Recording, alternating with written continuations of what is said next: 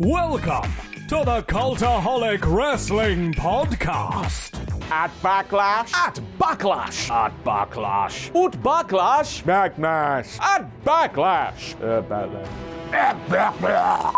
While Backlash is going on, you might be sitting watching the show at home without realising that on average, being US-based means you're paying way more than other countries. Elsewhere, all the wrestling you love and watch on a weekly basis is available in one place for one low fee. Weeklies, premium live events, archival, the lot. Just before Backlash, you can get yourself a NordVPN account and switch your virtual location in just one click, moving your location to any number of different places where you can really see the benefit of the deals and offers that exclusively exist elsewhere.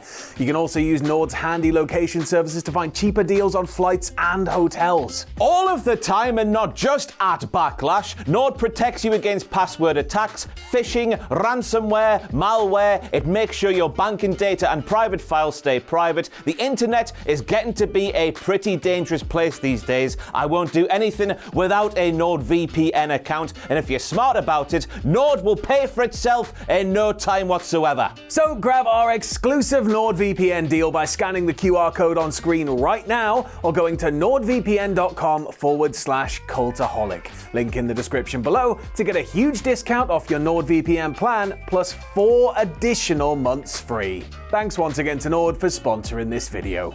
If you like a lot of wrestling on YouTube, join our cult. Not on Twitch. Not on Twitch, no, what are you talking about?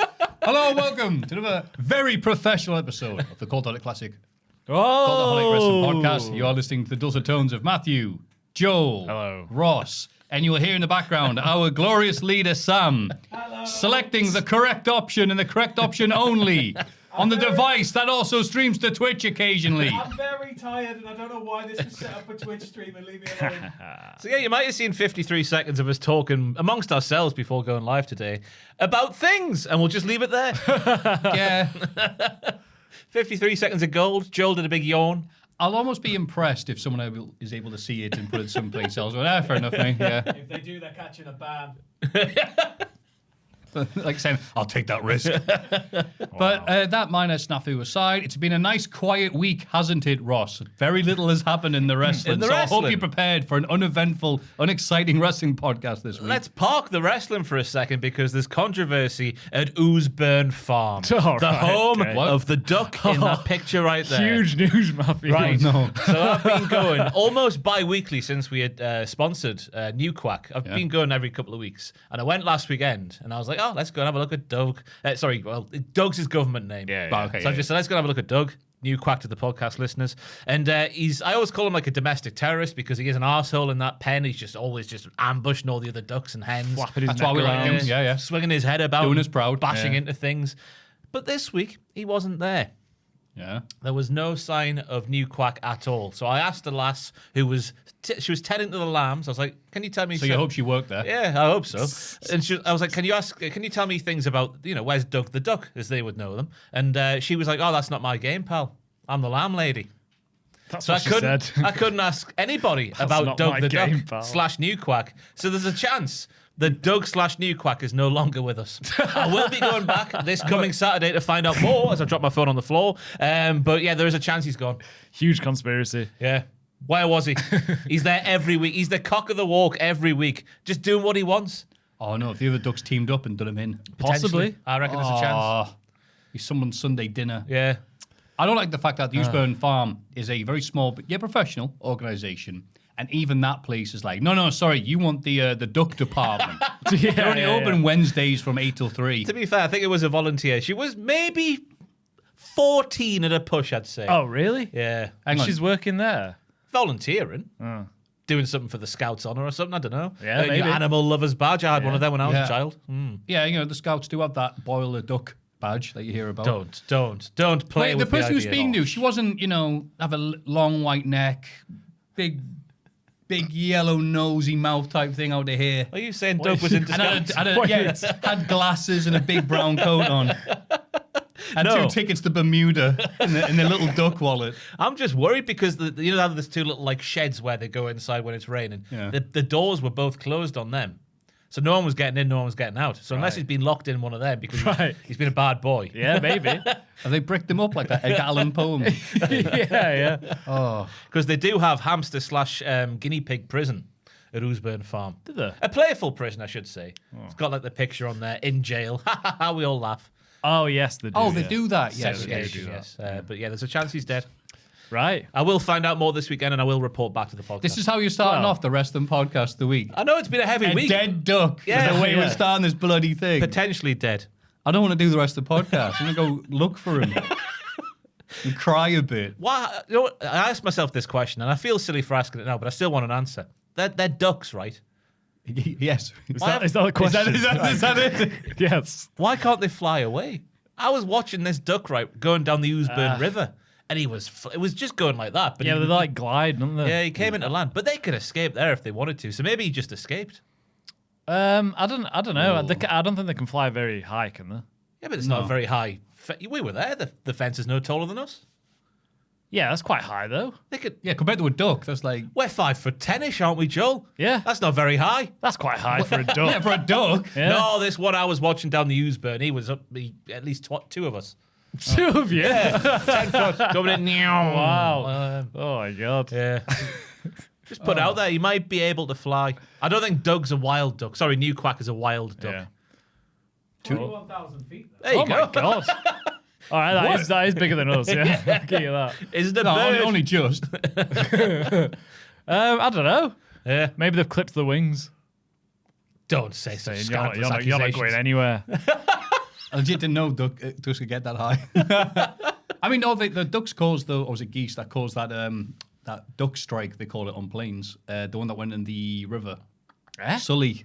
The American, The pilot? The American pilot. Yeah, the American pilot who, like, a duck hit the plane. Oh, I thought you were saying he So they was go, the- can you get into the plane station, Jesus Christ, Matthew, the nearest airport? And he went, no, but I can hit the river. Yeah. And they didn't, it was okay. Yeah. But I imagine if a duck had taken you out, is that in danger of the other ducks going, right, landed just where we want you to? Yeah, pretty much, I guess. The entire plane is stripped for parts by the duck mafia. I just hope New Quack's all right. It's weird not seeing him there. And Yeah, then yeah. The one lady Yeah. I could ask didn't have an answer.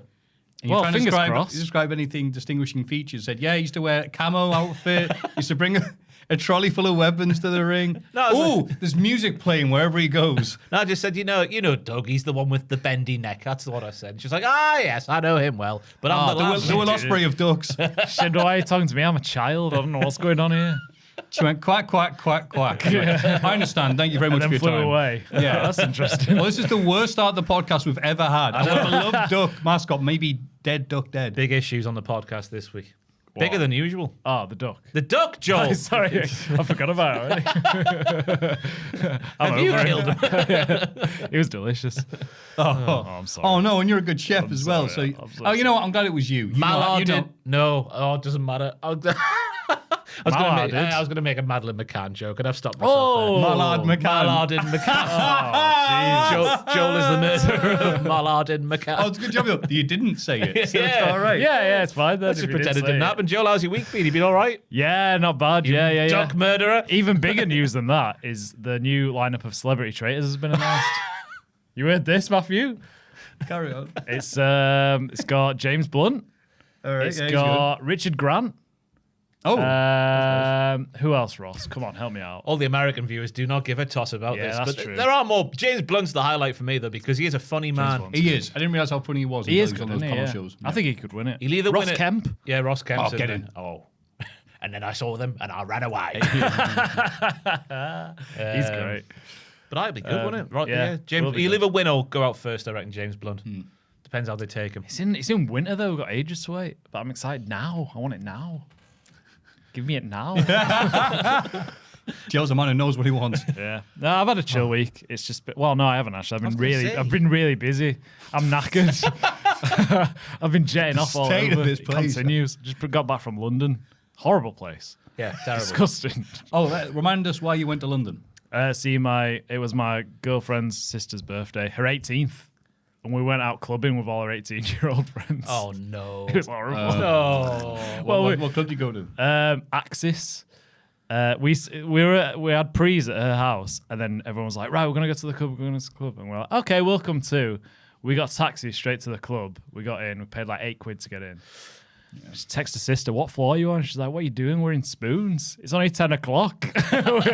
we're at the club. They didn't get into the club until like 2 a.m. And then we went home because we're not waiting that long. Yeah. So it was a disaster, really. Why were you going into a nightclub at 10 p.m.? We thought that's what they were doing. Have you forgotten how to go out? Yes, apparently. We were like, I'd have done that as well. Yeah. We did the pre-drinking at home. We were ready. And they had to do more. They were all very sensible, though. For 18-year-olds, I thought they were all very nice and sensible. A bit too sensible. Boring. Yeah, a bit boring. Well, how were they sensible? Just didn't cause a ruckus. Oh, okay. Didn't drink loads. Did some shots, but that was about it. Very sensible. Anyway. Are you, Maffew? I'm off to Whitby tomorrow. Oh, Jesus Ooh, Christ. what's happening to Whitby? Doesn't stop. My auntie and my grandparents got like a cottage there, so we're going to go down for the night. Oh, a bit of cottaging. Bit of cottaging. No, lovely. Lovely. Is there any activities you get up to when you're cottaging? Well, what's that supposed to mean? I don't know what you do when you go to. Me neither. I'll find out. Oh, lovely. I'll let you know. You live life dangerously, Joel. Yeah. Eat We duck appreciate it. pie, I assume. Oh, Yes. Ross, Yeah. how could you say such a thing? Yes. As if there isn't enough bad news in this week. We'll have to bring up the dead duck. I assume Such as- have you had a crap week as well? I've had a very uneventful week. Oh, I forgot what I did. Yeah, I was just sharing at the absolute misery of the start of this podcast. I decided, I'm lactose intolerant. I never shut up about it because I don't want to be poisoned. I don't know why, but I've been having seeing what pizzas I can eat without feeling bad. Ooh. And surely. Pizza roulette, everybody. No, well, exactly. So I went, well, this one didn't do me in. This one's okay, great. I don't have them all the time, but Right. And I decided, like a numpty, which is do-re-mi's for stupid person, Yeah. to try one of those deluxe ones you get from Morrison's, where it's like, Marks and Spencer's. This is not just a mushroom pizza. This is, Papua New Guinea mushrooms. But and that'll stuff. have rail. And the difference is £3 more. Like, all right, whatever. They Let's are see if good I'm. though. I like those. Let's see if ones. I'm strong enough Those to do that. rectangular ones. Yeah, that's right. Yeah, Yeah. yeah, And you know what the key ingredient in there was hubris, because I ate it. Oh my God. It was all right going in. It was not the same coming out. Oh no. I filled that toilet at the brim. What was it? 4 cheese. Whatever it was the bad one. It was the Right. bad cheese. I think because it was expensive cheese, the crap cheese has no effect on me. Yeah, maybe. It's Legit, crab cheese is 100% just like actual rubber. cheese. Yeah, right.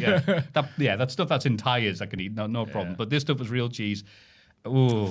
Oh dear. And it was just, you do the thing where you look Lesson at yourself in learned. the mirror going, you've no one to blame but yourself here. And Yeah, I'm like, absolutely. yep. What a start of the podcast, eh? Maybe the worst start. A potential dead duck, Nancy Joel trying to fit in with the kids. Hey, whoa. hey, that was not the story at all. Well, I can't believe you invited Nancy Joel and he came. It's so great. We saw you with your big coat on. Did you know KFC's? You were wearing gloves to a club. It's very weird. KFC's in Poland only have the Zinger burger. They don't have just normal fillet burger. Why? Don't know. Oh, I thought you were doing a joke there. No, I went in at like midnight and tried to get one, and they said we only do Zinger, and I knew it'd ruin my stomach, but I was like, yeah, fine, I was drunk, and it did ruin my stomach. You ate KFC in Poland? Yeah, it was a stag do. You're really doing us proud. the English stereotype. We go the in only and go, place open. I want chips. Give me chicken. Just yelling it like a goon. We're distracting ourselves because it's been a quite heavy news week. It has been, yeah. Hopefully that horrible intro is just a prelude to get ready for the horrible news. Kofi Kingston and Xavier Woods of the New Day mutually agreed to be released. I do like the wording there of mutually agreed. On the same day, other people were let go. We had a mutual agreement. Well, apparently these Kofi and Xavier, one of the talents, offered to take a pay cut to retain their status with the company, and they were like, "Screw you guys, I'm going." Yeah. That was good. That was That's really exactly how they said that. The pair rejected the proposal to restructure the new deals. I'm sure it's TKO's for, I want more money off of you guys. Yeah. The pair rejected this proposal, asked if for their release from the company, which is granted.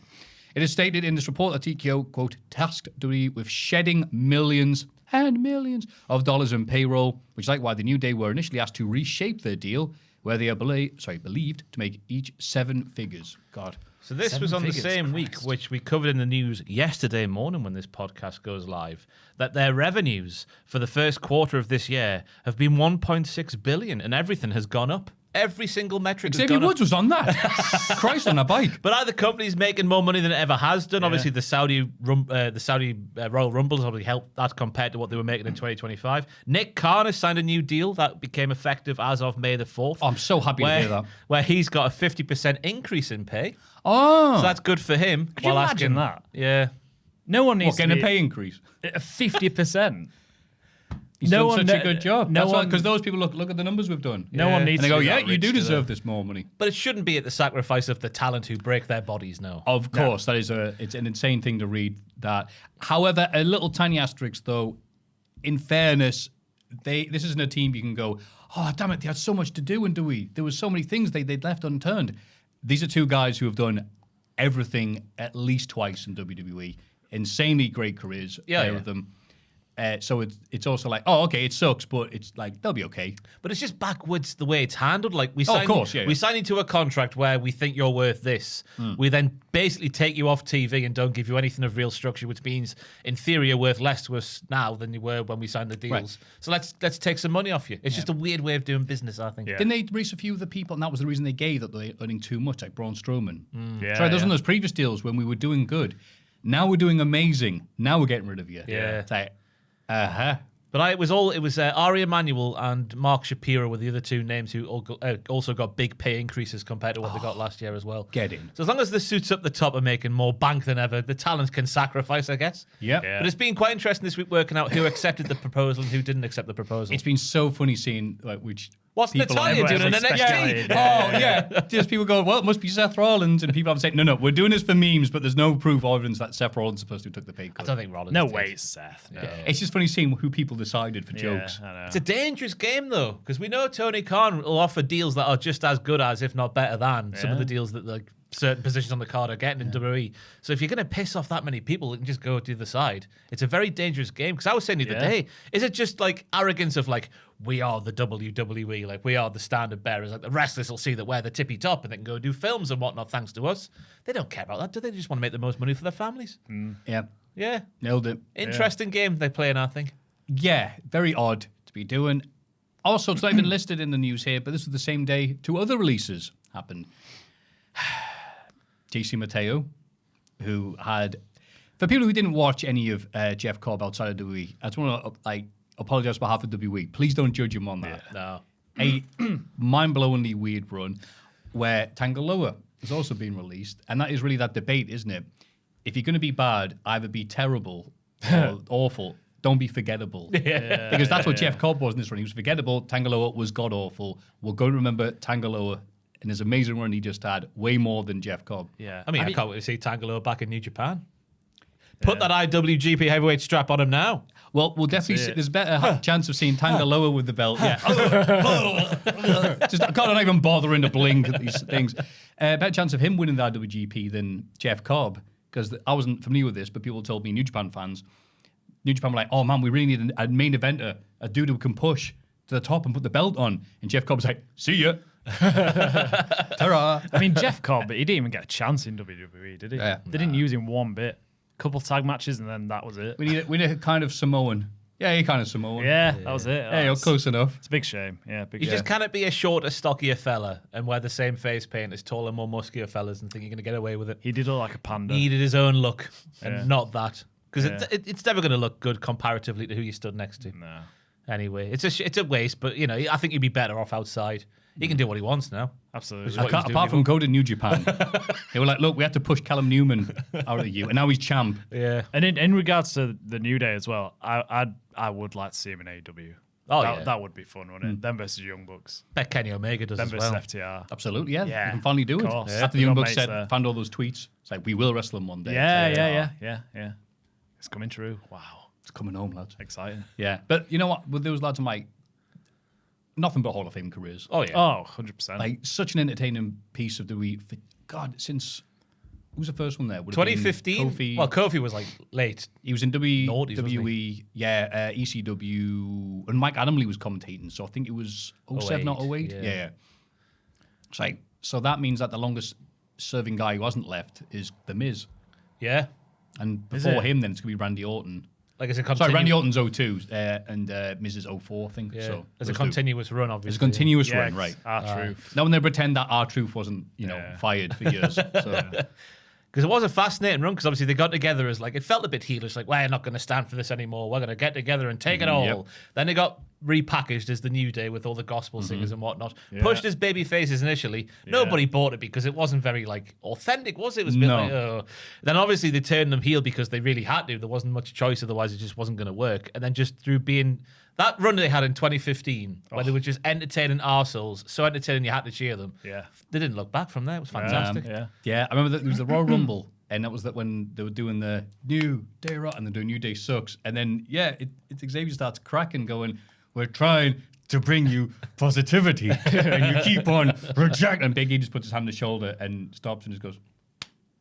And they all do it begrudgingly. I'm like, okay, this I like. Yeah, Fantastic, yeah. From the Dragon Ball Z outfits at Mania. That's what Michael Cole said, was it? He got it wrong, did he? No, he got it exactly got it right. right. That was it, because clearly one of them are written down. That's why. Obviously, the Saints, from. Nah, mate, that's not right. I can't remember. What? Damn it! I'm sorry, Michael Cole. Oh dear.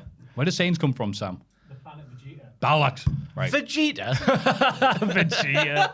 Yeah. That's what I forget. That's also the dude. Those nerd writers calling it Planet Vegeta. Anyway, yeah, to do all this stuff. lads, last night I got the planet Vegeta. I've been trying for weeks. Yeah, planet Vegeta.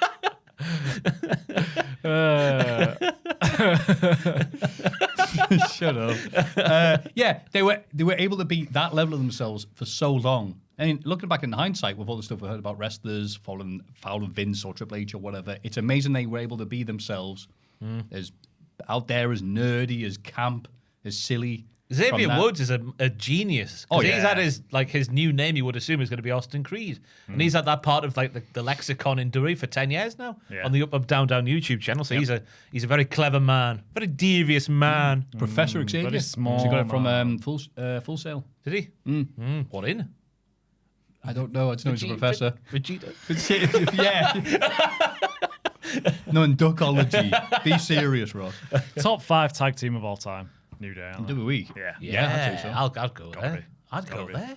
Yeah. Yeah, why not? Right, they're great, aren't they? Yeah. AEW have denied they're in talks of Aleister Black.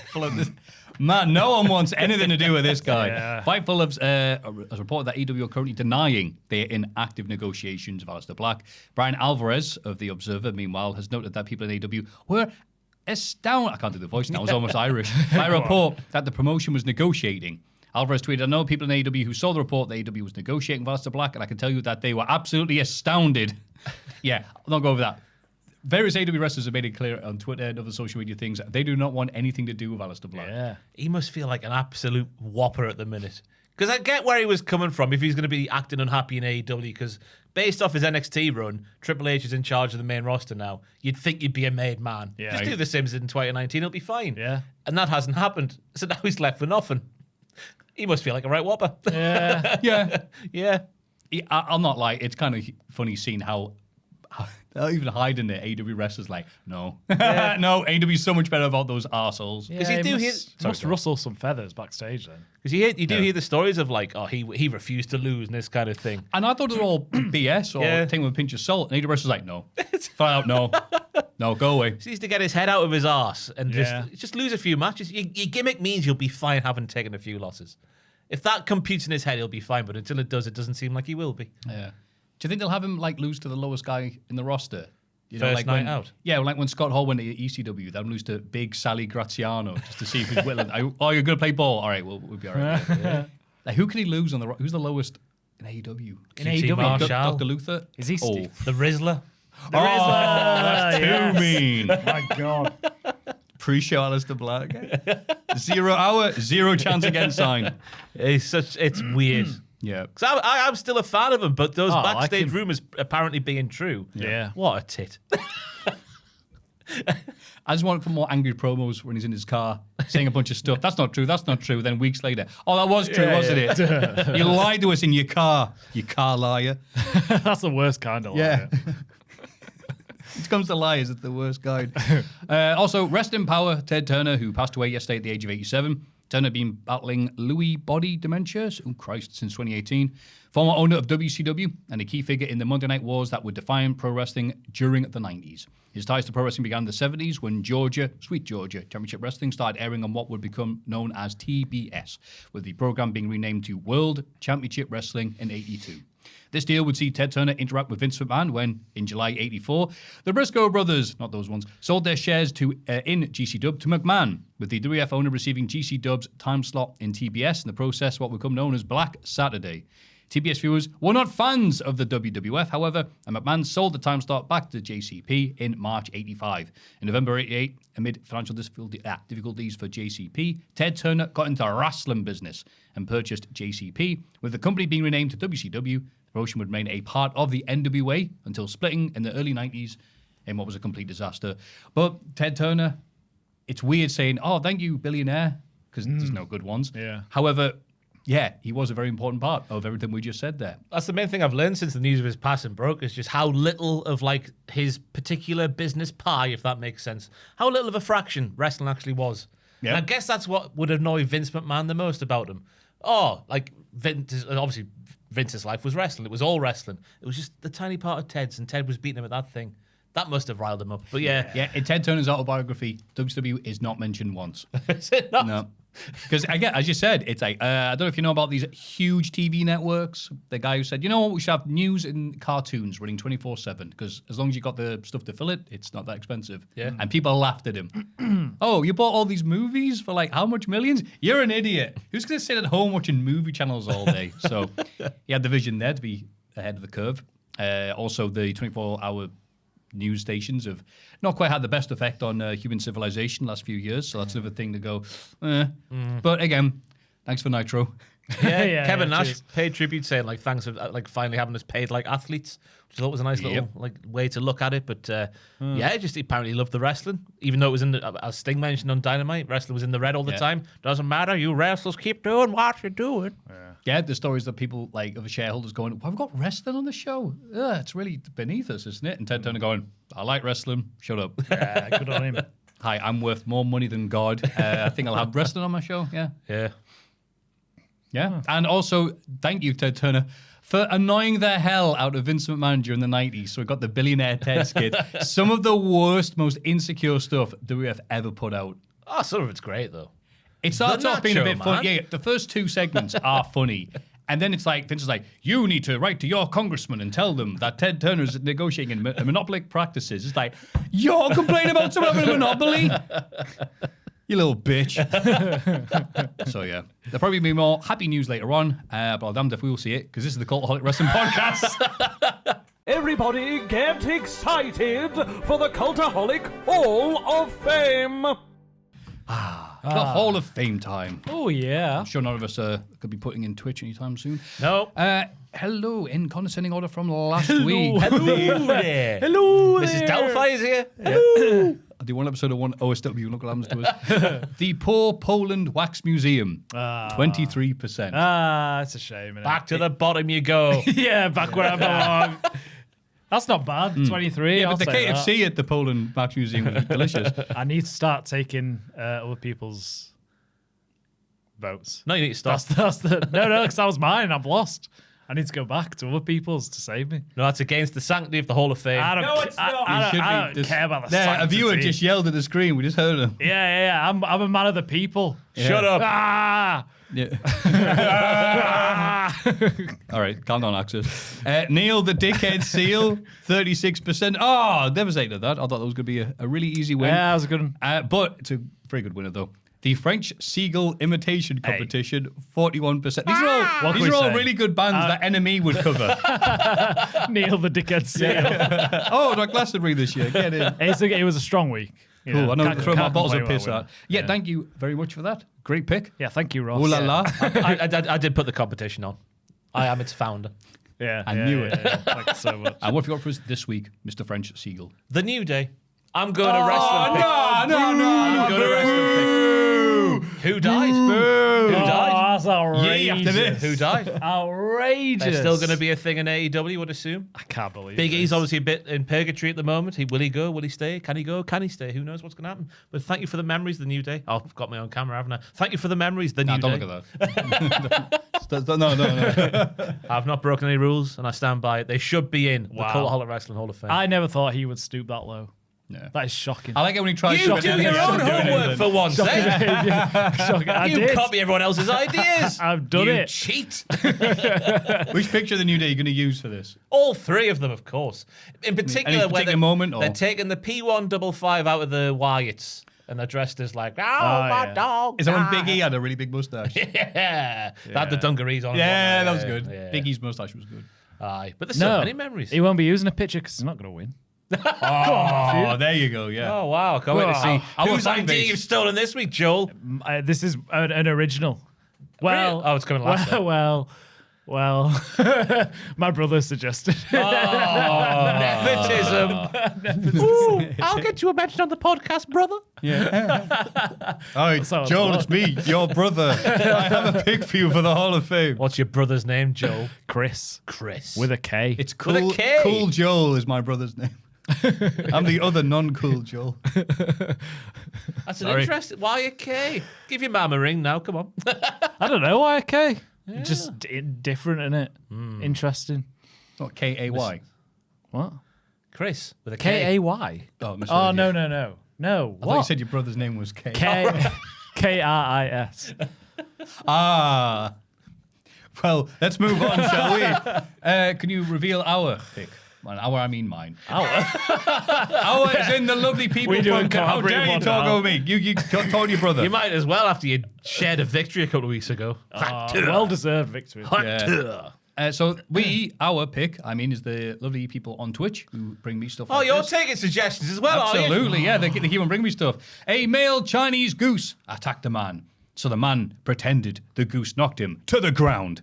Then the male goose proudly returned to his mate, holding his head high and showing off his strength to her. Oh, fair play. So now you've read that. This video Is better this live goose? up to this. Yeah, absolutely. So Goose is like, Gamma Swamp, or whatever, this bloke. You can have the audio up, it's all right. Just playing with his ankles. There is audio. Well, Speakers is on. Speakers are on. Yeah, it should be. I'll read. I can't believe it's broken for the 15th time, so I'll reenact it. Dap, dap, dap, dap, dap, dap. Oh, Mick Foley's there. Let me just. Hold on. He's ruining your pick, Maffew. I know, it's been sabotaged. Sabotage. How does it feel, Maffew? Bobby got me a few weeks ago. I thought there were merely rumours, but now I see it before me. I knew Fightful Select wouldn't lie to me. We want Goose. We want Goose. We could have just done sound effects. Yeah, It would be equally as I can't imagine it's anything. Yeah. There we go. Yay, there you go. Oh no, Goose is more like. There we Oh, go. yeah. Right, here we go. Uninterrupted. So this guy's like, Goose is attacking me. I'll play along. Gaga, gaga. Ah, much better. Oh, you got me. The Goose attacks the shorts. Thank God we've got... What? Oh, he's proud. Fair play. You see what I did? You see what I did? The neck on that goose. Cha. Cha, cha, cha. Why are you making a Mick Foley? Cha, cha. Because if I was a goose, that's the noise I'd make. There you go. Yes, that's right. This is brilliant. This is my place. Yeah, so there you go, the idea. Fair play. Well done, Goose. It was a If good. you're a goose, you must be amazed. Like, I didn't know we could do that. We can kill humans. Finally. I wonder if a goose was down in New Oosburn Farm recently. Oh, don't say If he saw New Quack. Oh, Crikey. what was that? That's mine. Go on, Joe. Take it away. It's not yours, Um, it's Chris's. Yes, Chris showed me this video of people spraying fart spray into an inflatable suit. This is a fetish thing, isn't it, Joe? Pretty good. Let's have a look. No. Yeah, get audio on. Why not? No, I'll put the audio off. Oh, big swear. Oh, no.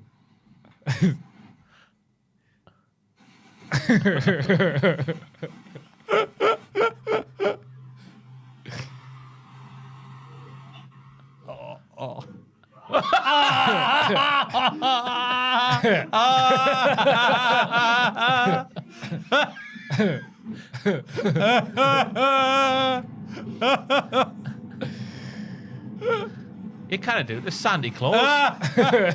Start breakdancing.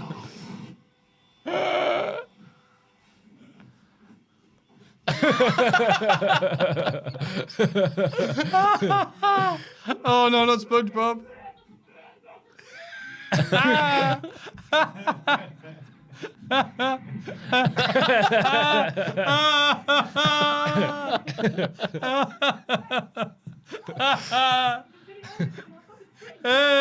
Another F bomb. Might be a swear, yeah. That's okay. Oh, there we go.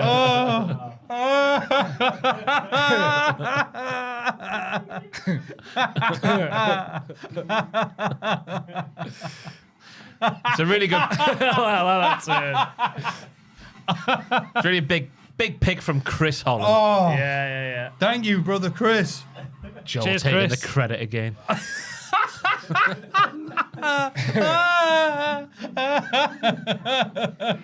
I like how to distract him from that smell, he seems to sniff the arse of the other fella. Yeah, it's his natural reaction.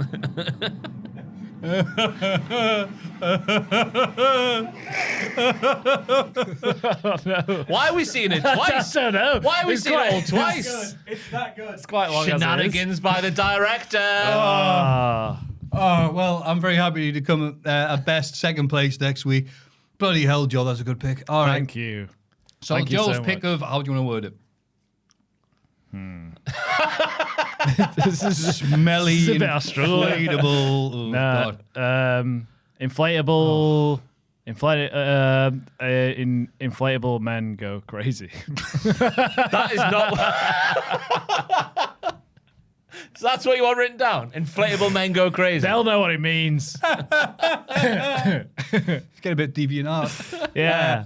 My pick is Goose versus Man, whatever. I've laughed myself stupid now. And Ross's is WWE Legends. The New Day. don't vote for that. Boo. Why? Nobody's died. Sam's the voice of reason. Is he bollocks? He just played yours twice. Shenanigans. There's no shenanigans when it comes to the Cultaholic Hall of Fame pick. If you don't believe me, you can go to patreon.com/Cultaholic and you become a proud supporter of the channel, like the following lovely diddlers. Reno 2200. He's from the future. Whoa. Live Island Room. Going in for the kill. Doing it for the thrill. Hoping you'll understand that the New Day are fantastic. Not gonna argue that. Jimmy Gillen. Gillan. The best a man can get. Tay 2. No.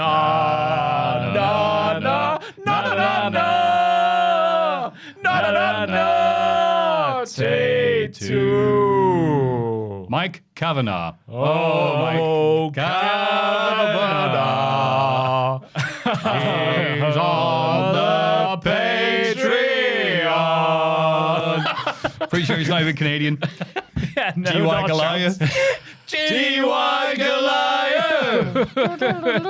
Your love is my only desire. He's also not Canadian.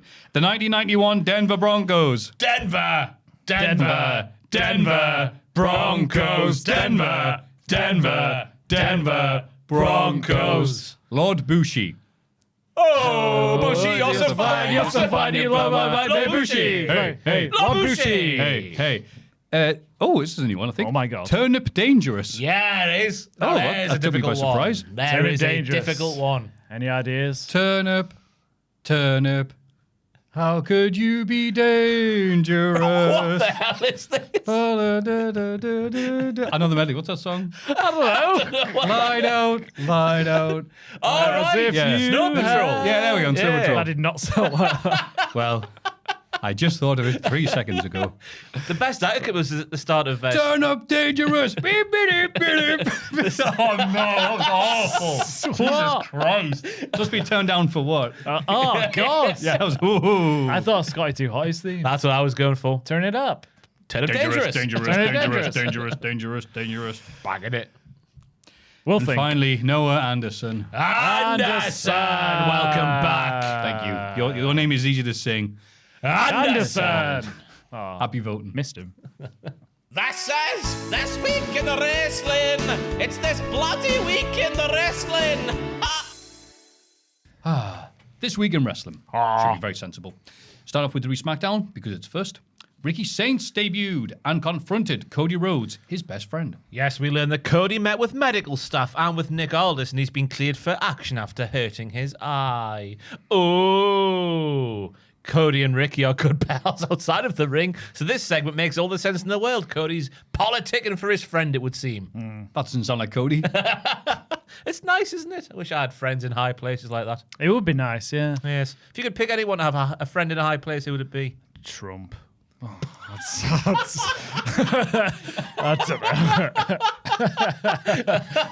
You could have picked anybody in the world. He's the president. You can get anything you ever wanted. So, yeah, it would be a very useful tool to have. But just, I don't like the man. I'm not his friend. but you want him to like you. Yes, please. Oh, okay. There, stand next to him at the UFC event. Trump, Gillis, Joel, his fake brother who doesn't exist. Not Gillis, it's Joe Rogan, isn't it? Don't put Shane Gillis in there. Oh, no, Gillis was with him. No, he's not. No, I don't think Shane Gillis ever. Shane Gillis. There was a photo of him at the UFC event shaking hands. Looked like he was. Oh, well, that's meeting him in a public. I don't think he's not had him on his podcast. I feel like he's been riding Rogan for him anyway. So, and that was a lot more interesting than seeing Cody and Ricky talk. Who would your friend be? You're my friend. Okay, there we go. I'm not in a high place though. Chris Fletcher, Yeah. Joel's brother. Oh. What about you? Who would your high friend be? The name that came to mind was Simon Cowell. He could open many doors for me, could Simon. If you're a singer. To do My what? pop career would flourish. Yeah. Oh, you're right. You release the Hall of Fame bit. Yeah, what Hall of Fame bit? Hi, I'm going to sing a medley of people's names. Oh, yeah. Number one for Christmas, baby. But I thought Ricky Saints kind of pooed the bed in this segment for me. I also thought that as well. It felt like he was flapping for words, which is I can relate to a lot doing this job 5 days a week, even right now.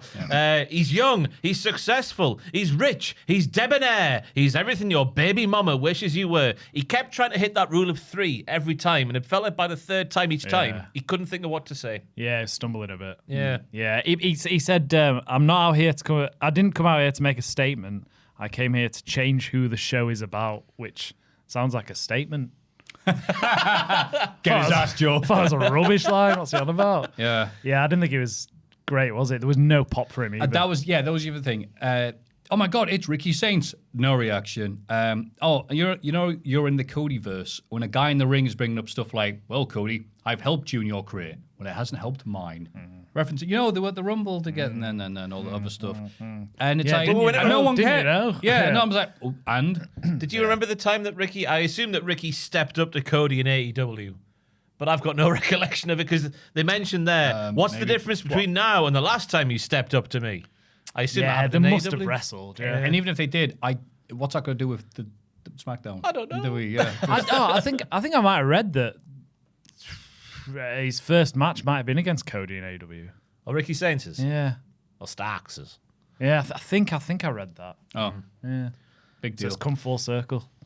Yeah. How nice. And I thought, no pop for Ricky when he debuted, so clearly lots of people are watching NXT. No, but to be fair, if they were watching NXT, he was a heel and a noticeably worse heel than the best heel on the show. Yeah. So why would he get any reaction? Yeah. It's also good he's doing this after Ethan Page already made his debut on Raw, a.k.a. Ricky Saints, but better. Exactly. You're worse than you've been shown for the last year. How long has he been in NXT? Year and a half?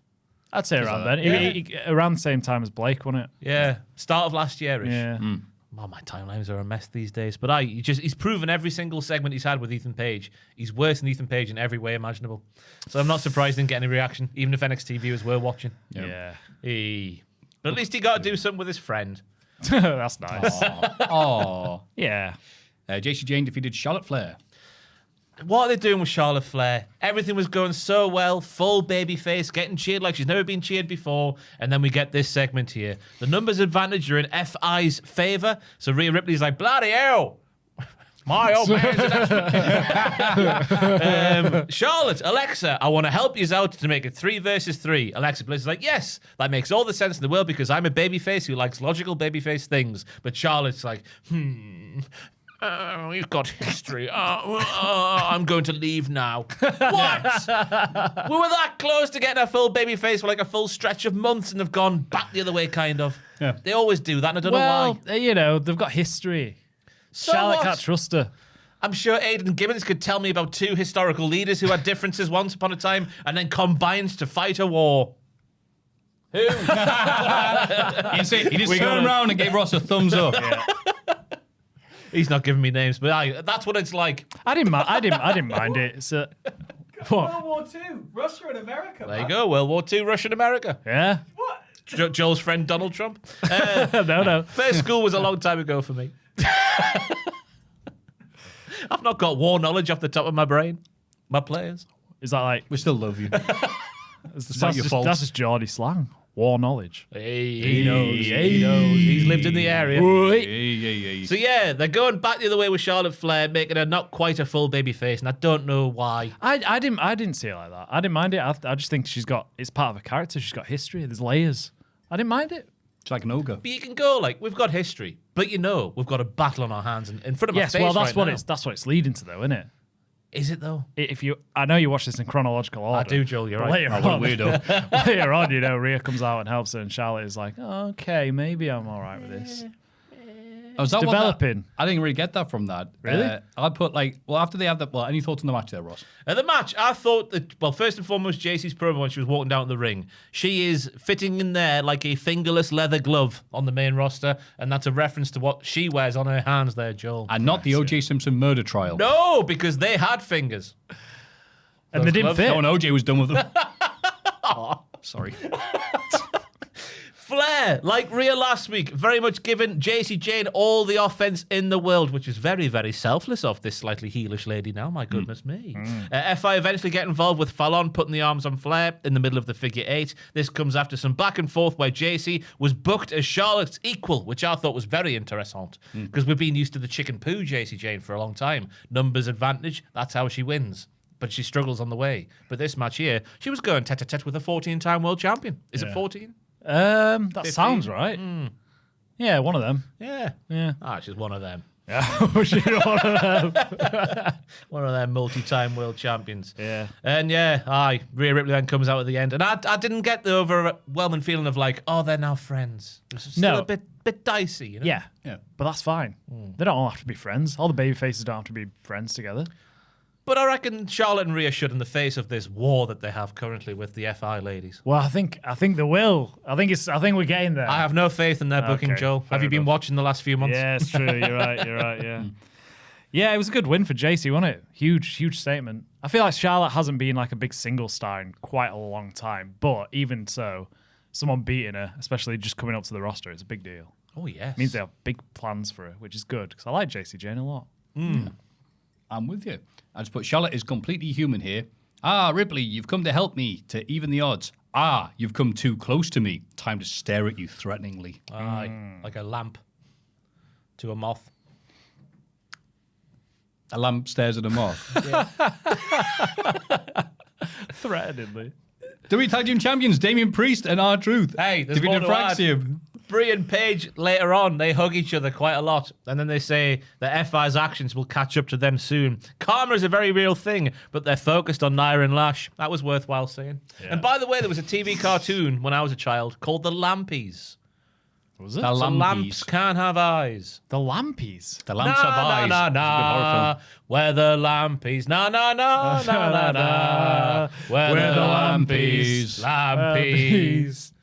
If you dip a pie and dip underground, I don't you remember will that. see Sam, light can you everywhere. Google the Lampies real Oh, the quick? lampies. Lamps could have eyes. Brum had lampies. lamps on his head. The lamp in the Brave Little Toaster had There they eyes, so- are. God, it's horrible. God, that looks horrible. Yeah. Yeah. Did CBBC coming home from school. Oh, so are they I would have all? stayed at school if this was what waiting for me at home. Are they all bugs that live under a lamp? I can't quite remember. I thought they were actual lamps, but I've been disproven it would my appear. God, this is Yeah, like going us. Oh yeah, there were terribly. lamps. It's like they're blatantly not. Yeah, bloody Trying to find the full image because I can't see any of the controls. bloody Nelson Mandela getting in the way again. That's what's happened there. Down. That one. That one? Yeah, go in there. There we go. There you go, the lampies. None of them are lamps. They live in the lamps. No, they live under a lamp. Ooh, the lampies.com. Careful now. Oh, no. Lampies has got to be some fetish of some sort. Yeah. Oh no. Oh, no. Oh, there's nothing. Lampy's not working No, that's just currently. that. Who'd have thought it? That was just the lamp really close up. Why is that? I'll tell you, if me and my mates found one of them at home, we would have killed them with hammers.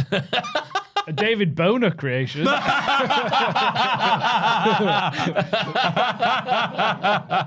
Well, it is the BBC. So what do you think of Priest and Truth wrestling for Axiom? You little lamper. In the promo segment, The hell are they? No, I don't care about David's boner. Don't Google that. Don't. You know, work computer Googling David Boner. I've got to say for audio listeners, I'm sure it's David Bonner. Just bringing back his school memories to him. Boner. On the work PC as a streaming, David Boner. yeah, sure. We'll just do the podcast. So there's a promo segment backstage between these two tag teams, and in the background you see Heyman in deep conversation with Nick Aldis. While R-Truth thinks that Fraxiom are Dos Americanos.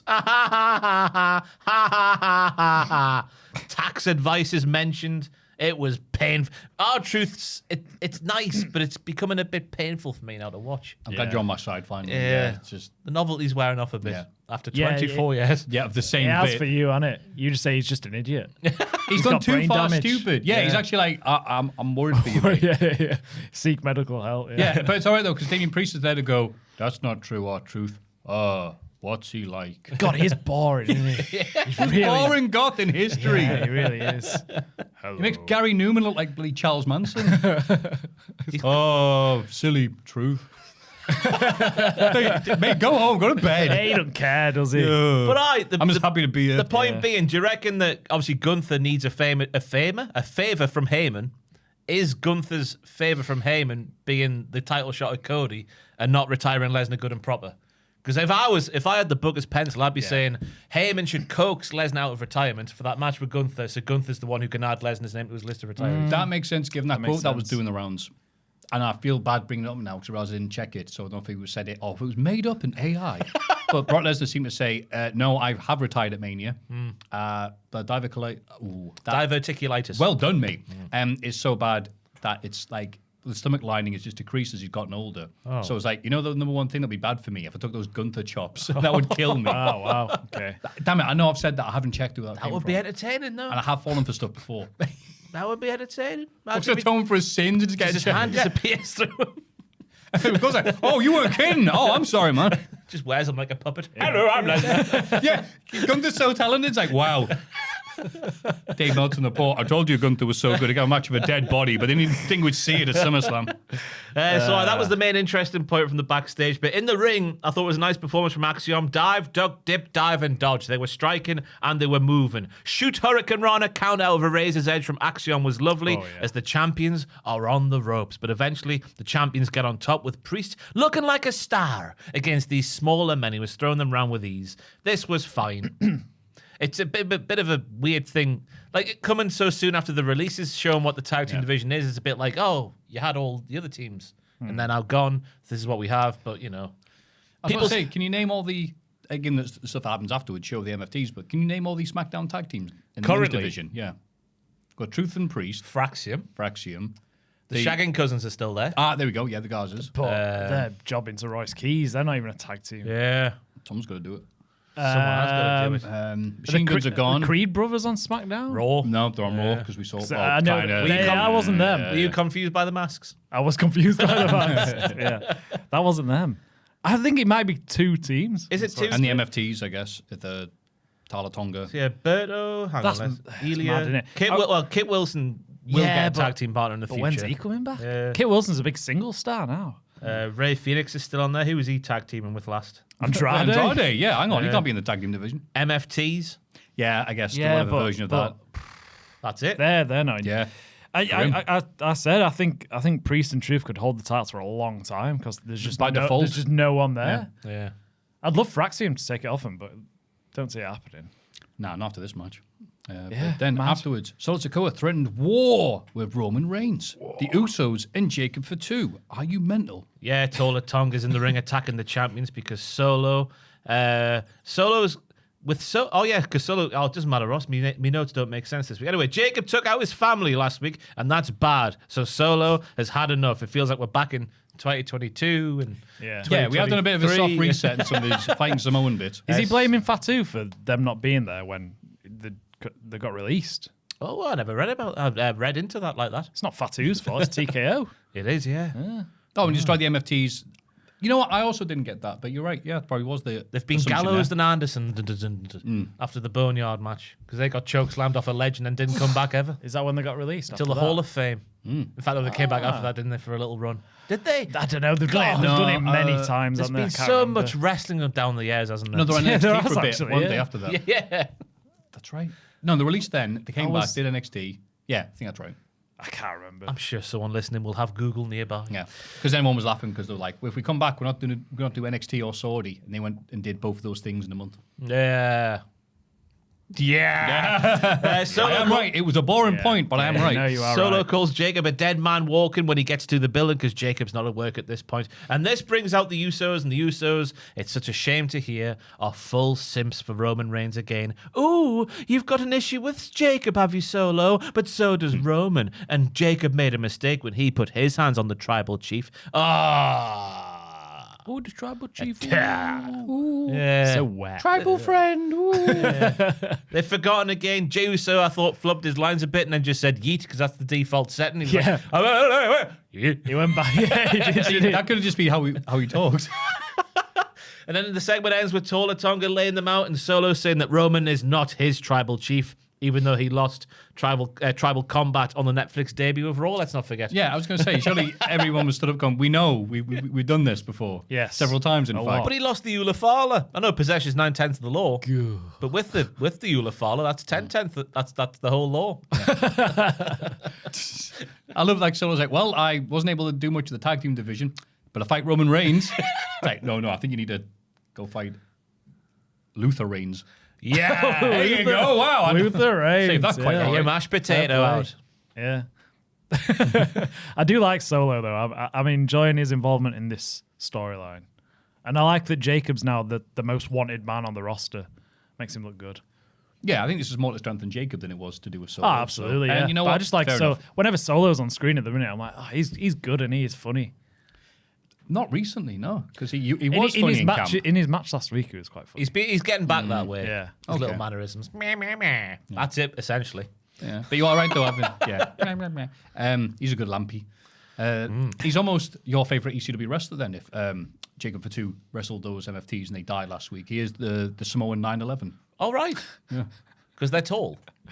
No, 9/11 sure you would worked come out, along. yeah? 9/11 would come along because Hyman would go 911, 9/11. and then 9/11 would show up. Yeah. and he'd chokeslam somebody, Right. and then they'd be out the company. I see what you mean. Yeah. Yeah. That works. Right. Yes. I didn't think I'd have to explain that, so I'll move on. Cody Rhodes defeated Ricky the Saint. Ricky the Saint. Let's show everyone Ricky the Saint can do the wrestle. Arm drags. That's the note. He controlled most of the match. I thought he looked the part, in fairness, in this match, I thought. Cody turns the tide after taking an old school with the air humping and reverses a running nothing into a shoot, scoop, slam. Hell of a bump for Ricky to take off the crossroads after a nice few sequences right on the top of his head. Don't know why I had to take that bump like that, but he did. Yeah, it was crazy, wasn't it? Yeah. Good first outing for Saints where he did look good. No shame in losing to a competitor like Cody Rhodes. Agreed. Yeah. Decent showing for him. Not the best that he lost on his debut, but like you said, it's against Cody, the champion. So it's fine. It can happen, can't it? It's John? all right. The crowd just didn't really care about him, though, in this match either. And why would they? Yeah, there's no reason to. Yeah. Fair enough, yeah. But Yeah, he didn't blow anyone away with his promo in the opening segment. Yeah. I thought that if they did the match, then the promo might have been a different way because he did look like he belonged in that ring with someone like a Cody Rhodes. maybe. Someone Sounded like too his much- best mate who's willing to do anything for him. Say, yeah, okay. But still, takes two to tango with the wrestling, doesn't it? Yeah. But, Gunther then is in the ring after the bell, attacking Cody. It would seem like Paul Heyman's favour is to get the WWE Championship, not the retiring of Lesnar. Which I'm fine with. That's all right for me. If Lesnar's guts are falling out, literally, and we can't have that, that's fair enough, I guess. Oh, yeah, that would be horrible, that on pay-per-view. I think it's nice having a retirement just like when you don't expect it and just like, okay, Lesnar's done everything. We don't need him to stick around. Especially with Lesnar, it's like, oh, can you quietly leave? Oh, that'd be perfect for us right now. That's exactly it. Yeah. And getting a title shot against Cody is a pretty big favour. Oh, yes. How do you feel about that, though? Do you think Gunther will win? Yeah, but only if, we've got a guy like Ricky Saints to wrestle Cody for 10 minutes. Then Gunther can get the advantage. Yeah. Dankeschön, Ricky. No, I'd be very happy to see that. And thank you, Ricky Saints, for showing up. The Miz and Kit Wilson destroyed Danhausen. Because he was just there. He was just like, oh, that's it, is it? Yeah. I hope he does all right. Away to Matt Cardona land he goes. Don't say Maybe. Yeah, I don't know. probably. Don't know. Hey, Matt lost his best friend, Apollo Crews, in the recent releases, so he needs a new friend. Yeah.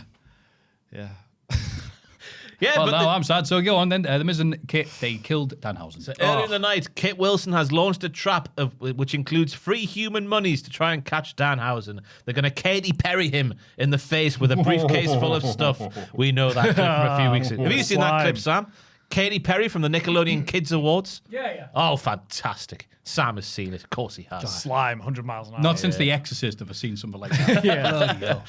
They've put, it's either $400 or $40,000 of Miz's money in there, and they opened the box after Danhausen had been in, and they got smoked in their eyes. The kids yearn for Looney Tunes. It was all right, that segment. It was always going to go one way. But, Miz had a black shirt on, so it was only going to be something white getting spaffed on him. There you go. Yeah.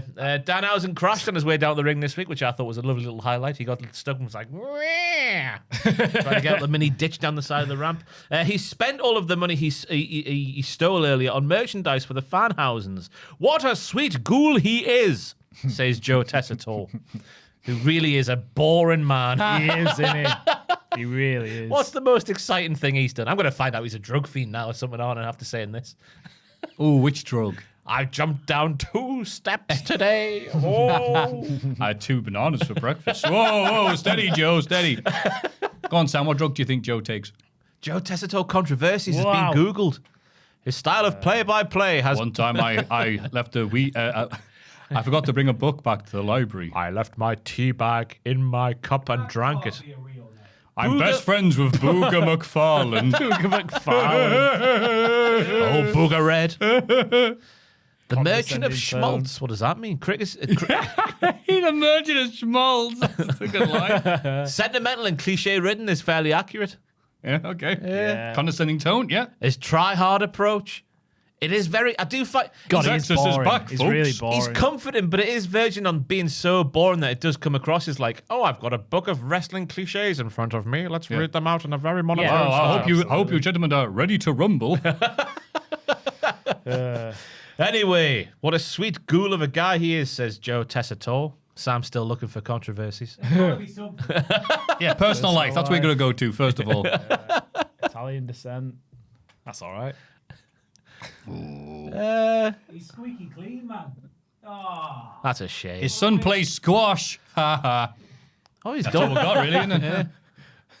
No, his daughter played squash. His son, Josh. His daughter, Nicolina. Formerly a kicker. Oh, sorry, it was so wide. I had to Son John. You can't the read. screen's so wide and zoomed in. I read the left bit and the right bit. Just missed out the middle. Can't expect me to read all that. Look how huge it is.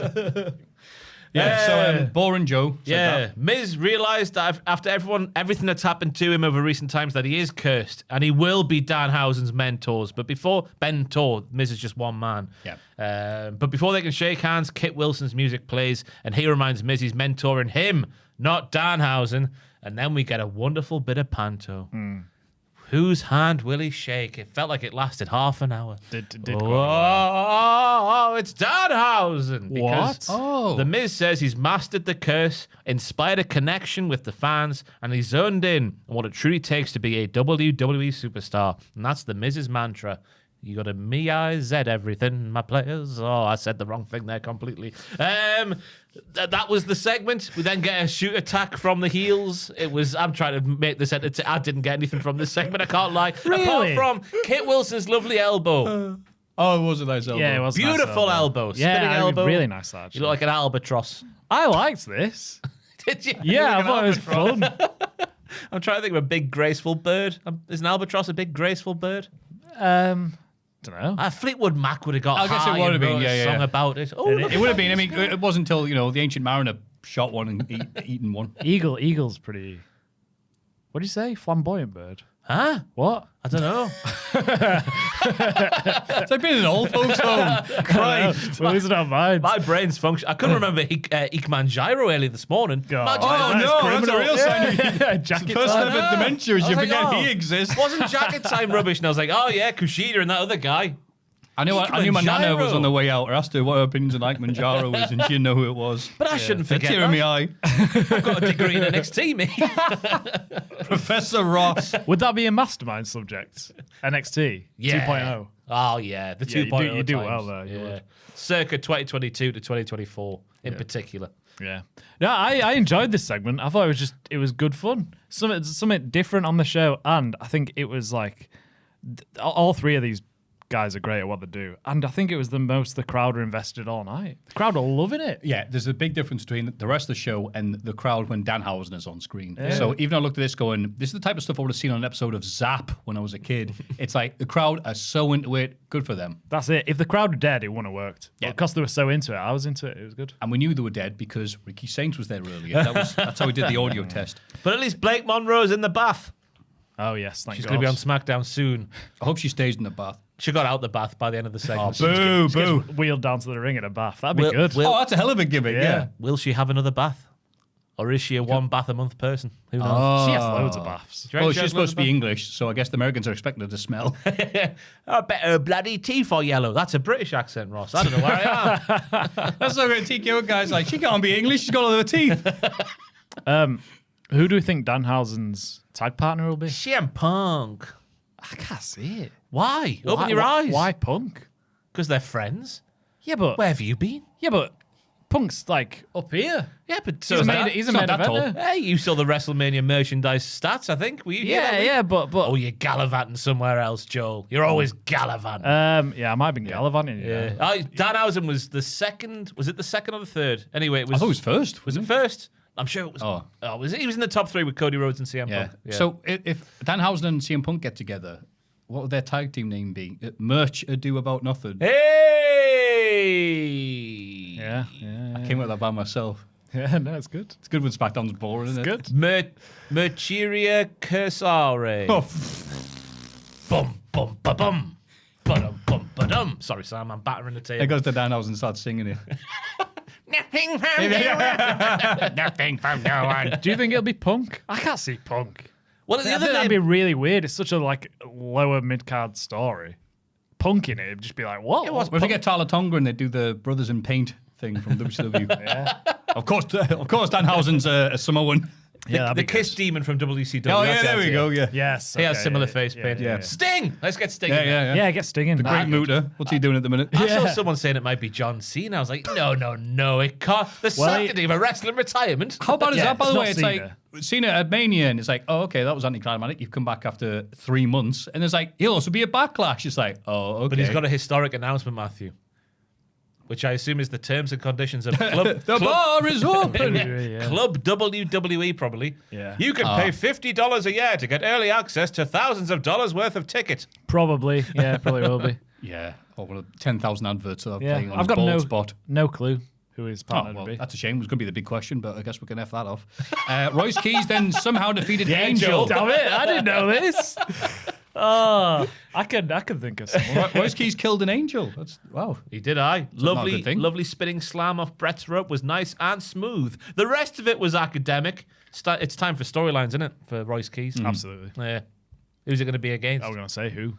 Maybe it could be Danhausen's mate. CM Punk? Royce Keys. Oh, Royce Keys. Is he Danhausen's friend? He will be this Saturday at Backlash. Brilliant. Oh, is that what you're saying? Yes. Yeah. Ah, right. Something for him to do, I guess. Yeah. Yeah. One way to get Royce Keys over, teammates with Danhausen. He will just destroy them, which would be good for him. Yeah. I'm backstage. Royce is on the phone to someone. Danhausen? No. Randy Orton? Not Pat McAfee. No, Pat McAfee. Oh, that'd be good. Like, hey, Ted DiBiase Senior. No, Randy Orton, let's stud you up, but I'll have you. So who could it be on the phone too? I imagine it might be Dan. Well, Dan hasn't got a phone in kayfabe, has he? He'd have like a massive Oh, that'd be what one. Yeah, like he'd pull the Dom Jolly one from Trigger Happy. Royce and Jacob Fatu are now doing a little talk to each other. They've known each other for a long time. They drove a long time to do the wrestling, then had to go and work long hours at the warehouse. Yeehaw! Royce wants Jacob to werewolf his ass up and beat Roman because being in WWE can't let him forget the smell of the streets. It's a bit more effective. God, yeah, that was pretty much everything that was said there. Well, it's a bit more effective when they say I can't lie. Oh, absolutely. Yeah, they said all these ChatGPT promo lines so well. No, all right. This was like. Remember when we were friends at the warehouse factory? That's right, we were friends. This was Friends. not ChatGPT. It was ChatGTA. San Andreas vibes for me. Down in that cul-de-sac. I forgot Oh, yeah. Cul-de-sac. You were doing so well, Ross. Like, he's got some Grove Street. Yeah. Oh. Where the green lads live. What a game. Yeah. And you fight the pink lads. Yeah, the purple lads, yeah. Yeah. That's me spray painting my players. So good. You went, that's what you spray painted. Then we see a backstage bit with Chelsea Green, who can walk again. And she Yay. wants to go for martinis with Tiffany Stratton because it's Tiffany's birthday. Kiana and Julia are here because they want Julia's rematch for the United States Championship with Tiffany Stratton. But Tiffany mentioned an open challenge earlier in the show. She's like, no, Julia, you're boring as piss. I want to wrestle Kiana James instead. Fair play. So then Kiana and Julia have a little stare down. And I can't wait to see them break up because Julia is done. Yeah. Bless her. Sadly, yes, Ross. Yes. A little bit. Kiana's just more over. Yeah. It's such a weird thing, isn't it? Don't get it. Hasn't Julia. clicked for Julia in NXT as well. Yeah, who'd have thought? No. When she came in, she was a big deal. Well, they treated her like it anyway. I Yeah. don't know. Yeah. I blame Rossi Ogawa. I blame him as well. Ooh. Don't know why. He was just always sat next to her, wasn't he? He's usually to be blamed for most things to do with Yoshi Wrestling being bad. So, damn you, Ogawa. Yeah. And then Sami Zayn massacred the gingerbread man because we are still doing this joke weeks later. Yeah, so earlier on, Sammy and Cody Rhodes have a little conversation backstage, and Sammy says to Cody, "Why did you call me sarcastic and condescending? I called you the golden boy. That was a positive thing. We all want to be the golden boy." He said it very sarcastically and condescendingly, I think. I'm onto him. Oh, I thought it was being very genuine. I feel very bad. It's like, oh, you were lying to me. Yeah. But then Sammy goes like, "Oh, we're the last real good guys." And when he says that, a man from the crowd shouts, "Shut up, Sammy." And I agree with the man in the crowd.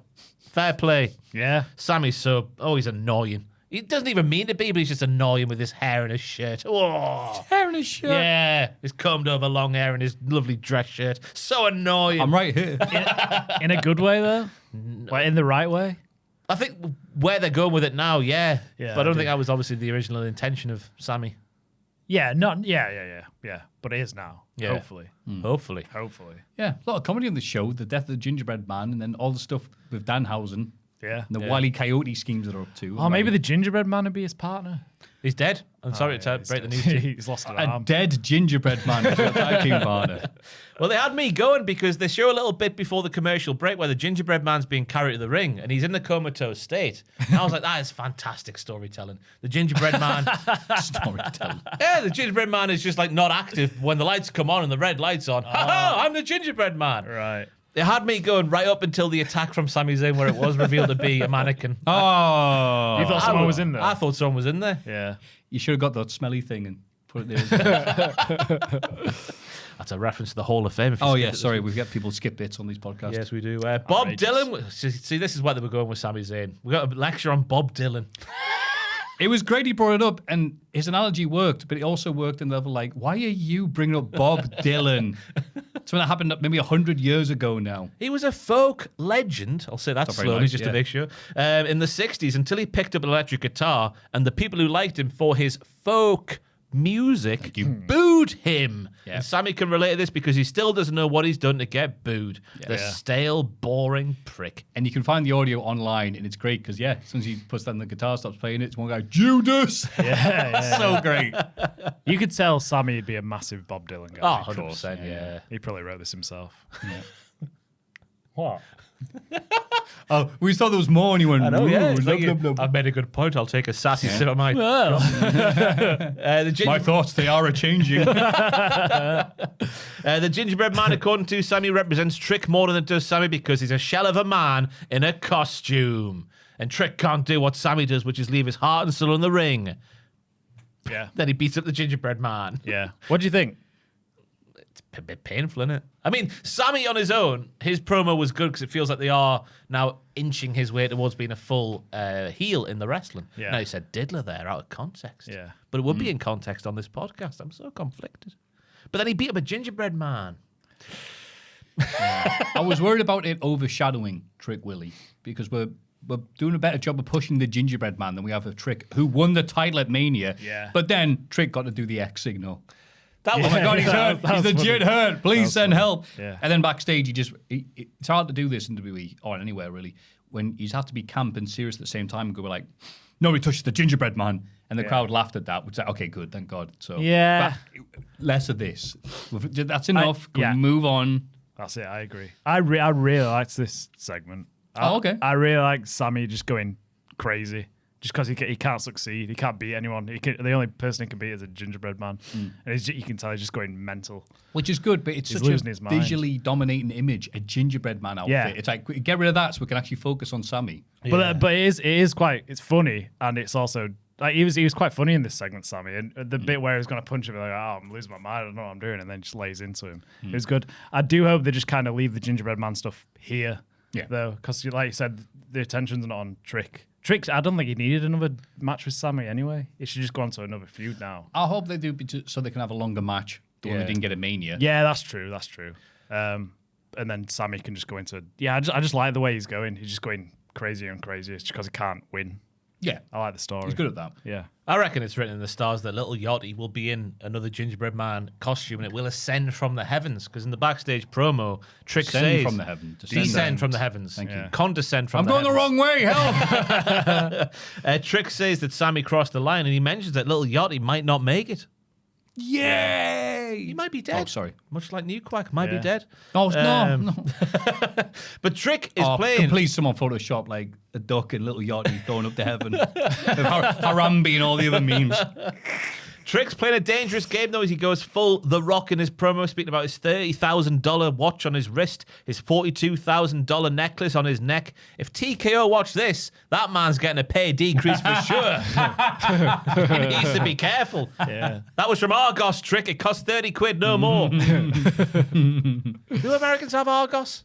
Or equivalent to Argos? Equivalent, I'd imagine. They have shops. It came from the Walmart. Up There you go. the Walmart. Yeah, that'll A work. wonderful place. Yeah, then we see the RIP, but the P stands for Pieces. Scream for the gingerbread man. Next week, Trick will host a funeral, not Sammy. I thought it would have been better for Sammy to host the funeral in a really dickish way. With nursery rhymes about the dead gingerbread man and everything. See, this is it. I am worried they're going too much into it now and it's getting too comical. You used to get these stories way back when you'd have a weird bit on TV exaggerated comically longer than it was supposed to, like the bunny all those years ago with JBL. And apparently it was just because Vince went, I like that. Yeah. And it feels like Vince is backstage. He went, I love the gingerbread man. Like, all right, cool. We'll have more of the gingerbread man. Yeah. Totally. That's the guy we're going to push in this. Because normally Trick, sort of someone like Trick would not care about the gingerbread man. Yeah. Yeah, that's it. But this Trick is in love with the gingerbread man. Yeah, he's like my close personal friend, the gingerbread man. Yeah. I don't think we need this comedy element to it. We've got enough comedy It's on the not show. comedy. The gingerbread man's a superstar. Nick Aldis is speaking speaking backstage. So serious. Have a modicum of respect, he's saying. Yeah. To Sami Zayn about the gingerbread man's death. Yeah. It's a proper superstar. They did the oh no, I'm not gonna say it. But they did the bit with the announcers like addressing the camera about the gingerbread man's death. Yeah. Like they did in 1999. I'll say no more. No. I'll say no more. They treat him like an actual superstar and I don't quite understand what's happening. But anyway, in the same segment backstage, we learn that Danhausen, if he can find a tag team partner, he will get the match. That's where we find that out. Yeah. But either treat him like a proper superstar, the Gingerbread Man. Maybe the Gingerbread Man could team with Danhausen. Because you can't bake I more. hate how many times we're saying the Gingerbread Man on You this can wrestling bake- I'm sick of podcast. it. You know, you can break a gingerbread man, but you can bake more gingerbread men. That's the beauty of baking. Oh, that's true. That's the beauty of bacon. Yeah, you're not wrong. Yes. The only thing I was happy about this was me going, should I rewatch Shrek? Yeah. yeah. Not seen it in ages. Oh! Famous line. Oh, Christ! That's on the poster. Oh! Oh, Christ. Oh, Christ, you got my leg! Oh, God, it's my arm! Ah! That's what he says in the film, isn't it? It's his gumdrop button. And he gets his steroids pumped in, turns into the big gingerbread man. Ah, it's good stuff, that.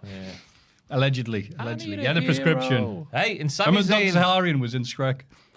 to complete the Sami Zayn bakery sort of Zen diagram thing. Oh, yeah. Oh, thank God. God, Thank God please. we completed it. Go on then. Bake Off's returning with Nigella Lawson alongside Paul Hollywood.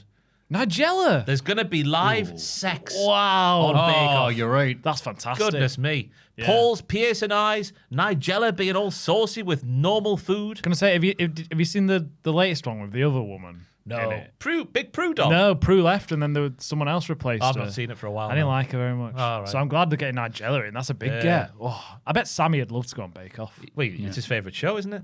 That was Oh, that was he the did Zen say that. diagram, That's, yeah. that's probably why. Yeah. Okay. Lawson Makes is her name. All her victims get fed. Oh, look at this tin of tangerines. Being all saucy with it. That's my I love your impressions so much. That's a spot on Nigella Lawson. She's off the rails. I mean, she used to be off the rails if you read the papers, if you catch my drift. No, I'm unfamiliar with her. She used to love. There's not really a. She Baking powder. toot. Yeah. Oh, there you go. You ever seen her say the word microwave? Microwave. Microwave, yeah.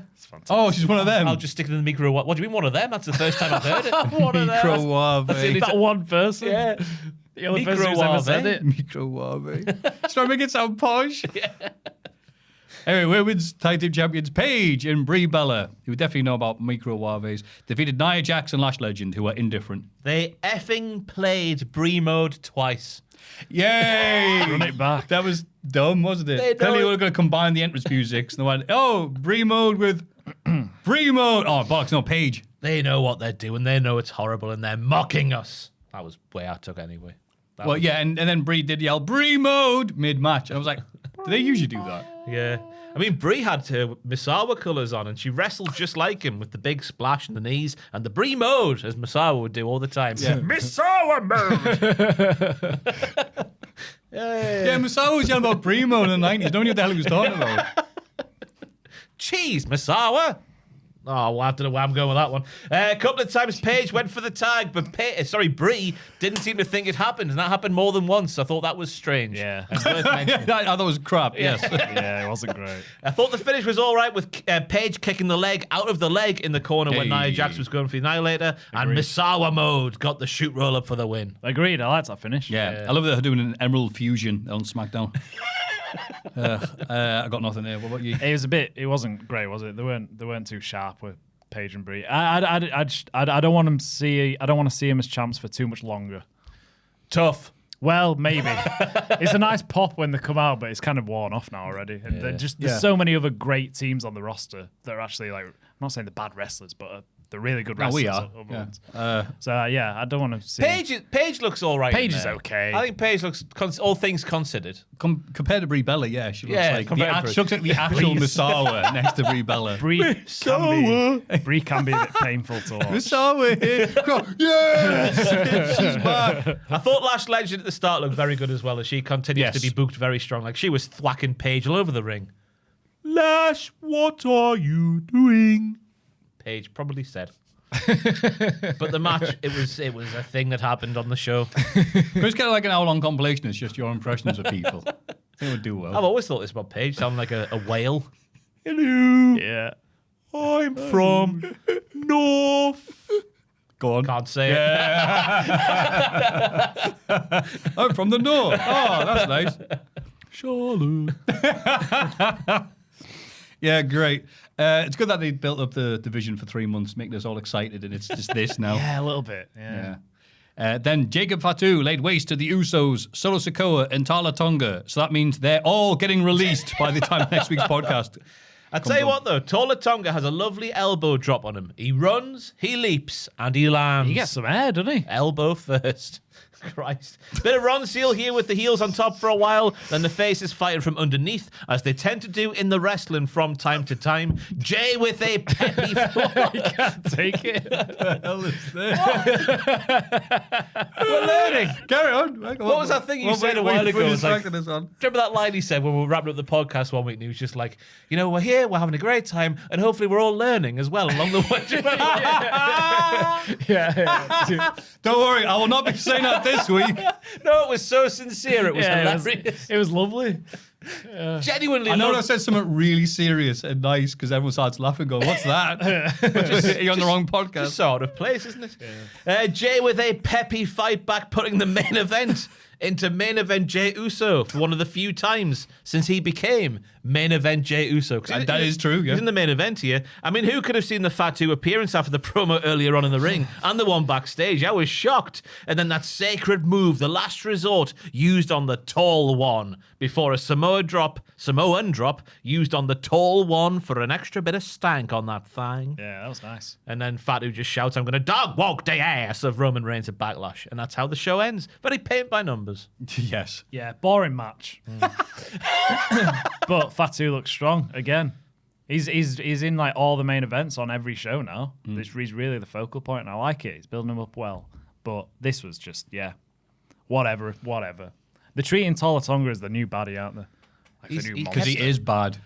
Yeah, he is. I don't think he's bad. He's all right. He's just got an unfair advantage in terms of keeping his job because he's a tall man. That's literally it. It's in his name, so they know which one to keep. Yes. Yeah. Who is his father? His father! I don't know. I've forgotten.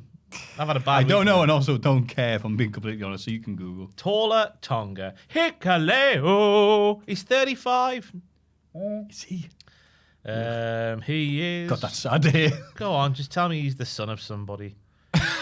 Go on. I mean, he is the son of somebody. He's yeah. the son of Haku, Oh, whose real name is Tonga Fifita, nice. which is a lovely sounding name. Fafita. Fifita. Oh, Ravita. Yes. I'm not making fun of him. That was Joel. that was Joel, It's not making fun of him. He said Ravita. Yeah, he might like a Ravita. Now, Maffew, I'd like to hear you try and say the maiden name of his wife. We married. Why are you getting me in trouble? Come on. I won't mess with him. Go on. Dorothy. I have to move that thing. Dorothy. Kaloa Matanagi. Matangi, I should say. Matangi, yeah. Koala Matangi. There you go. Oh, What a wonderful thing. look, I'm a friend of Dorothy, all right? Move on to Raw. Christ. Was it me or was there less stuff on the show than usual? Massively so. Right, because I was watching all the stuff going, I can't believe I'm near the end and not a lot has been on the show. I think I wrote it down. I didn't write it down here. I had a bit of pen and paper next to me on my desk. Yeah. I always write down the wrestling times now because I'm really sad. Oh, really? It was like 1 hour 43 of like wrestling / promo action. Yeah, this week. Very weird. Lots of video packages. And no time for women's matches, though. Sorry about that. Braun Breaker unleashed a brutal attack on Seth Rollins ahead of their showdown at Backlash, which is this Saturday. No, I'm not lying. I can't believe it. It took me by surprise. Yeah, it's crazy. But what a badass way to start the show for Seth Rollins, because Roman's here, and Roman's like, I'm going to call out Jacob Fatu. I don't care what you want to do now. It's my time. And then Rollins is like, you're in me way. And then they walk out there.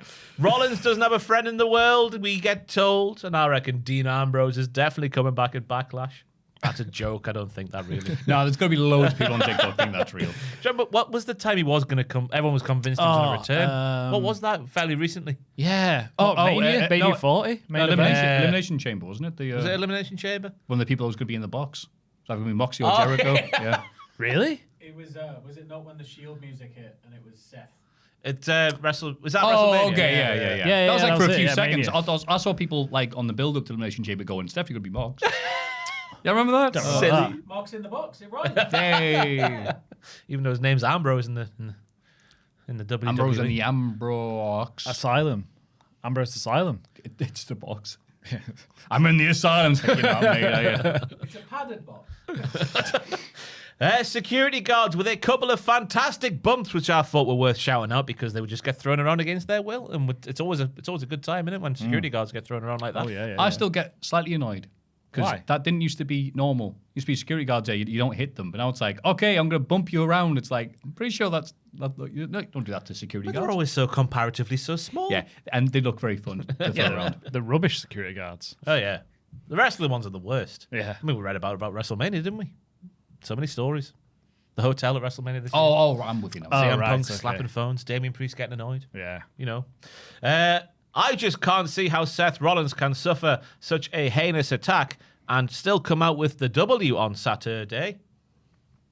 I honestly could not think of what to write about this segment. It was an attack and it happened. It is. I do think Braun do these attacks. Braun do these attacks really well. Yeah. I think they look convincing. He adds proper intensity to it. He does, It's because of the way he sprints them. It's good. Yeah. Really quick. Some say 23 miles an hour. Some say. Some say, yes. Is that what they said on commentary? That's what he did in NXT, didn't he? In the shed when he ran the ropes and CM Punk's going, oh, wow, he's so quick. Right. I wish I was as quick as him. Yeah. Snore. Take my pills. Because he's old. Later, Seth Rollins says he's going to be fine for Backlash, and Braun needs to finish the job because I'm not dead yet. Yeah. Even though I sound like an old witch. Do you think Seth wins the first one? No. Seth wins this one.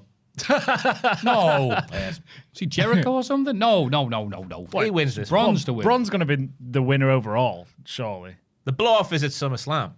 That is where Braun probably. wins Drag it the out feud, that yeah. long? Oh, God, well, come on. This has on been now. played out for years at this point. I know, and they need to do it before one of them gets injured again.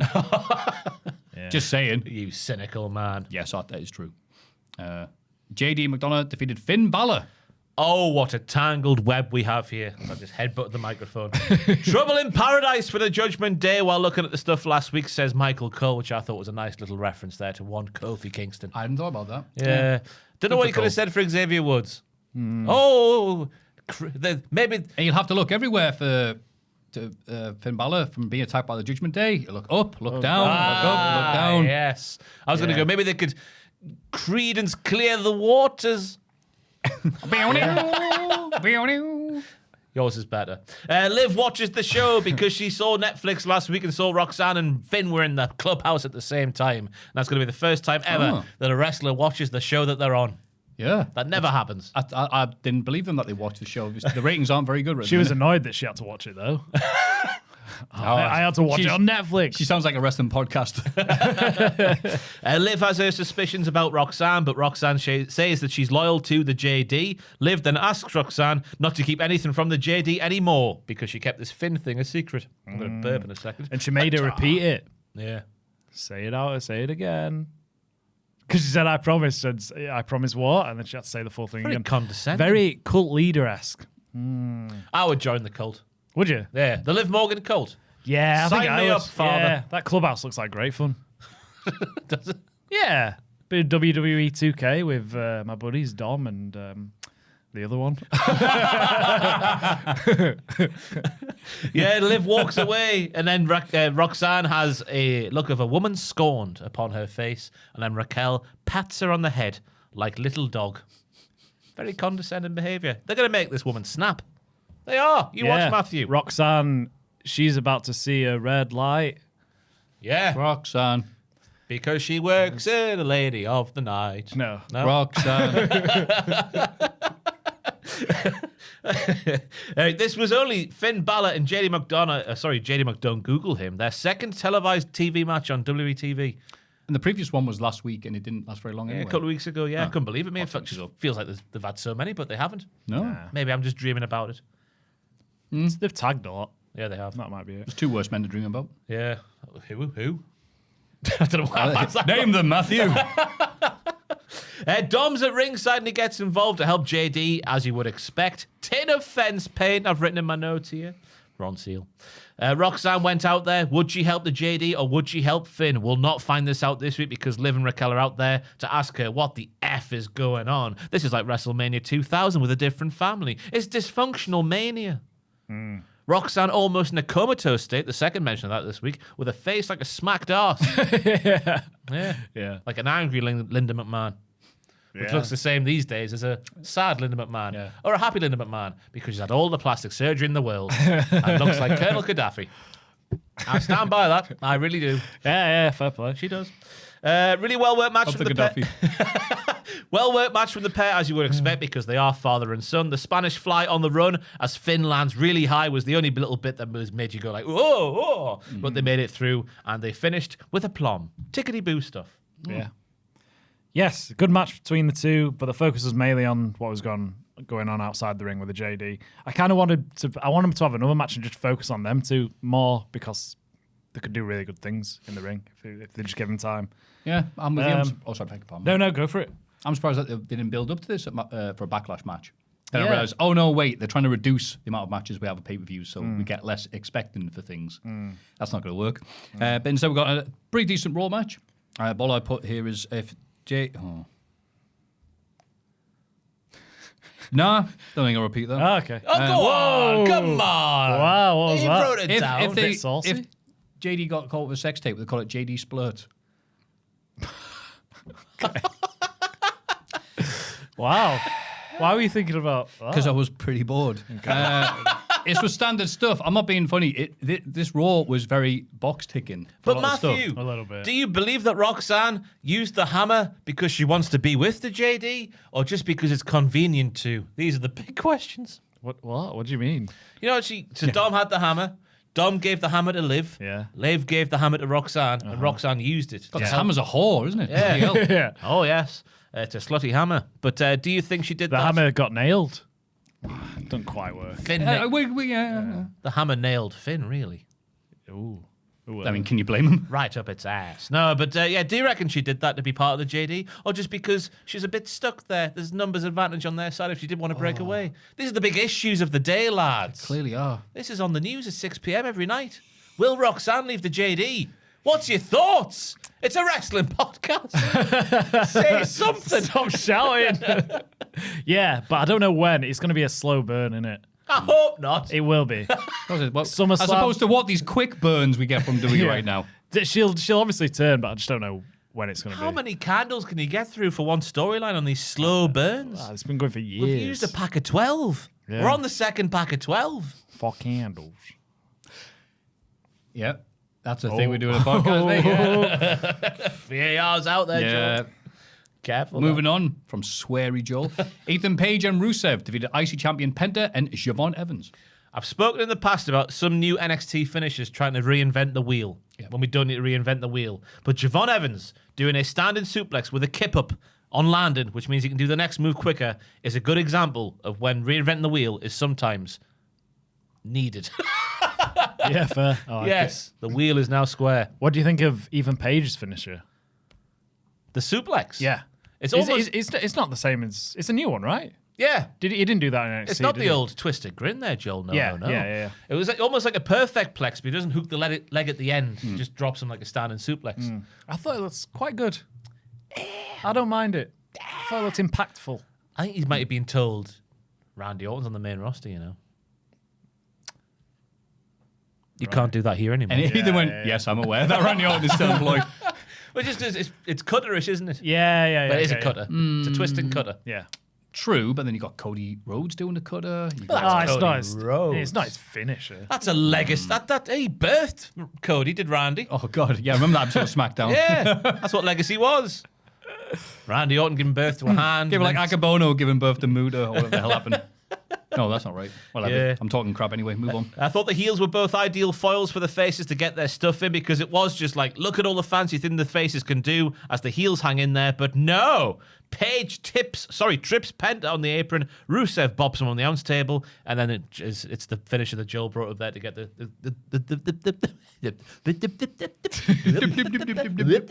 win for the heels. Hey, that's happened to me multiple times this week. I'm getting worse at presenting the more I do it. Maybe it's time to stop.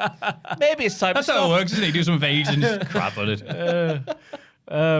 Go on, Joel. Save us with your professionalism. Cole called one of Penta's moves vintage Penta, which I thought you can't be saying vintage Penta already. That's too He's soon. 40 years old. Yeah, but he's just come onto the roster. You can't be saying that And already. like Cole's just like, I've not got much to say about him really, have I? It was vintage Penta. It was that move in the turnbuckle when he goes, his feet are up Yeah. high, and then goes, "Whomping."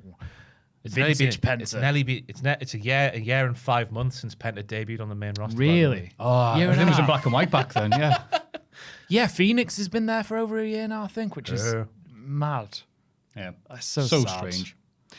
This was a really good match. I had a lot of fun watching it. Yeah, It was me too. very hot. Nice seeing the interaction between all these, I was going to say up-and-comers, but I mean, they are. But obviously there's IC champion Penta. But they all worked really well. Crowd really into Javon Oh, of course. and Penta. And then Ethan Page won, and he looked good doing it. Yeah, Agreed. Wow, there's something good in this show. there was, yeah.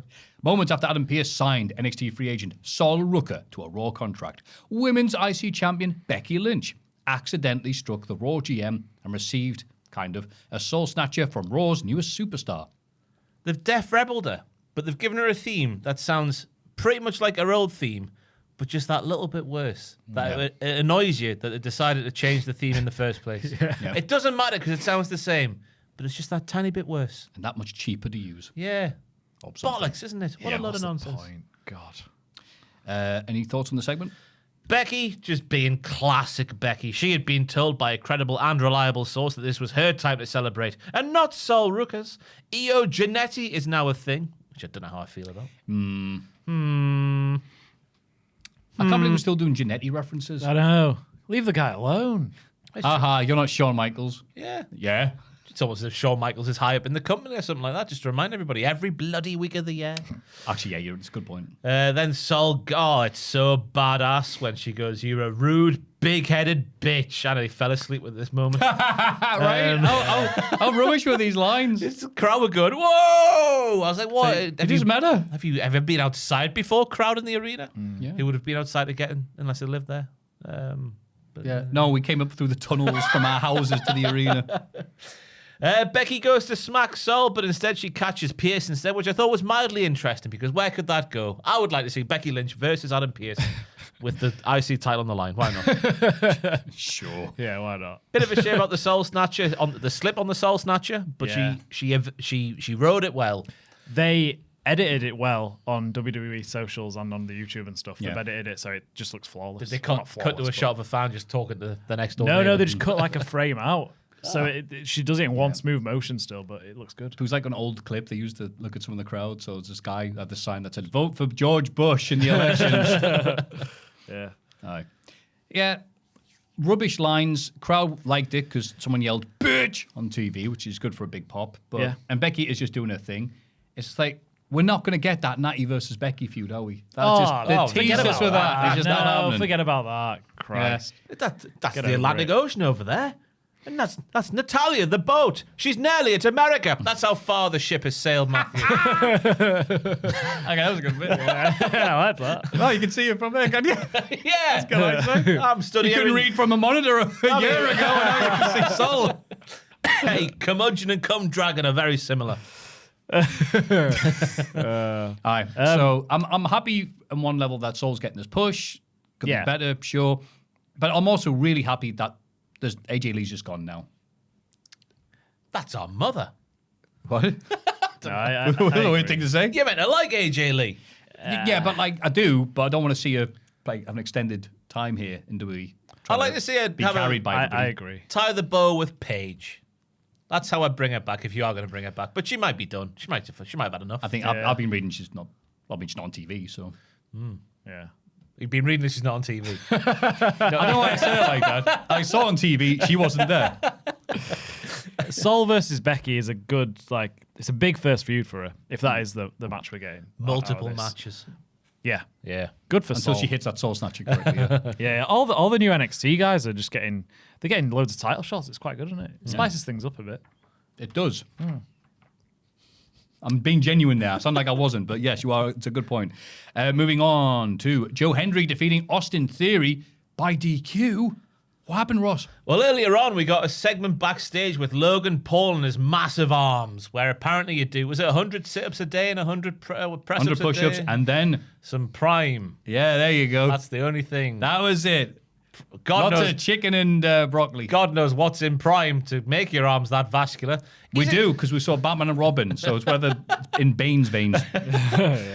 Paul and his massive arms, they want to kill Joe Hendry, which is why Paul Heyman's had Austin Theory wrestle Joe Hendry, because Heyman can't afford to see Logan Paul in jail following Brock Lesnar's retirement. I hated seeing Braun and Theory doing their Rollins together.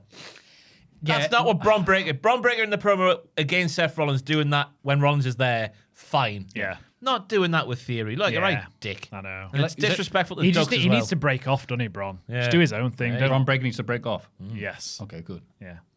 Good pun. Like a Kit Kat.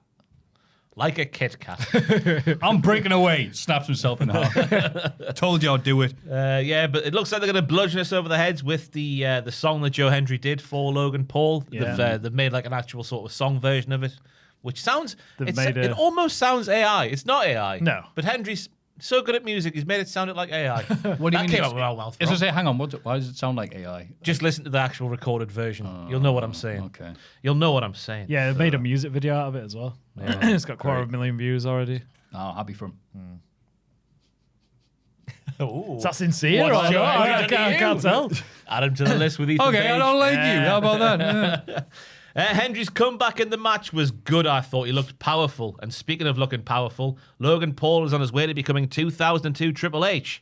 And we all know what that means. I don't know what I mean by that. In fact, I do. If he wants another child, he'll have to get on his bicycle. If you catch my drift. What? You know when Triple H was having kids in the early noughties? He became a bit more doughy. Right, okay. You know. Because he was on his bicycle. No. Oh, I'm with you now. Bicycle. All right, Mr. Bean in the second movie. Bloody hell. The Street Profits are here once again to attack the tag team champions because they don't care for the likes of Hendry and Seth Rollins at all. And they tell us that later on as well because Rollins' time fronting up the vision is why they don't like him. And it's good that they've got a memory. Say something back. That's a good point, Ross. There's some gas being leaked into that. Again, this episode brought to you by carbon monoxide poisoning. No, Prime. No, not Prime. Gamer Subs. Up the Gamer Subs. We don't drink any other energy drinks here. No, we don't. No. no, to clarify. No, Yeah, because Prime is an energy drink, isn't it? Yeah. The way Bron caught Tez and threw him over the rope at the close of the segment, I've written down was orgasmic baby, but I don't think I mean that. Rollins is on the scene to get his own back. So yeah, I skipped ahead. Now I'm skipping back again. My notes are a mess this week. And the way, No, don't say that. and I thought the segment ended with a little bit of an ooh because Bron's like after the spear on Seth. So I hope he's not hurt himself again. Nah, he'll be fine. Yeah, I hope that was just a tease. Yeah, But you can never tell nowadays, can you? We haven't seen any reports about him. No. So Yeah. yeah. I assume so, but Yeah, it was all right, this. Bit of fun with the Joe Hendry and Logan Paul storyline. Don't mind it as a first feud. That's fine. Hendry will get cheers. And then with the Seth and Bron stuff bleeding into it as well, I thought it was a good segment. Yep. And Austin Theory was also there. Yeah, I don't care about Austin Theory, I gotta say. He's wank, isn't he? He's terrible. Yeah. He's not terrible. He's just bland. Yeah. It's just you used to say it back in the day, and I used to be like, "Oh, Maffew, do you remember The Way? He was great in The Way in NXT with Johnny Gargano." But it is true. There are 1,000 Austin Theories out there. He is no different to anybody else. He's shown nothing. I'm sorry, but he's shown nothing. I can't get on board. You don't have to be sorry. I'm sorry. I am. I'm sorry. Good, because Austin Theory listens to this podcast every week. He's crying now. Hey, NXT people do, I've heard. Who? Not saying. Who is it? Not saying. Whisper. Not saying. Shawn Michaels. Oh, no. Actually, that explains a lot. Yeah. It's not Shawn Michaels. Is it something we'd have heard of? Oh, yes. Well, we can't just tease us like that. Yeah, I can. Here's a clue. Nah. What does it start with? A letter. In the alphabet. God, it could be so many. Ooh. Anyway.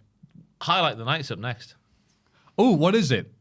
Is it Obafemi defeating Otis in the Obafemi Open Challenge? The old switcheroo at the start. Because I was like, Tozawa's in the ring. He's going to get thrown around a few times, blah, blah, blah. But then the old switcheroo happens. Meat Planets are back on Monday Night Raw. The shoulder charge exchange eventually ended with that back elbow uppercut thing. And I can't tell if Otis was selling with the bump that he did, or if he just had to do that bump because he got legitimately like, Yeah. It looks great. Best uppercut I've seen since Cesaro was in the company. Oh, My yeah. move of the week there, Flex. Way! Oh, baby.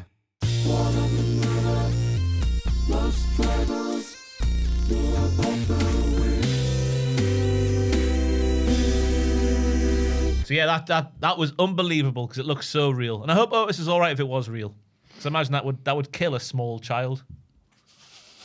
It's funny you say that, 'cause that's actually who Oba is wrestling at Backlash. The puff toss throw, as Joe Tessitore calls it, not just me. It was done with ease, which was fantastic, and then he even got a little walk in on the fall of Grace. God, he did, didn't he? The fall from Grace, sorry. Yeah. Grace is up there. Bye.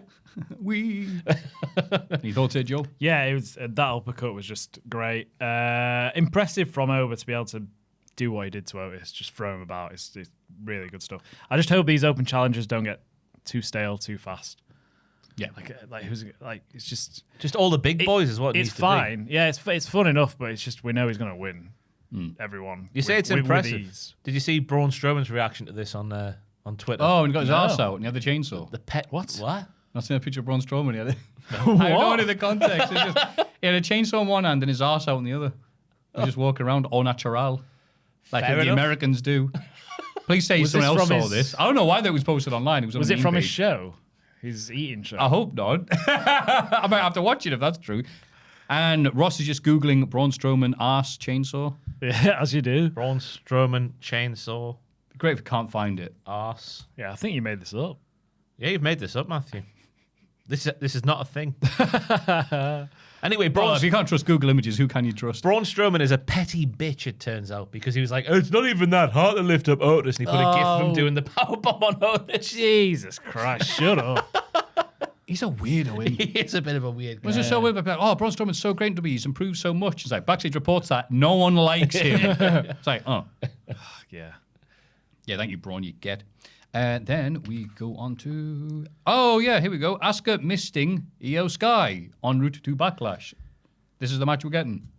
Finally. And there Yeah. are reports out there, I think it was Alvarez the other day, saying there was a 50% chance that Kairi Sane would be there, which tells me Thank you, news reporter. Brian's been told nothing, and he's just mentioned that for the crack. But if he's right, it's like, well done. Yeah, look at me. I suppose there's always a 50-50 chance. There is, yeah.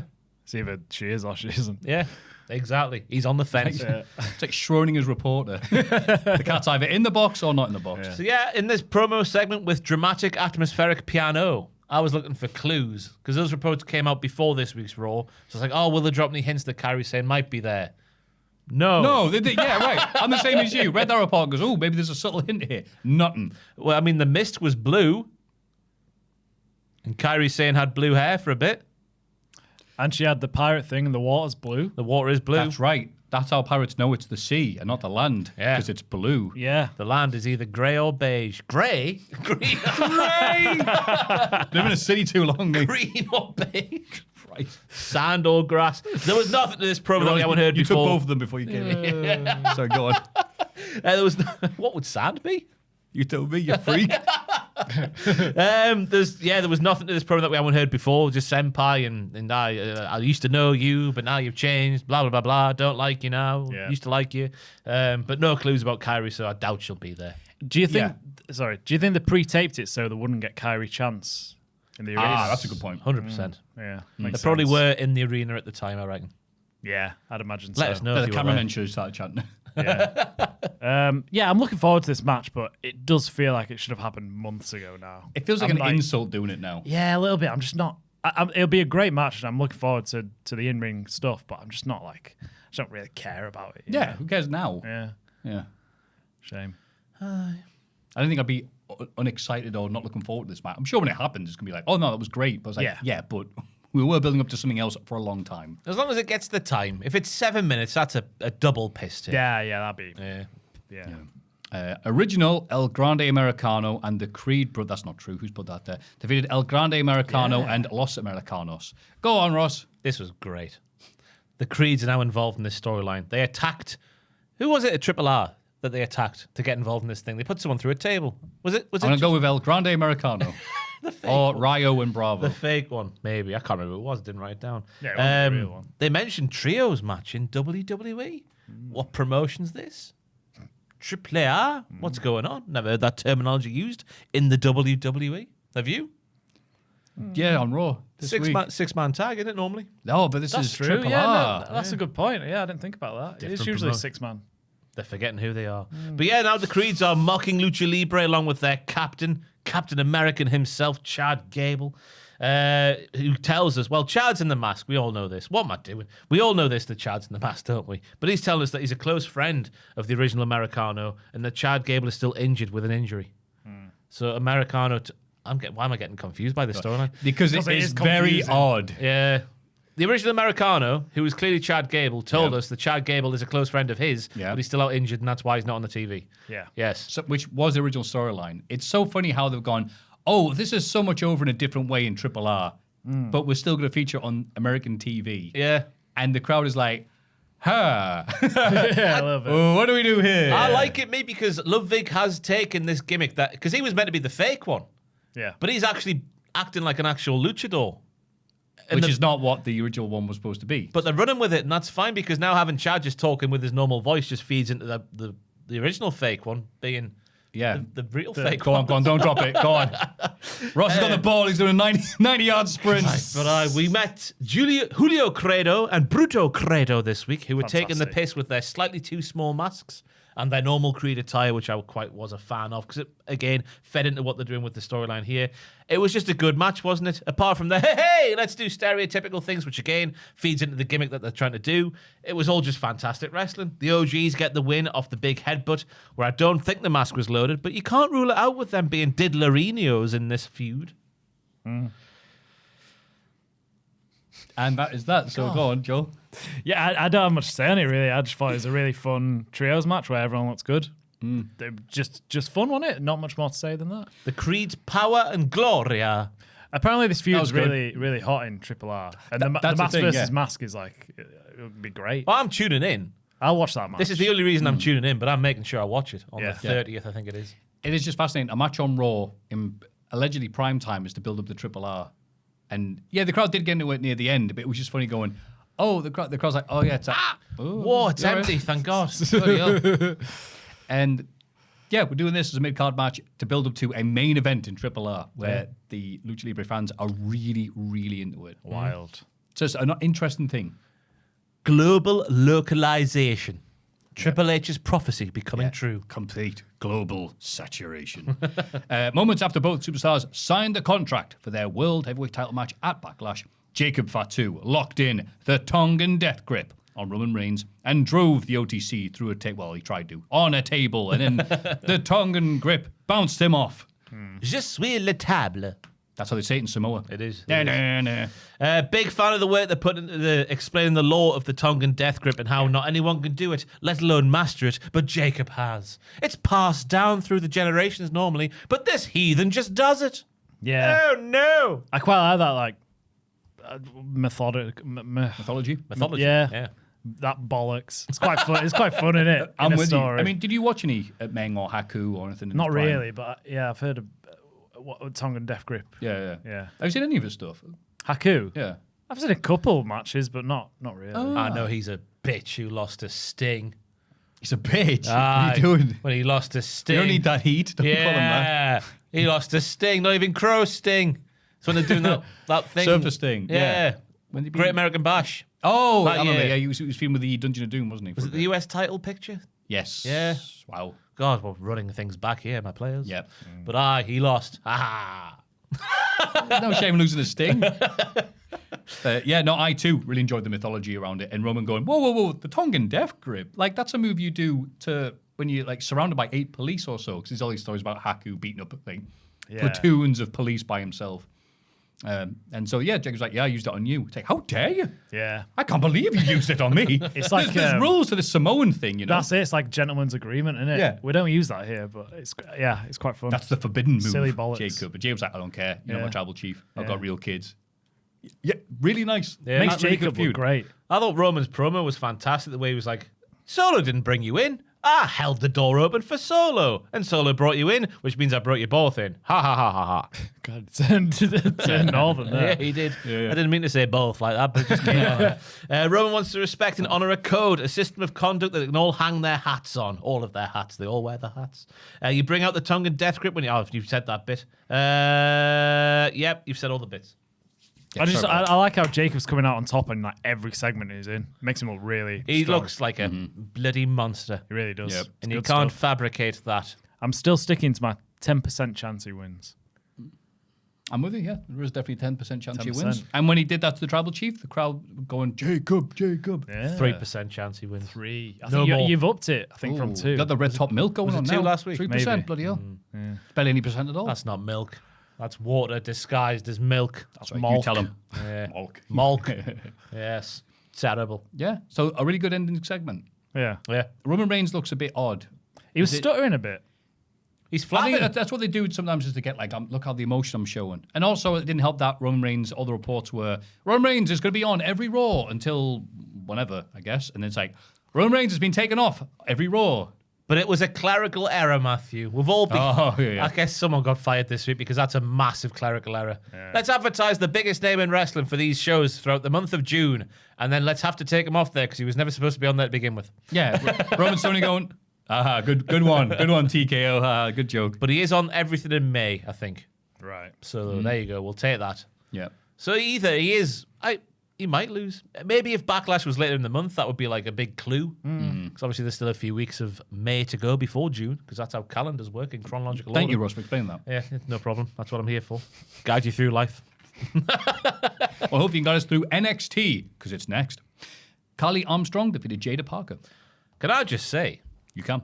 the Riz was off the scale from both ladies in this match. Okay. Their entrances, I was just like, you can't fabricate that kind of Riz. You can't. You've either got it or you don't. That would be like asking Terry Spunk himself, come Tuesday, to do the Macarena in a convincing way. Imagine him trying to do the Macarena like Lou Benga. Wasn't it? Lou Benga? Save us, Maffew. Who did the Macarena? Sam I can't remember the two singers who did. did Mambo number 5. Mambo number 5. Oh, that's who you're going for. Right. Bollocks. Benga. Who's Lou Benga? Of the Benga Boys. So yeah, the Riz was off the scale, and they would both look very natural out there, being very charismatic ladies. As was the intensity when they got in the ring and started circling each other like bloody Mufasa and Scar. I thought they were actually going to throw hands, like shoot on each other, like for realsies. Fantastic peacocking at the start of the match, and I've never seen an arm drag reverse into a headlock like Parker did it here, which was very, very nice indeed. This match was very, very good for an NXT weekly show. It was given time that Lassie's got the right blend of showmanship and thwacking each other, and I reckon this could be an NXT title feud down the line. Hell yeah. What about you, Joe? Fantastic. Fair play. Yeah. Good match. Big win for Callie Armstrong. I wish they'd follow through on Jada, though. Like, she keeps like winning some and then losing and then winning and then losing. Yeah. And she got pinned clean here, which I was surprised by. I didn't like the finish. Finisher was rubbish. A pounce is a setup move for the finish, not a finish. Did not look impactful at all. Yeah, I just want Jada to get a bit of a push, like go for the title. Yeah, 'Cause she's everyone so loves over. her. Yeah, that's it. And But they don't worry. They never capitalize on her. No. Don't worry, Joel. Later in the show, Parker's flipping out in the locker room, and who shows up? Fresh from her sail across the Atlantic Ocean, 99 it's hard. Natalia. Hooray. So we worked out that she took a pay cut. I know it's She horrible. likes being in NXT. No, you're probably right. I thought, obviously, with her being sort of main roster affiliated, and when they go into the shed, they get the pop like Mahatma Gandhi did walking down the road back in the day. I don't know I'm why glad you I went put with Gandhi rather than some of the other people you name drop here. that. But instead of like, oh my God, it's Natalia, it was a, oh, eh? Yeah, he was like, what are you doing here? You're supposed to be fighting Becky. Yeah, not anymore. No. That ship has sailed. Damn it. Yeah. It actually has, yeah, you're right. Yeah, I like the match. It was different. weird way they usually do it in NXT, because in the first half it was all Parker, and the second half was all Armstrong. They don't usually do it like that, split. A game of two halves. Damn it, I was about to say that, yes. And I'm with you. I'm like, oh, cool, Parker will be winning that. Oh, no, she didn't. Okay. Don't know why they're waiting for her to push her, but, it's but capitalized. I'm not Shawn Michaels. So. Although I guess they don't want her versus Lola for the title, face versus face. They love them both. Yeah, I think they'll turn a heel through Natalia, won't they? Maybe, yeah. That'll be like, She's so popular. put a gum shield in yourself. You'll turn heel. That feels like a waste, like a Yeah. shame, doesn't it? They've got plenty of heels. Kalani Joe. I like the high roll there. Kalani. Here's some heels. Fit Finlay and a mobile phone with William Regal's voice. Ooh, maybe that's who Royce Keys was talking to. Give the Birthright a pep talk. Charlie Dempsey has been sent back to England to train in the Snake Pit. It's been shut for several decades. Has it actually? Billy Robinson Snake Pit. Yeah, I think Robinson's dead. All right, Charlie's just stood there. Wait, yeah, is the Where am I? Sunlight door. Is the Snake Pit still open? There is a snake pit, but I don't think it's the snake pit. Oh, right, okay. I see. Ass Snake Pit. Yes. Coming through the ass snake. It's like an AI-generated Billy Robinson going, get Snake Pit Dogecoins today. In Wigan. The large I one was in joking Wigan. about the AI-generated image. Bloody hell. my All God, right, that well, is of so course. AI. What was that entry fee? Catch wrestling, Go train down. hard, scroll down. 50 quid! Spectators a tenner. To get your head kicked in, it's 50 quid. It's like Heels, Spider-Man. hooks, and submit. It's Bonesaw from Wigan. I can beat you, Bonesaw. Guarantee Billy Robinson watches Spider-Man go, I can take him down. Matt Rest, the Snake Pit. no, Just that's say a- who runs it then. That's a 'Cause- handmade poster you can sell. See, that one's a proper one. Yeah. With snake skin. It's Fight terrible. the I good I fight. thought it was a tire. Andre, yeah, right. Andre Wood and okay, yeah. Who's like? It'd be really nice to know who it was, who is, I should say. Be careful now. About Snake Pit weekly classes, the Snake Pit shop. The Snake Pit mission. Welcome to all. Oh, we're not reading all that. If you got Jesus this Christ. far, We'll be here all day. that's right. That's where the UK revival of Roy Wood. What, from Wizard? Oh, I wish it could be wrestling every day. That's right. Noddy Holder's there to stretch you. Henry VIII will be there. What? Hang on. I don't think this is on the up and up. I don't think you'll be there. Billy Riley, also probably dead. Oh, it's going to be someone from 2020. The fact that Oh, we can't God, find who's him. it going to be? Bob Robinson, Master of Cap. Bob Robinson. Carl Gotch, also a great trainer and stuff. What is happening here? Billy Robinson. Yeah, This is a these are the bad people who website. did teach at the Snake Pit. Who's teaching it now? Not all black and white. Roy Wood. Up the He Wizard. won't, but Roy Wood. Wait a minute, hang on. It can't be Roy Oh, Wood. it's someone from 2020, isn't it? Snake Pit mission again. About the club. Yeah. Oh, this is. Have they not got an Instagram or a Twitter, Sam? They do. They must have recent pictures on Oh, there. it's going to be just old pictures of Billy Robinson stretching Andre the Giant or something. They got a shop. All right. Oh, just throwing this. We can't turn away from this once we start. That's the thing. We know we're boring you right now. We're not. Look, Snake Pit if Wigan anybody on the- affiliated with the Snake Pit is like, Cultaholic, we're taking the piss out of you. No, we just want to see who's Yeah, running who's it. running the thing? That should be the first thing you God. read. We don't want surely. to see the last of the Summer Wine bloody cast. We just want to see who's in this. Who runs British Cash? Yes, that's exactly what we're doing. Yeah. Oh, yeah. Oh, Oh my Click God. that image. That's the image you want to see. Yeah, you've just scrolled You past scroll the past image it. with Who the is running? Okay. It doesn't bloody say. not say. It shows you a map of England. Oh my god.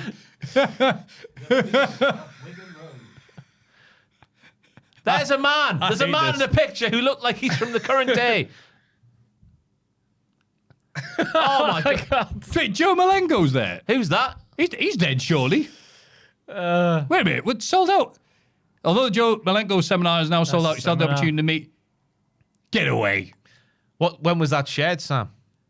1983. Scrolled. There you go. 6 6 days days ago. ago. Yeah, he'll still be here. Ah. Who is those two lads? Wow, okay. Scroll down. Oh my Couple god. more rows. In the middle there. Who are they? Probably competitors. Back from Snake Pit, Wigan, the home of Catch's Catch Can Wrestling. Let's just mention All right, Roy. all right, I think we'll Roy move on Wood now. again. I think everyone's That's, clicked away. that's Coach Rick. Is that Hi, DVD? Rick. That looks a bit like DVD. Dorian Van Dirks. Yeah, it does a bit. Right, that was pointless. Bloody hell, that was exciting. That. Right, we're getting a So we've six-man... established nothing. A six-man tag next... They need to work on that website. That's what we've learned. We're getting a six-man tag next week with Tate Wilder, Sean Legacy, and EK Prosper taking on The Birthright. Yeah. fine. Oh, Finley was like, you can't be beaten by video gamers. I like ancient Finley here. It's Go on, great. Regal. Undertaker's right in Finley. NXT now. Oh, speaking of video games and wrestlers, you see Kevin Nash on his, obviously, his Kevin Nash podcast. What else is he going to be on?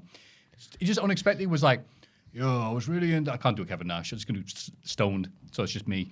Oh, like, video games, man. Me and my son used to play them all the time, you know. And I'm like, all right, here's what's Nash going to talk about video games. And he knew his stuff. He knew it more than the nerds interviewing him. He's like, remember Operation Winback that came out before Metal Gear Solid? You can look before aiming and all this stuff. And I'm like, that's right, Nash. I did not know you were in that deep in games. And the other guy's like, we'll take your word for it. I'm like, wait. The jock can't beat the nerds on the video games. Yeah. The jocks are Respect you, taking over. Nash. Man. Imagine Randy Orton and Kevin Nash entering video game tourneys. Oh, that's the worst thing for nerds. Like, it used to be our thing, and they show up, and a guy like Randy Orton beats you. You're like, no. Anyway, so yeah, go watch that video with Nash, rather than me boringly recap it. Evil is revealed not to be evil and not to be war either. He is Naruku, which is Japanese for abyss. Yes. The soul of a warrior is never satisfied. And despite... That's what he talks like. And despite winning bare titles in Japan, I want more. That's a great impression. The sign on the box on the cloth was a proclamation of war. He's very soft-spoken. I will debut next week, so I will. Apparently, Naraku is the Japanese word for hell. Oh, okay. Yeah, that's Abyss, what I hell. thought. From hell. Jimmy. Jimmy. All right, New gimmick. Jimmy. Yeah, it appears to be an apt name for a wrestler who was previously named Evil. I think it's an all right name, yeah. Yeah. I don't know what we say. He's debuting next week. That's all there is. Yeah. Good for him. Yeah. Jackson Drake defeated Jasper Troy. Drake bumped his arse off for Troy. He almost did a Shawn Michaels SummerSlam 2005 sell off a Beal in the corner very early on, which had me excited for the match to come. But then he wrestled seriously, so I was a bit sad. He took control, which I did not expect. He was on top for absolutely ages, even though he's such a small man in comparison to big, bland Jasper, who is still big and still bland. And then when Jasper did get into it, Drake was able to pull off so many reversals. Dr. Thirst's doctorate, it turns out, was actually in chess. Because he's always one step ahead in this wrestling match, which was not chess. But still. A doctorate in chess. Yep. I said what I said. Doctorate in anything. One of my lecturers had a doctorate in the Beatles. Probably is a doctor of chess. There you go. A doctorate in Beatles. She was a doctorate in the Beatles. She was like a PhD of the Beatles, the band. Yes. That is what I thought you meant, but that's crap, that. It's just these bloody universities trying to rinse you for any kind of money, isn't it? I'm not against people getting those degrees and things like that, but like, I'll call you a doctor if you're like, if he's like, oh, you're a doctor, I'll call you that. What's your doctorate in? Yeah. The Beatles! I'll call you that. You've got one anyway, haven't you? Without even going to uni. I don't know that A much doctorate about in the the Beatles. I thought you were a big Beatles boy. I like them. Not nothing compared to like Owen. I thought you were the one to introduce Owen. The No, recently what departed do you Owen. mean? That's He's so from funny, the home yeah. land. Have you heard the Beatles? He'd be offended. No. How dare I you. thought the law was that Owen was slowly discovering music decade Yes, on but decade. the only bands he liked before that were the Beatles and Arctic Monkeys. The only bands. Yeah. Oh, you think he's from Liverpool? and a bit of Bob Dylan. But yeah, he was Judas. mainly, he only listened to the Beatles. Still does, really. Bet he does. Being scouse. Yeah, exactly. Right, yeah, so he takes control of the match. Yeah, Maya Lockwood with shades of Lash Legend on Otis in the shed. How could we forget? It goes Hogan, Andre, then it goes Lash Legend, Otis with the scoop slam. Heard around the world on Jasper Troy from Maya Lockwood, which was fantastic, which sets up the 450 for the win for Drake in the ring. And Maya Lockwood, it's all coming up Millhouse for her. Yes, because she shagged all three of them last week, and this week she hoofed Jasper as well. That's not what Millhouse did. A sick professional wrestling maneuver. Maya Lockwood is a busy woman. Yeah, she looks cool. I thought it was an odd pairing putting her with them, with the young guys, the young jocks. She's probably just as young. Frat boys. Yeah, Yeah. I think That's what I meant to say. Different kind of F boy as well, I'd argue. Yeah, but then it's kind of like China joining up with DX. What? What? Let's hold our horses now. It is a bit. And then I thought, well, it is Shawn Michaels running the show, so it does make sense, that pairing. Yeah. His book what he knows. Yeah, yeah. Did you see the way Jasper Troy got out the ring? No. Oh yeah, he tried to go the thing out like, oh, who does it? Undertaker as well. Kane, yeah, the backwards thing. Yeah. He's just like, He looks so. He did looks not so look good, silly. doing it. Yeah. He was like, oh bloody hell! It's like he got clotheslined by the Invisible Man. Yeah, he silly didn't commit man. to it. He's a bit rubbish. Is Jasper Troy? He is, but Jackson Drake made him look presentable. I was very impressed by this. It's probably the best outing for him so far on NXT. Yeah, I'd agree with that as well. Yeah, and it's a shame it was used for Jasper Troy. Yeah. It just, I don't know, because Jasper's, obviously they've got him because he's a big boy. Yeah, And there are very few bigger than him.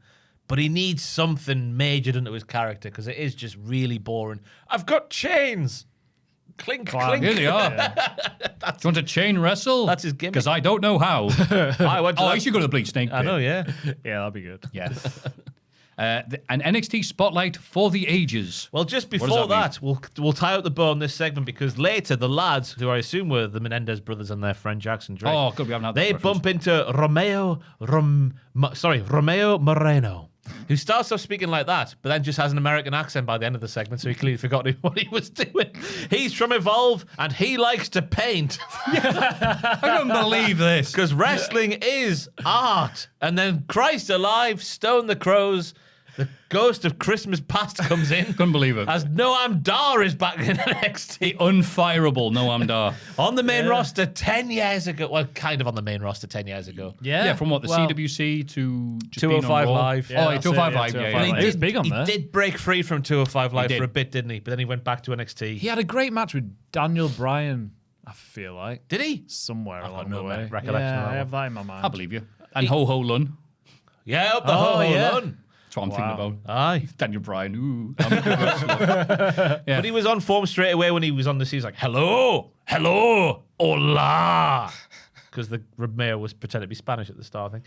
Supernova 11 is back in NXT, and he wants to fight Jackson Drake next week. But then Maya threatens Noam, and she will have Jackson's back next week after she probably shags it this week. I don't know.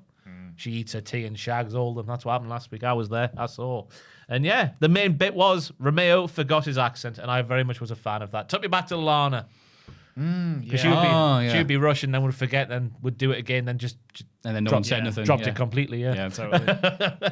Yeah, I know Dar's saying, it's all right, you can watch him. Because they're only little. Yeah. They Wow. are. It was a good line when he said it, honest. Yeah, just was like, oh yeah, God, Noam Dar, he's still here. He was injured for a bit, wasn't he? Because he did have a little resurgence. Yeah, he came back with the metaphor, Yeah. then almost immediately got injured, and then they released half the... The Heritage Cup, lest we forget. Bring it back. Lexus King will pay for his sins one day. Good. I mean, yeah, in a wrestling way. Tatum Paxley, Lizzie Rain, Zarya, and Nikita Leon got into a major brawl. Well, just before that, we need to speak about the NXT Spotlight for the Ages. Order. It's Mr. England. Oh, this guy. He's bringing real class to this brand. He's a model. That's what makes him Mr. England, because he was doing that in England. He looks like a model. He dresses like a model. He speaks like a pretentious model. But obviously, when you join the WWE, you need to speak about your real life experiences. Yeah. And they can't not include that in your gimmick, no matter what it is. So this model is also a 7th generation sheep farmer in Dorset. Yeah. Just ignore it. It doesn't have to be a part of his gimmick. Very odd. I thought I was leading to something, and it's like, no, that's actually it. I'm 22, and my name is synonymous with overachieving. I can shear a sheep in just under a minute. That's an actual sentence that was said on the show. Yeah. Sometimes the real life story can be forgotten about for the sake of the gimmick at hand. And that should have happened here, but instead we have a sheep shearing world record holding model. Yeah. NXT is back. Shawn Michaels, the only thing Shawn Michaels knows about English wrestlers is that they're all gay. Mr. England has officially arrived, and he can shear sheep. Hey, Charlie Dempsey's definitely not gay. Is he a model? Charlie Dempsey? Yeah. No, he's anything but. Exactly. He's a rugged man. Yeah. Lovely sideburns. He looks a bit like Elton Prince. An uglier Elton Prince. Oh. Yeah. Oh, you didn't think he was as hot as Elton Prince? No. Oh. Elton Prince is a delightful looking man. Oh, he is, yeah. They both are. They've But all, if they'll you- all have got look. If you had to pick, come on. Yeah, I'd maybe go Elton. Yeah. Or would you being from Yorkshire, would the farm and pedigree do something for you, Joel? It could do. I don't know. I'd switch it up a bit, you know. I've had enough of the Yorkshires. Oh, wow. Okay. No, I would never say. I could delete that. You're a brave man, Delete Joel. that. Aye. But Tatum, Paxi, Lizzie Rain, Zarya, and Nikita Lyons are in the ring now. Zarya is standing there with nobody to hold her back now. She wants the North American title, the thing that came between her and Sol back in the day, and that woke her up. I don't want to hear her crying like she was in this segment. She burns down cities. She should not have feelings. Oh, There are my notes. It's a North American She's, title. So great when she was like, wow, it feels like there's a different feeling to NXT. It's like, no. There Not is. really. Just you've got a different outfit on. It's Bob Dylan. I've got my hat on today. Don't things feel different? No, Zarya, you're still rubbish. she's got a new hat. She's bland. Who's Zarya? Yeah. There's something This about promo, her. I was like, Yeah, oh, this did dear. not- yeah, right, this Without Saul, oh, God. She shouldn't talk. That's the issue. yeah. Just she needs to beat people up. grunt and beat people up. No, it's okay though, because the crowd got into her gimmick of being a destroyer, evil person. They tried to TikTok at her. Why? Because it's like, although it was like, who are you guys trying to kid? Like, you're evil and stuff. We saw you dancing on TikTok. Oh, right. Although that's what I meant, but maybe it's something else. Not carrying cross. Oh, no, they tried to TikTok, and she went, oh my God, that alligator's back to bite my other leg. Tatum knows it's hard to find out who you are by yourself. I still think Tatum needs major work on her promos because it sounds too much like she's reciting what's been written down for her. Yeah, I agree. She says it in a very theatrical way, not like a wrestling way. I know they're very much the same, but they're also very different. I know what you mean. Yeah, I agree. Lizzie Rain is so cockney it hurts. She's not allowed to speak about things without mentioning heavy metal. Yeah. Every sentence has got heavy metal in. Oh, that's a gimmick. That's all she is now, is just Yeah. a heavy metal rocker. Yeah. That's going to be painful. Eventually, yeah. It's good because I watched Spinal Tap 2 with me dad. Spinal Tap's on my list to watch very soon. Oh, the original one. I haven't Oh, seen it yet. yeah. No, absolutely essential watching. How's 2? Yeah, it feels like it's 4 long scenes and it's over. Like, Okay. Oh, that was quick. Yeah. It's weird because there are little bits here and there, but I would have not gone to cinema to see him. I think Kermode said it could have been worse. So that's Yeah, fine. that's yeah. I'll go with that. Yeah. I might watch it eventually. Yeah. Watch why you're doing something else. This was rough, I thought, this segment. Until Nikita Lyons came out. Annoyingly, She did say, yeah, she was the He best is one a of the bunch. star. Yeah, compared to these three, yeah. The only bit that let her promo down is the fact that she was saying, I've seen girls like Lizzie come and go. And I was like, yeah, they all go to the main roster and your legs fall off. Harsh to say, but you yeah. you go to the garage. That was oil can, yeah, not bed. She's calling herself Nikita Multimedia. She's not- Multimedia. Great speech from Big Cat Kita. She had about 7 different nicknames for herself. The Nikita Lyons rub, the Divine Feline effect. She's a box of frogs, this lady. Yeah, well, she's got lots of time on her hands, so she's come up with all these expressions. She's But not she on has, TV. She has got something about her where she's not like when I was saying about Tatum Paxley sound like she recites her promos. Hers just sound very natural in a very dickish way. Yeah, true. And when Tatum interrupted her and she went, no, I'm not finished, that felt like it was real. I don't know if it was. Is that or when not, she but- started singing? You can't write that kind of greatness. Yeah, I think it was. No, when she started no, singing. no. Yeah. What was it? What was the ending line? She just went, "Oh, shut up, heavy metal." And just, just did it. Heavy metal. And then, Zarya ends the segment by standing tall, so she is the favourite to capture Tatum's North American Championship. Yeah. Danger. Yeah. Danger. High Voltage. voltage. When we touch. Dun. When we kiss. Careful now. Oh, okay, sorry. Up the electric I six. thought that was my opening. Izzy Dame and Nico Vance defeated Lola Vice and Mr. Iguana in a mixed tag team non-title match because they are the mixed tag team champions in Triple R. I tell you what, NXT got lucky this week that these tag teams were dressed and warmed up because we see the attack backstage on Tony. I said Tony Khan there, bloody hell. On Tony D'Angelo. Damn it, get him, he's trying to buy the company. From Cam Hendricks, which means the proposed main event has been pushed up to this portion of the show. Robert Stone acting on the fly once again. But again, he got lucky that the teams were ready and willing to wrestle. I wish I liked Mr. Iguana and Asuka as much as Booker T does, but quite frankly, I do not. Yeah. I'm really struggling to connect with Mr. Iguana. I got the hype when he first appeared on that first YouTube AAA special. I was like, that's all right. That's not the novelty's there. But when he got a lot more compelling to watch when he ditched the puppet. And I know that's hard for you to hear. I know everything's better with puppets. Yeah. But in this instance here, he could do with less puppet.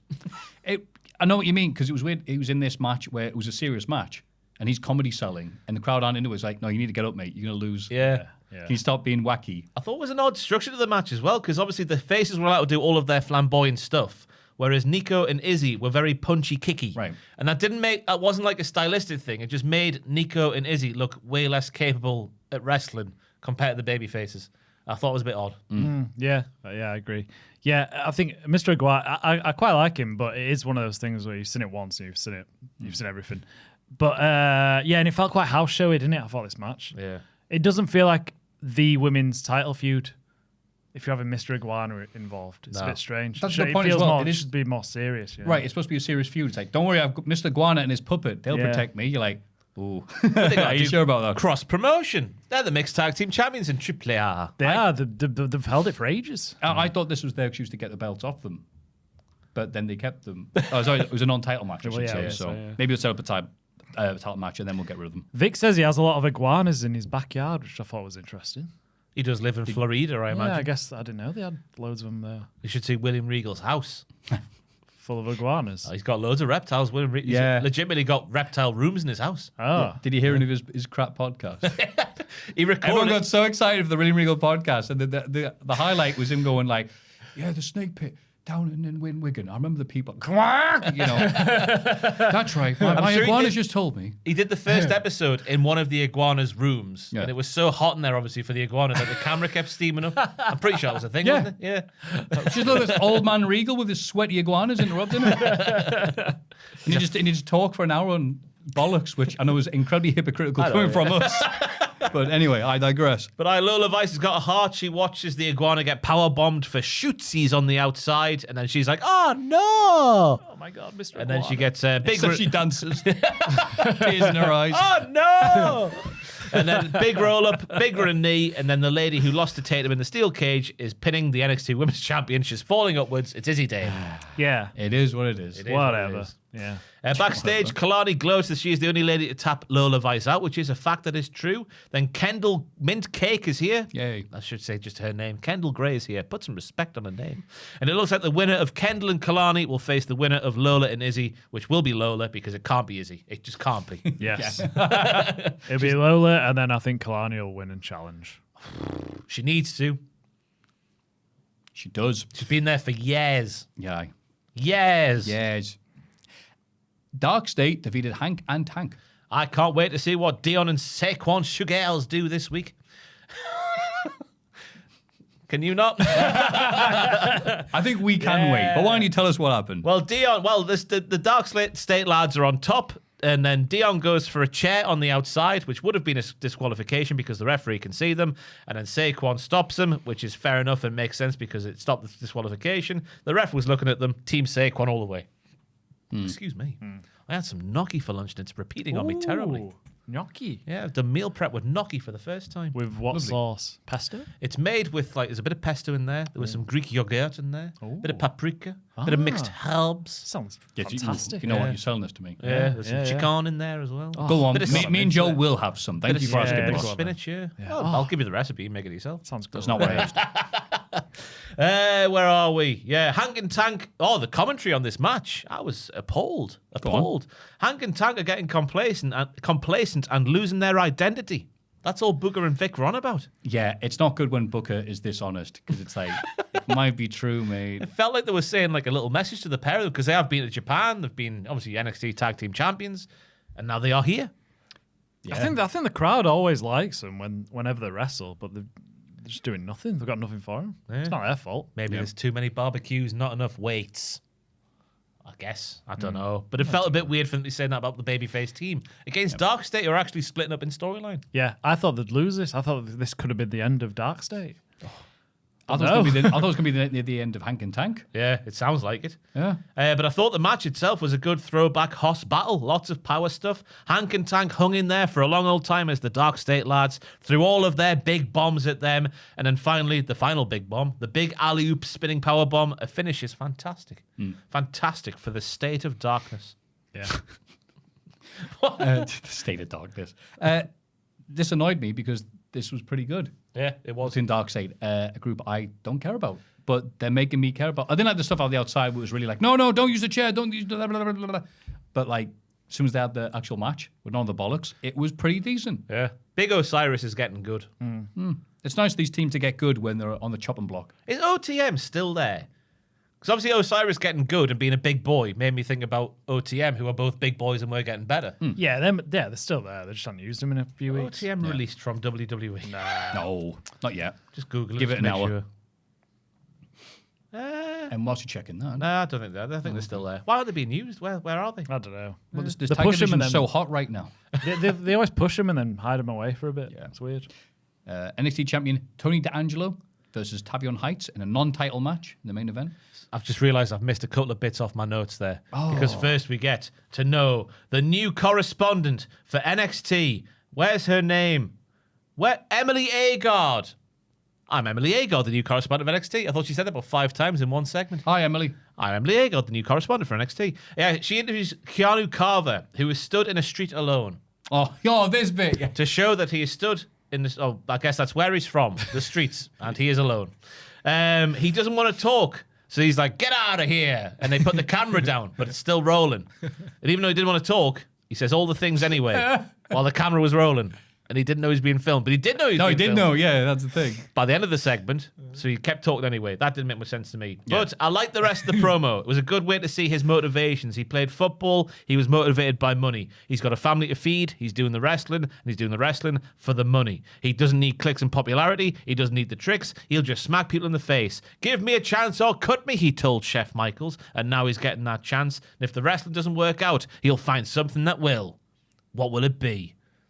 Power slap. Yeah, I can see that. See you soon, swagger. Aye. What do you think of that? I thought it was a very effective promo.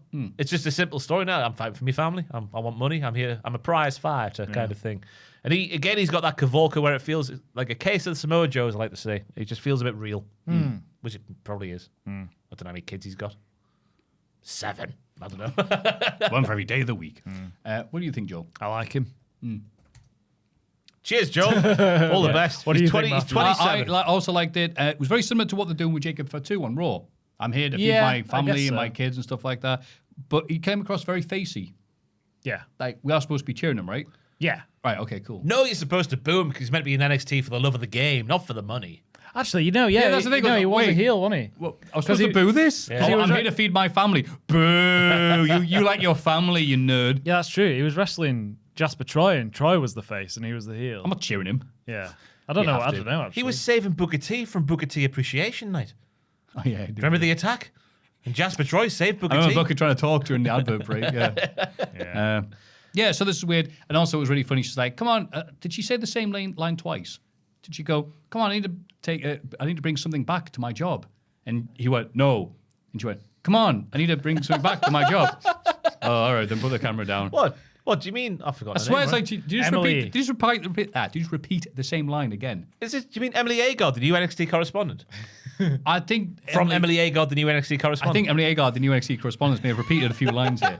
But it did work, so well done. She kept saying that like that was her name. Yeah. First name Emily, last name correspondent. Anyway, I thought it was a good segment. I liked her question as well, which tells me that someone from NXT is watching the podcast. How does he know the symbol of war? A question I've asked for many weeks now. It's like a bad 80s song. How do you know the symbol for war? Because obviously Nakaru has been handing the symbol of war out to people. Yeah. And Kanukar was like, oh, that's the symbol of war, that. And it turns out his answer is fantastic. I'm smart as S. He went to college. He went to college. Oh, Fair he's play. got a doctorate in evil now. Got a doctorate in Beatles. He's got a doctorate in Japanese. That's what A it is. doctorate in Japanese. Yeah, because you know what the symbol for Okay, war good. is. Oh, okay, I assume yeah. that was a Japanese symbol. Have I been terribly inappropriate? No, I believe that. No, is a no, Japanese I was actually symbol, trying to think, yes. like, wait, can you get a doctorate in language? Yeah, of course you can. I don't know. Get a master's in Is that French. needed? I don't Can know. you? Oh, Yeah, probably. fair enough. Yeah. Or the To master. get a PhD, you have to be able to prove something that hasn't been proven about your field of study. Wow, really? I think Oh. that's the crack. Really? Yeah. That's hard. That's why they take like 10 years, in some cases 15 years. Oh. That's crazy. I'd assume there'd be that many PhDs out there. There's nothing left to prove. Yeah. Honestly, the boomer generation is bringing up that ladder. Nah, I got a doctorate. You have to work harder for it. Yeah, but after that segment, we see a segment from Shiloh Hill, who was waxing lyrical about his week last week. And I thought that was a fun promo. Michael said he wanted to put a stick of dynamite in the locker room, but he told me not to bring explosives to work anymore. Had me laughing anyway. He's going to find out what... who was he attacking? Who was he attacking? Mr. England, isn't it? Oh, yeah, Mr. England, yes. Oh, yes, because I've written it at the end of the sentence. Stupid man, can't read. He's going to find out what he's allergic to. And I hope it's sheep. Wouldn't that be a wonderful turn of twist. events? That's just how hard he is. Yeah. I shave sheep, even though I'm allergic to them. Yeah. Cool. That'd be I'm cool. hypoallergenic, me. Turns out he comes to here, doesn't shear sheep, and he's like, "Oh, I'm actually really healthy now. Yeah, I've Hang got on, no aggression in my blood." Hypoallergenic. No, that is... I'm allergic to hair. I think hypoallergenic is the thing that you do to... Yeah. It's been a long Are you podcast. all right, Joe? I'm not bad. Okay, cool. I'm Just wanna not make bad, sure. Maffew. It's been a long podcast. I'm not bad. Hypoallergenic. That is... Hypoallergenic.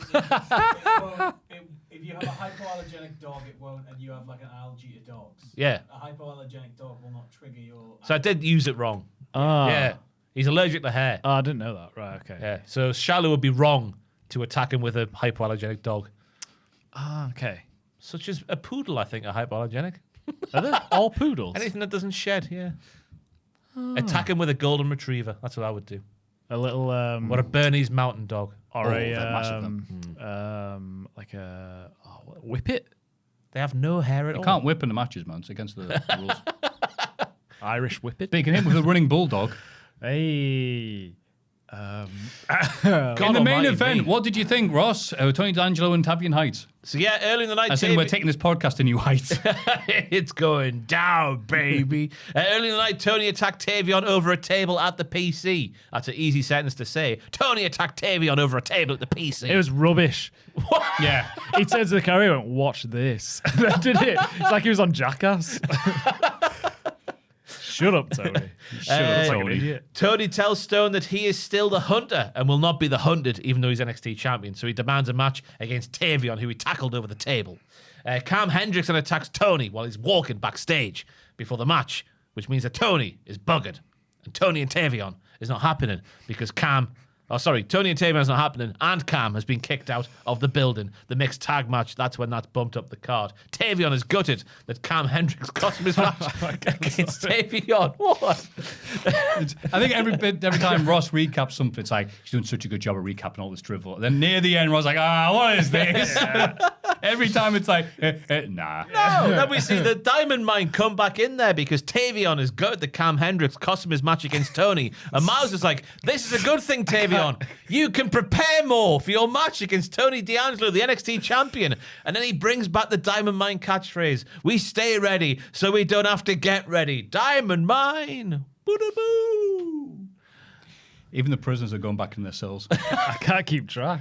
NXT's it's the adult wrestling show. You gotta be on your Not like toes, Raw haven't and SmackDown with I your know. yeets and your songs from Joe Hendry. This is high you caliber really stuff. gotta pay attention. But the match was decent, back and forth. Tavion comes out with more stock as we continue to flesh out the main event scene. He's not quite there, but he's getting towards there. And that's because he does big wrestling moves like the top rope bouncy gut wrench suplex, the lovely standing overhead overhead belly to belly. Then we get Cam. Cam and Miles are out there as well. Massive tope con hello from Miles in slacks. The door is open for Tony, and he comes out with the one-arm slam to get it done because he's bland in every aspect these days. Yeah. It's such a shame. Tavion's suplexes are lovely. He's like tires. They are lovely to watch. Black and orange. He did have the black and orange, yeah. And suplexes. Yeah. Have some respect. Yeah. Drayton, he's DM'd him. He's definitely DM'd him. Yeah. Hey, pal, put some respect on my name. Yeah. I'm Taz. Tavian Heights, not Tazion Heights. Did they call you Heights to mock me and my lack of it? This is Taz, by the way. Yeah. Any other notes there? only about what came after. Oh, what came after? Mason Rook. That's his name. What do you think of the name? Ugh. They could have just, I don't know, Cruz Williams. Cruz should have been his first name. 'Cause it's a cool name. Yeah. Yeah, Cruise Cruz Missile. is cool. Yeah, cruise missile, holiday cruise, whatever. Yeah, I don't know about Mason Rook, but I'm big into seeing him though. I want to see what he can do. Bloody Shawn Michaels is. Ooh, what are English people called? Mason Rook. Yeah. Shut up, you I idiot. reckon, right, they've asked him, what was your favourite sport growing up? And I think, is he from Yorkshire? I he's don't from know where he's from. Is he from Yorkshire, Sam? I'm not sure, but I assume he is, but I could be wrong. I so know, that's I don't the know the rugby. Yorkshire people hate me. So they've obviously asked him, like, oh, yeah, well, my favourite sport growing up was rugby because I'm definitely from Yorkshire and not from anywhere else. Please be from Yorkshire. Bit of rough and He wants to tumble. be from Yorkshire, doesn't he? Doesn't he? Workshop. Workshop. Five That's out the sock. a good old Yorkshire town. Nottinghamshire. No, it's Nottinghamshire. I don't think it's Yorkshire. It sounds like it's from Yorkshire. That's my point out the water then. So I was going to say, they've asked him what his favourite sport is. Being from Yorkshire, he loves rugby. Oh, and He could still. in the rugby, we do rooks. Oh, I love a good rook in the rugby. Rook. Yeah, but he's from Yorkshire. Rook. Rook. We do not say Rook. He was good. Oh. I love his name was Rook. I love it, yeah. Mason Rook. So he's like, R-U-C-K. oh, yeah, we'll call you Mason Rook. Yeah. Because you like to rook in the rugby. Oh, I didn't yes. play rugby for a long time, though. There you go. My story there you stands go. up. Oh, okay. Story Yeah, yeah. stands up. It's Sam with the assist behind the referee's back. I think they've just done him a dirty. Like, they must have told him to change his hair. Like, because he would have been so much better with the mullet. The frosted tips just Yeah. look wank. Really do look bad. Yeah, it's a very image-based industry, especially NXT with all the wacky outfits and stuff. And Yeah. they've not done him any favors here. He's a great wrestler. Just put him wrestling singlet. Yeah. Yeah. I don't get why they. Like, I get why they have him in a tracksuit because he's attacking people like he's just running from the streets. That's I true. get why they're doing that. And it's not like an official match yet where I assume he'll just wear the same gear. Yeah. But the mullet should have stayed. It would have been complete. Mike Awesome the second, but different. Yeah, In every yeah. way. Apart from the mullet. Yeah. I'm excited to see him though. Yeah. Yeah. God, all right, Joe. Get up there. You be on the knocky as well? But it's just weird to give him a name, Mason Rook. And obviously that name doesn't fit the chant. Does it? No. Yeah. Oh, there won't be any more. He's Mason big. Rook. He's bad. You'll body Well, it's slam not your Rook, dad. it's Rook. Mason Rook. Rook. Ah, Mason Rook. I guess I could say. If you say Rook, They only know Daddy Cool, so it fits that. No, it's not the Progress fans. They It's the only know Daddy NXT. Cool. Americans only know Daddy Cool. well, they tried to chant it here when he came out, didn't they? They were desperate for it. Mason, He's big, Mason he's bad. Rook. My name's Oh, Mason that- Rook and that I'm one. here in NXT. Yeah, I'm going to body slam your dad. he's soft spoken. He is softly spoken. Just let him grow the mullet back. It would improve his look tenfold. Yeah. Tenfold. I'm glad though he's from bloody Nottinghamshire, so I'm glad that HBK didn't make him fry a tuck or something. It's a point of reference. I moonsault the rich and give to the... Shut up. Oh, if he gets it, Little John. The joke is I'm big, but they call me Little John. Ah! That's I'm from England. It shows, here's where I grew up. And it's just a hut in the woods or whatever. Just insanely and stereotypical. Yeah, that's what we do. We fight in pubs on a Friday and that's it. Yeah. I watch the pay-per-views on my local pub. The King's Head. Ugh. Be good if you won straight away, won the belt. Oh. That'd be fun, wouldn't it? I'd like that. Yeah, Not why gonna happen, not? but I'd like it. We should have a bet. Go on. 'Cause either he's going to stay super serious all the way through, or he's going to make him what they do for all big men in WWE and make him a happy dancing man. At what point do you reckon the happy dancing man happens? I don't like you saying this because there are other big people that are pushing NXT, and I don't know where he is in the queue for the big men. Oh, getting but he's pushed, better so- than all of them. He's better than what Jasper- Carver, he's better than Troy. Jasper Troy. Better than Jasper Troy. Yeah. He's different to Keanu Carver. That would be a Very fantastic different. match, though. Them Yeah, two. that would Oh, be good. yes. Yeah, if you give him enough time and there's no silly bollocks. Yeah. I'm intrigued to see how many of his moves he can do as well, because I've watched that video multiple times in the last couple of weeks of all the different drivers he does, where people go head first in the mat. How many of them can he do? Hopefully all of them, Yeah. because he's a safe worker, but I doubt he can. Hey, if you're at home thinking I'm paying way too much money to watch the professional wrestling these days, you can change your virtual location for your streaming services, and because of that, pay a fraction of the price you need to pay in other countries around the world. Then that might come in handy, Sam, this knowledge, when you're watching Backlash this year. Could you be going to Backlash this year and you realise you've got no money left because you spent all of it on your tickets for the show and Danhausen's 47th new piece of merchandise? Save on flights and hotels by bouncing your location to another another territory and buy those things from there. And much like Jacob Fatu was locked in the clink back in the day, eating those gruel sandwiches, you can secure your private data like bank details, passwords, and your online identity with NordVPN. And you can use your Nord account on up to 10 devices, all for the cost, Sam, of 1 cup of coffee per month. That's solid. To get the best discount on your plan, go to nordvpn.com/cultaholic or use code cultaholic in the checkout. Our link will also guarantee you 4 extra months on the 2-year plan, and there's no risk with Nord's 30-day money-back guarantee. The link's in the podcast description box below. Once again, thank you to NordVPN for sponsoring today's podcast, and you can scan the QR code on the screen right now.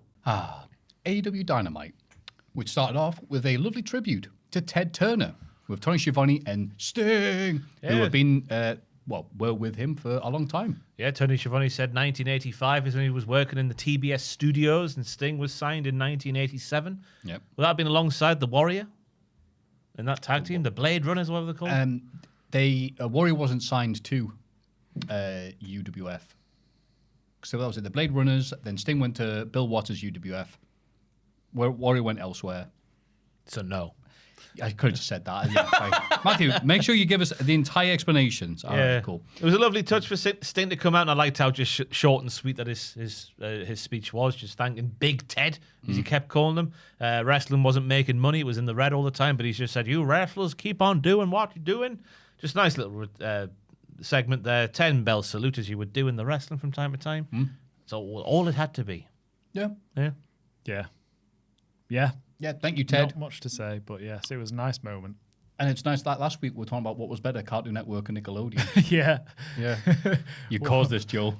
Oh, yeah, Cartoon Network, yeah. Cartoon Network. That's the answer. Well, No, but Joe was like Nickelodeon. Yeah. I was a hates Ted Turner. Nickelodeon boy, but Cartoon Network probably was the superior one, I will admit. I was just Nickelodeon boy, SpongeBob.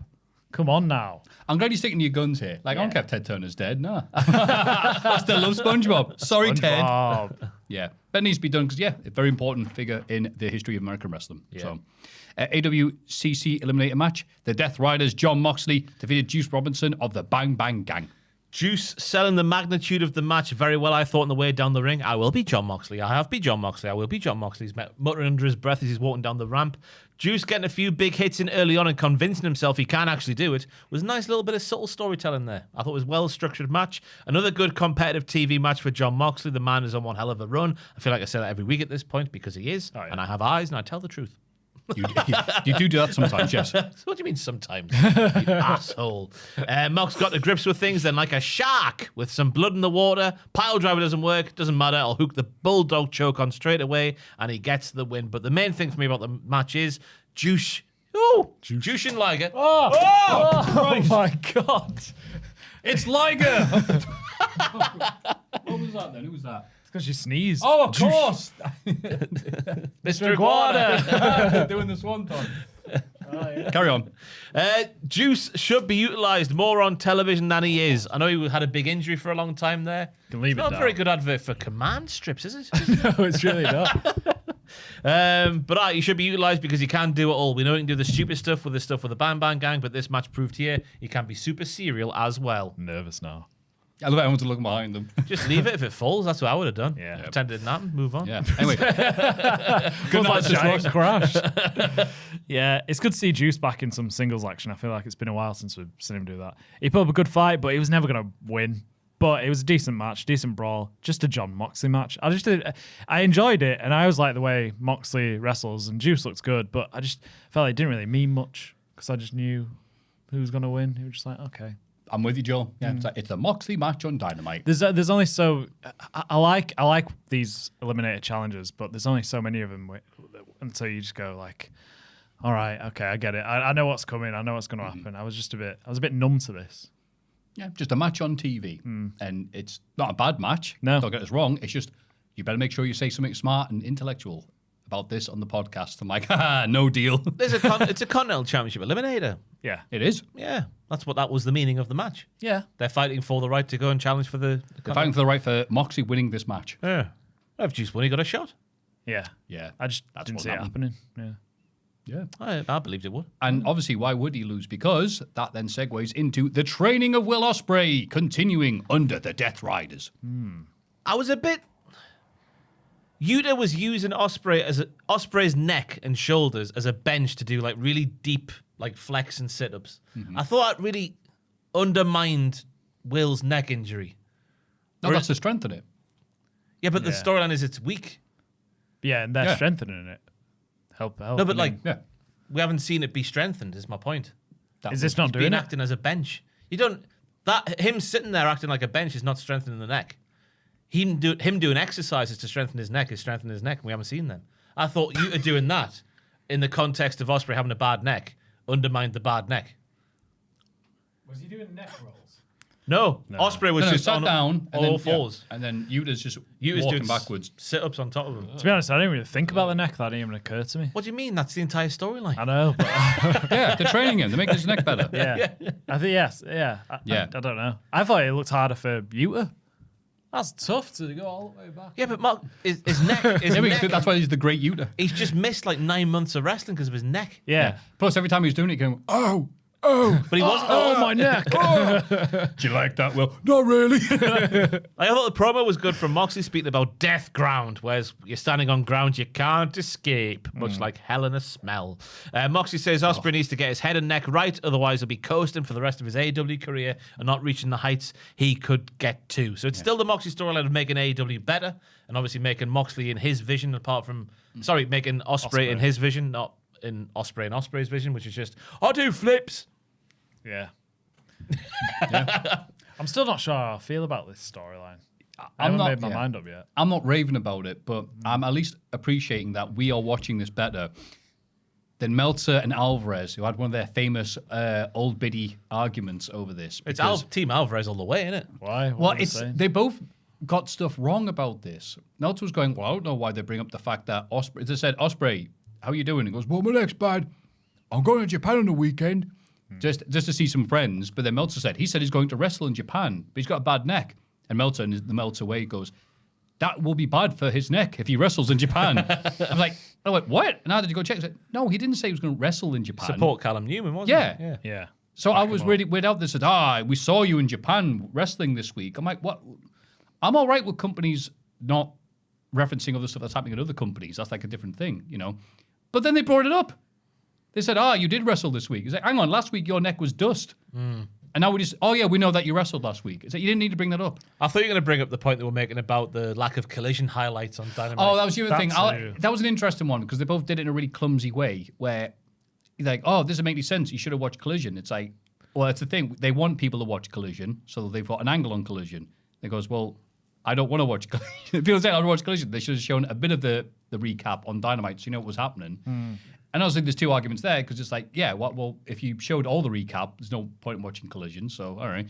But then both of them were like, we had no idea what was happening in the segment. I'm like, no, you did. Hi, Ospreay. I'm training you now to get good. It was really clear what was happening, even if you didn't watch Collision, like we didn't. Yeah. So we know what's happening. I don't really care about it. Why not? Because last time it was only a month ago, where Ospreay was like, oh, I kill you, Moxie. You brought my neck from my mum. Yeah, but And then it's like, they stole him against his will. Ospreay. But They stole him against his will. No, they stole Ospreay. no, he's there willingly. That's the story. He is now. No, he is now. Yeah. But initially they stole him. And they were like, we're going to mold you in our own vision. Blah, blah, blah, blah. But now he's deep in it. Yeah. That he's going to prove Moxley wrong by being there.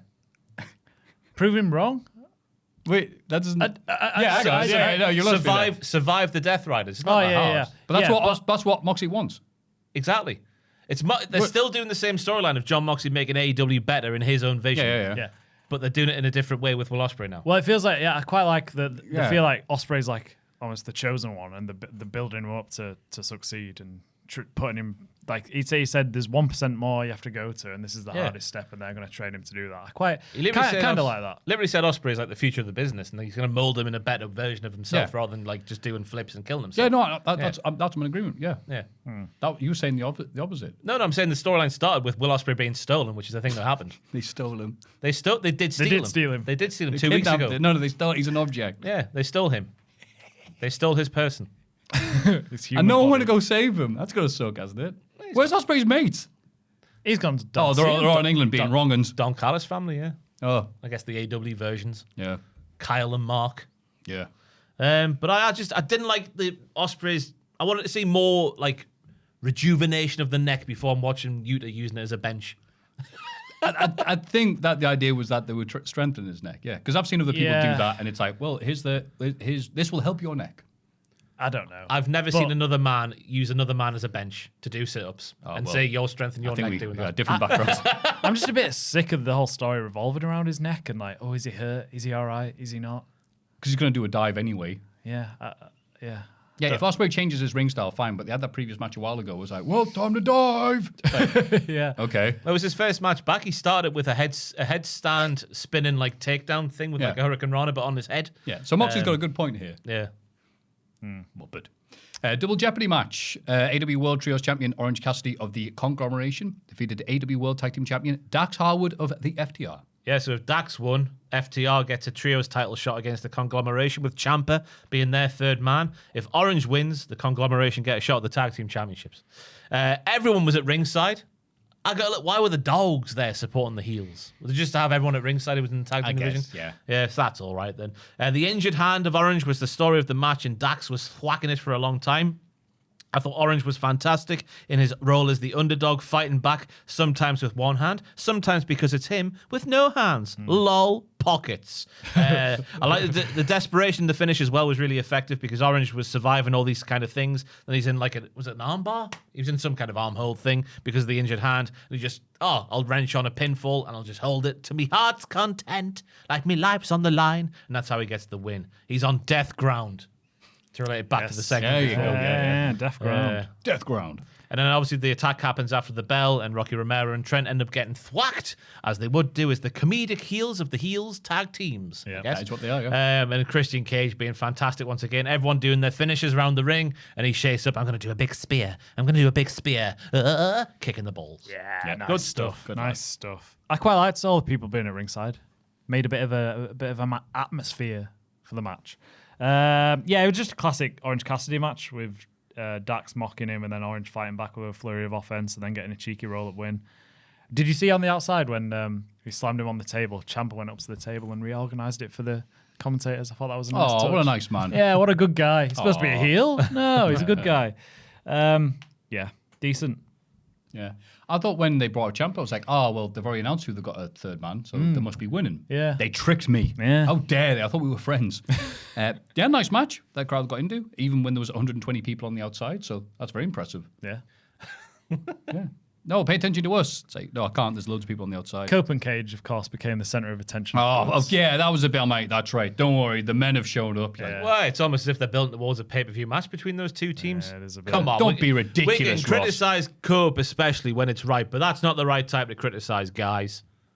I'll criticize They them. should be focused The right on time that. will be But- during but- the 45-minute match. To be fair, the conglomeration should be the ones standing tall because they've got the title shot. No Cope and Cage. After Cope and Cage, though, isn't it? Or is it before Cope and Cage? Oh, that's a good point, actually. Did they say one? I don't know. Me neither. I didn't write it down. Oh, I'd Trouble in assume Paradise. it'd be before. Must be before. I don't know. Yeah. Oh, well. Maybe you're right then. Yeah, who cares? Ricochet challenges Jericho to Stadium Stampede at Double or Nout. I'm not just pissed off. I'm effing furious. He actually said effing. Yeah. 'Cause he's down with the kids. This was just like The Rock at WrestleMania 20, I've put in my notes here, where he starts cutting the promo backstage, walks through the double doors into the people. Jericho's people. Jericho is done with the bull poo and wants Trev out there alone, but Trev doesn't do that because he is good heel. Ricochet tried to do Jericho a favor by putting him in retirement, but he looks like he has some kind of humiliation kink to keep coming back. Didn't expect to hear that on my Dynamite this week. But I did, and it was good. A nice moment with Trevor seemingly not on purpose getting his north and south. Was it on purpose? Was it not? I like to think it was on purpose. Nah, see, if it was anybody else but Jericho, I would say, I met... You're right. Sorry. Bloody hell, get that on me. But yeah, Jericho likes doing these segments. He's been doing them for years. Where it's like, you're going to say something deliberately stupid. And I'm going to point out, you said something stupid. Yeah. So, I thought it was a thing. Yeah. Ricochet proposes Stadium Stampede because Jericho has no friends he can call on. Makes all the sense in the world. He needs to find 4 partners to Chris Jericho, and he has no friends in the world. But then the Hurt Business come back, so there is 3 partners immediately. That's going to be a joke, right? Putting Jericho and MVP together. It's not the first time. I didn't think about that. Yeah. They've done it before since he came back, haven't they? A couple years ago, yeah. But they double downed on it. Yeah. Hey, We're good friends, me and you. Yeah, it's They're professionals. I feel like they've been away for a little while, Hurt Syndicate. Yeah. Be good. Be a good match. Stadium Stampede's always fun. Jericho said, I'm going to keep this simple because this is Charleston. And then everyone cheered. I thought, is he calling him simple? Yeah, you're right. That's an insult. Yeah, why is everyone cheering? It's like Newcastle. We're all meat and pataties here. Right, okay. We're just like fighting and potatoes and beer. We do. Nothing much. We don't like foie gras and caviar. No. There's one of those like lines you're just not expecting. The crowd cheered. Yeah, I think Because so. I'm here at this place. Yay! And then afterwards, watch your back going, oh, what's what? He's doing that every week, isn't he? Just Yeah. the cheap house show pop. Yeah. I hate the people here. Right here in Newcastle. Yay! I'll never forget when he called us all wankors in like 2003. Yeah. And he had to go to Sir Bobby Robson. You don't do that round here. Oh, yeah. No. Is that the one we went? Austin said, if you want me to beat up Jericho, give me a hell yeah. Hell yeah. Jericho says, if you want me to beat up Austin, give me a do-a-diddy-diddy-dum, diddy-dum. And the crowd did it back. I was like, I can't believe they did that. But it makes you wonder who will the demand get to team with them, because they still need 2 more, don't they, to make 5? If it's 5 on 5. Watching too much wrestlers do this to you, just end up talking like a backstage segment. But they need 2 more men for the match. Wait, what do you mean? So it's 5 on 5. Is it going to be 5 on 5? It's Stadium Stampede. I know, but- Jericho needed 4 partners. Oh, yeah, true. Oh, yeah, of course, yeah. So is MVP going to be one of the... I'd assume so, yeah. Yeah. He can do this match. Oh, wait. With Jericho and MVP, they're definitely going to reference the going in the elevator and going, Yeah, they screw are. you. Bing! That's a good point, though. I didn't think. Yeah, who are the Bloody 2 of the small. heels? Trent and Rocky. Get the big guns in there. Maybe. Yeah. Nah, I'm joking. I don't know who The it would dogs. be. The dogs are floating around. Oh. Mina Shirakawa and Harley Cameron bring back the Wrath. That's it. I'm sticking with my pronunciation. I'm sorry. Yeah, Mina wants Harley to wake up and remember who she is. She's a former tag team champion. She needs to stop looking out there and look in her heart. Rips the t-shirt. Tits. Yeah, pretty much. Big tits everywhere. No, we've passed the Jericho segment. Mina apologizes because she thought that Harley would have been wearing gear under a t-shirt, but she wasn't. It was a good little segment. Yeah. 2 crazy beaches, as Tekla would call them. Not bad. Not bad. All right, Joe. You could. It seemed like something Harley would come up with herself. Oh, yeah. She'd be like, let's do this. Fair enough. Good fun. Aye, up the Carly. I call her Carly then. Carly. The Carly. Carly Amron. Carly Amron. Some people are calling her the Great Harley Cameron. AEW International Championship match. Okada defeated Brian Keith of Paid in Full. Of what? Paid in full.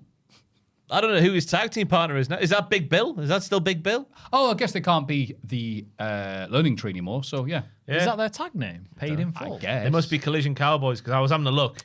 His last 2 Dynamite matches, was it this guy I was having a look at? This guy. Was it Brian Keith I was looking at? Yes. His last Dynamite match was in January, and his match before that January match was April of 2025. Wow. Against CJ Esparza and Gage Noonan. What? Oh, That was his last 2 Dynamite matches. Who are they? And again, we're not Collision Cowboys on the podcast because, as everyone knows, the viewing figures for Collision are low, and that's why we don't cover it. I know people don't like to hear that, but that's the truth. It gets like a third of NXT's viewership. sorry. It's a bitter pill to swallow, I know. But Brian's hair is outrageous. He's got a short back and sides with a high fade, and then the braided ponytail off center at the back. Yep. It's a 1990s look in 2026. It's It's great. very strange. It's a choice, isn't it? It's a choice. It's brave. It's gotten people talking about him. It must be working, though, because he was in control of this match for a lot against, check my notes, Kazuchika Okada.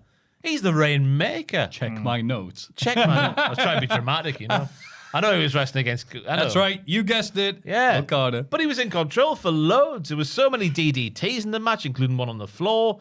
I'm not against this kind of booking, but like as I mentioned, this is his 3rd Dynamite match since April of 2025.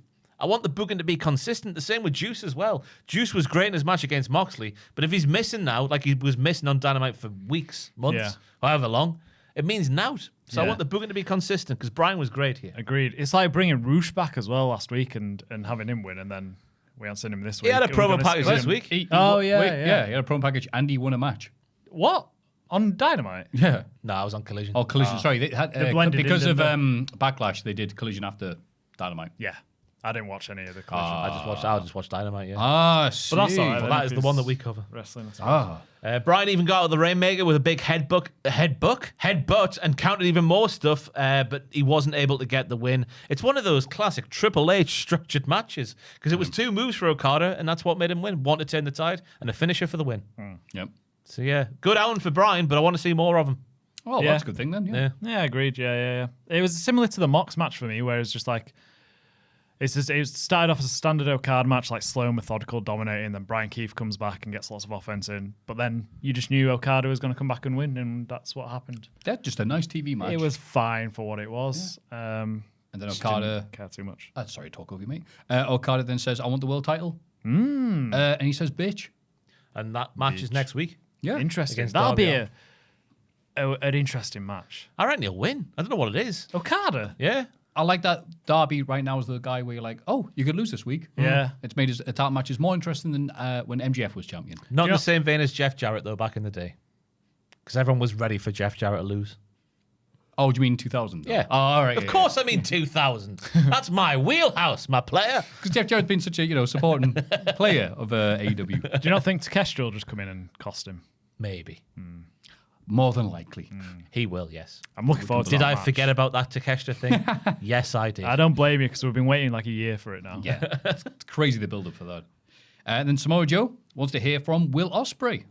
Yeah, Joe hasn't heard from Ospreay after offering his services of the Ops to Ospreay last week, which shows that Ospreay is in that stable in duress. He doesn't actually want to be there. Wait, and Joe knows this. He's not watching Dynamite. Yeah. Only Liv Morgan watches back the shows. Exactly. This is wrestling. Joe knows Will is destined for greatness and will be a future world champion, but how long can he hold it without the help of the Ops? He says he's done great things as Joe for the likes of Hook, even though he lost last week, and Bowens and Shibata, and threatens he will do Will in if he doesn't accept his offer. He will do him in. God, do him in. And I reckon Will is maybe too death-pilled now. Death-pilled? Death-pilled, Death yeah. Rider pilled to accept at this point, even though he wants to deep down. I like the idea of Will Ospreay wearing, generic black shirt and talking like Mox. I'm from Ohio, mate. Bow, bow, bow, bow. Just Phil Mitchell. Yeah.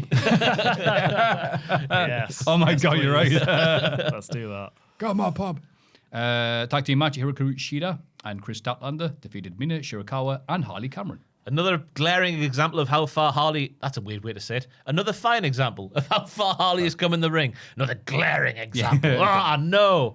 Especially with her stuff against Statlander, with the pinning... Stuff against Statlander at the start of the match and the pinning combos with Shida towards the end were smooth AF. It was just 4 crazy beaches to steal something from Tetler once again, putting on a fantastic back and forth match.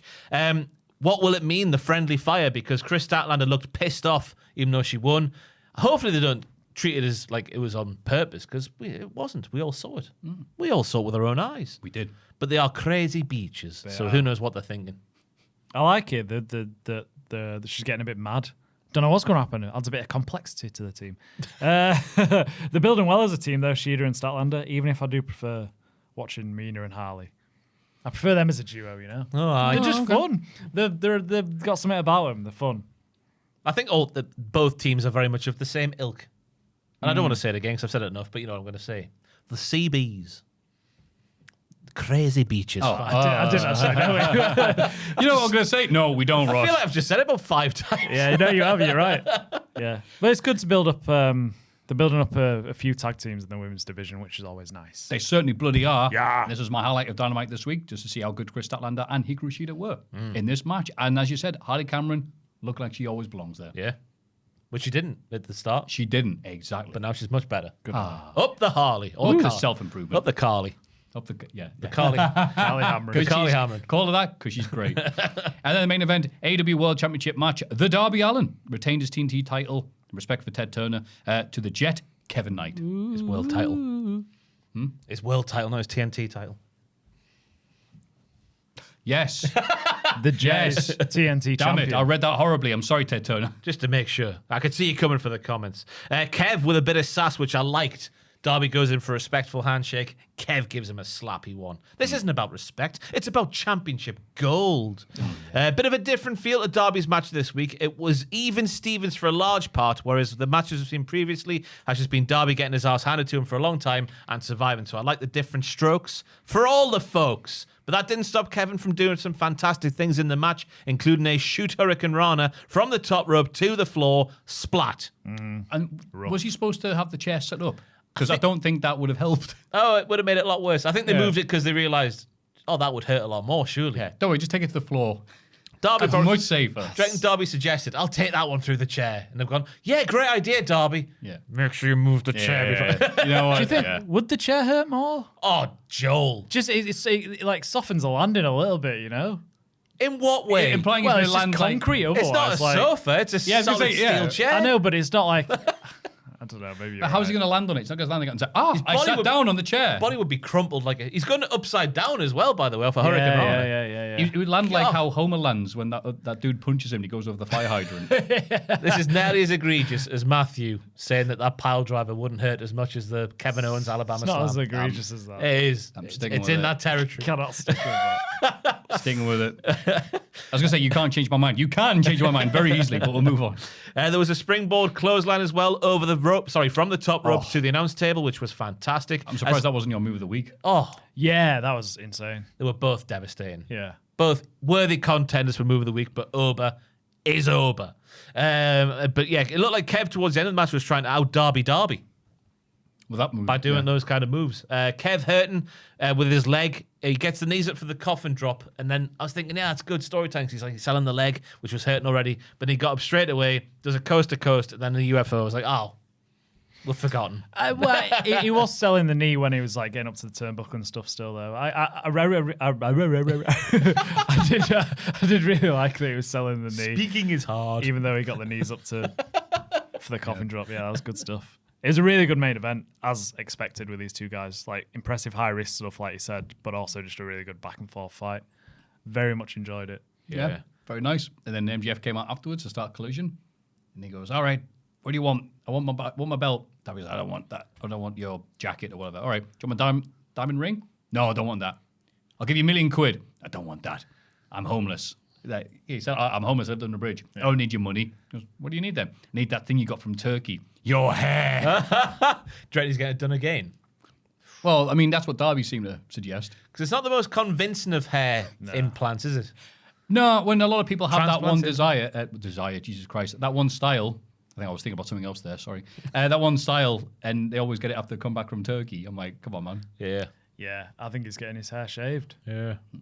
That'd be fun. But is he just going to shave it and it's going to go whoop, and then come back out? Yeah, come back next week. I got Fully 2 grown. jobs and one a turkey. Yeah. He'll just have that weird, because you see loads of fellas with it now, don't you? Where they've Yeah. just got like an island of where their actual hair is, then just the red, all the dots in there. He'll just be on TV with that for a few weeks. Yeah. And he'll get the fluffy bit, Yeah. and it'll grow in properly. Yeah. Or he does the Kurt Angle 2 thing. Goes, look, it grew. Overnight, I've got hair again. Which is what you should do. Yeah. I've got more head than I used to. Isn't that great? I'm so good. I went on Kurt stag do Angle. the other week. My mate's dad had it done. Got some hair, hair implants. And what yeah. it looked like. It was quite convincing, actually. It was Yeah. decent. Yeah, he said it hurt like for 3 days afterwards. He could barely sleep because she couldn't. Your head swells up, doesn't it? Yeah, he had to like. I watched, he had to really? sit up to sleep. It was, Oh, Christ. you know the YouTuber Only Scrans?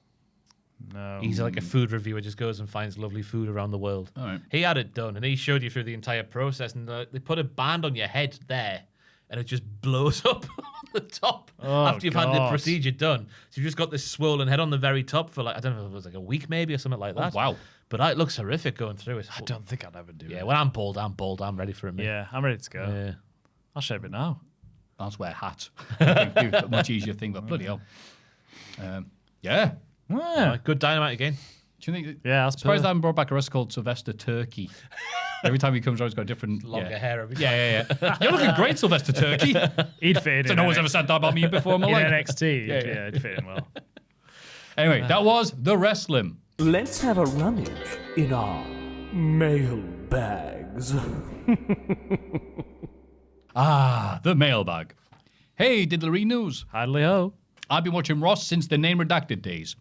I've also been watching Botchamania since before my daughter Lena was born. Lena, surely. Lena. Lena. I'm sorry. Not my kid. You spelled Botchmania wrong. Shut up. She's now nearly 11, and we watch it together. Oh, bloody hell. She hasn't watched a lot of actual wrestling, but I had Revolution on, and she was that interested, obviously, until the Texas Death Match.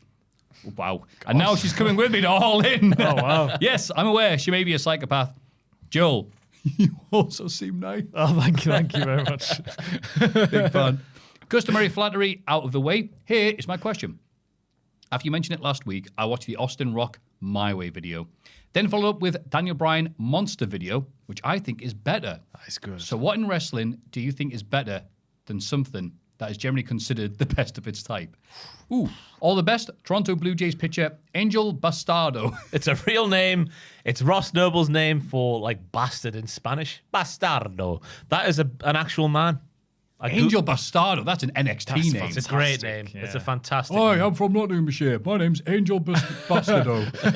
Bastardo. So is Albert Pujols. Albert Pujols is a baseball player. Albert Pujols is a baseball player. You heard it here first. Spelled Pujols. Another sentence that sounds like something a Cold War secret agent would say to someone. Oh, Pujols. Oh, he's a big man. Pujols. He's a big poohole. Okay. He's a massive man. He needs to be arrested. Look at the size of him. I know. He's a What does big he do Albert. in the baseball and just hit the ball? I think he's He retired just now. yells at the ball, makes it go. He's got a belly on him and all. Ah. How tall is he? God, he's big. So anyway, the big question was... No, what- Maffew, no. The big tall man. He's done well. No idea. 7'3", 500 pounds. 46, is he still playing? Big idea. It's only I baseball. love like Sam brings it up, we ask him every question about him. So where's he born? Oh, 1.9 meters. What does his dad What's do? That? 6 foot. Well, I'm nearly 1.8. So it's not. 6'3". Yeah, it's not that. He looks a lot bigger in pictures than he is. I could take him.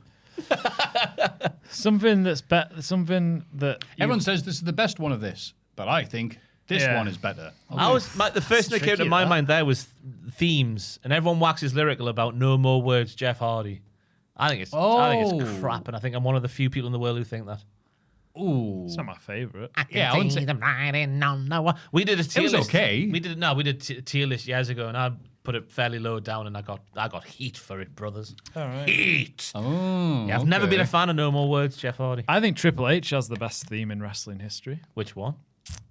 The game. The game? Time to play the game. See, I think, Oh, no, I would I put... think my time's better than the game. Oh, no, but All Hail King of Kings. No, that's the Nah, worst of the three. boo. Barely even a song. Bow down to the king. Do-do-do-do-do-do-do. What about you, Sam? What's your favorite Triple H theme? My time. Yeah.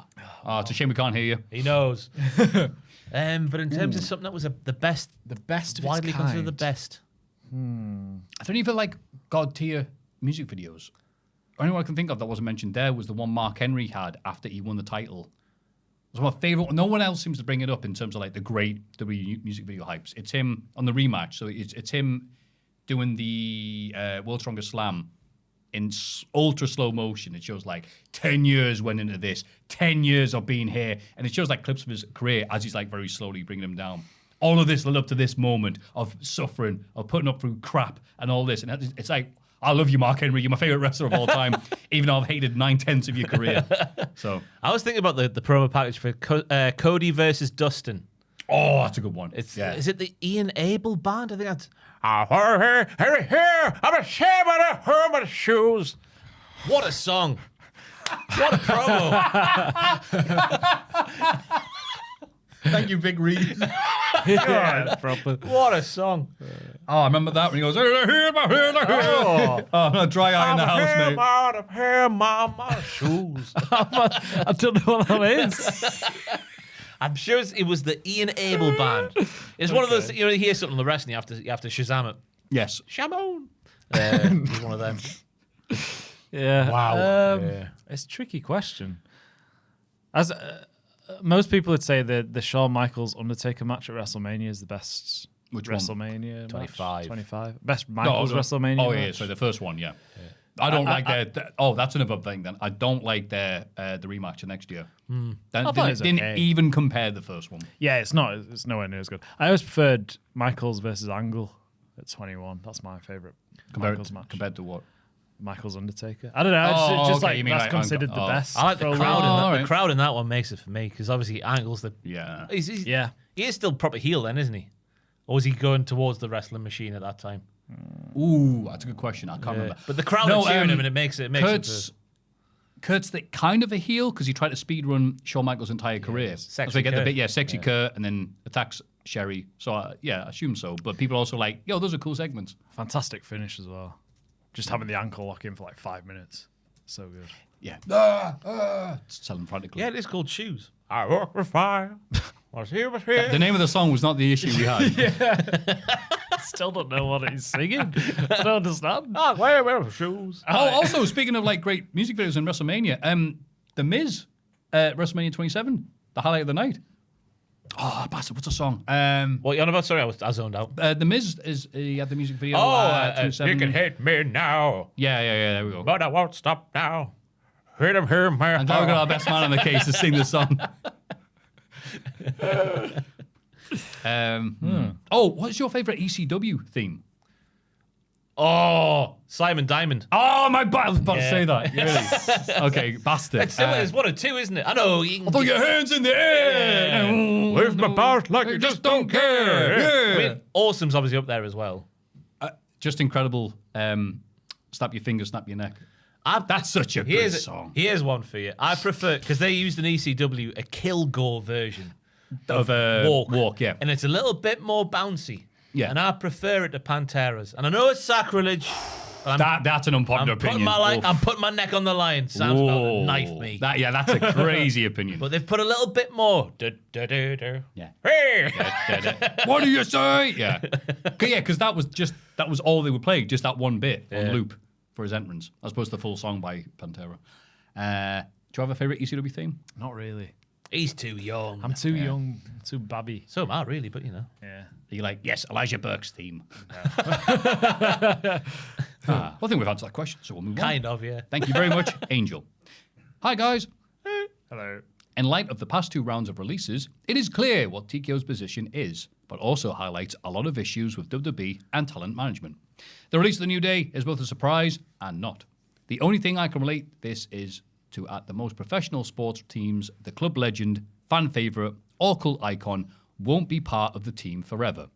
However, TKO trying to backtrack on contractual agreements and asking wrestlers to take a substantial pay cut because they don't value them the same anymore is a disgusting tactic, given how much their C-level earns, changing pages, the cost of tickets, number of ads/sponsors, and costs of the fan experiences.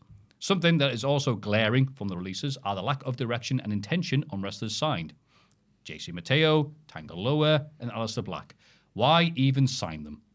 WWE also has a stacked roster that is not being made full use of, and the developmental roster program is also very full.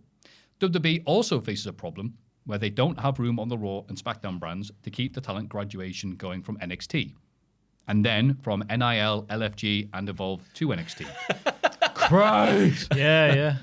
This is all accurate, by the way, but it's also like, yeah, Jesus, they have a lot of wrestlers. Imagine you are put in charge of the talent, developmental, and acquisition efforts. Triple H can't sign whoever he wants and at will. What would your strategy look like with regards to signing developmental talent and established wrestlers?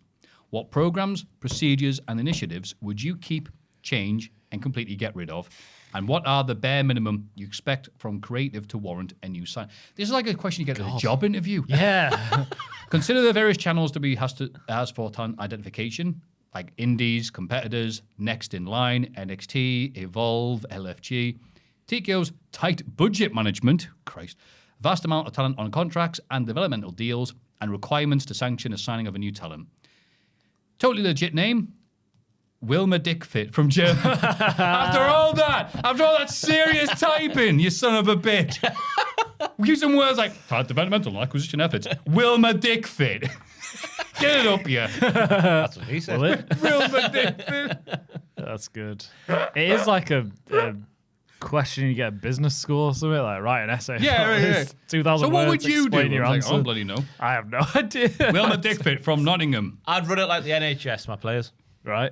What, When you work, underground? my fiance works for the NHS and they've got payment bans, right?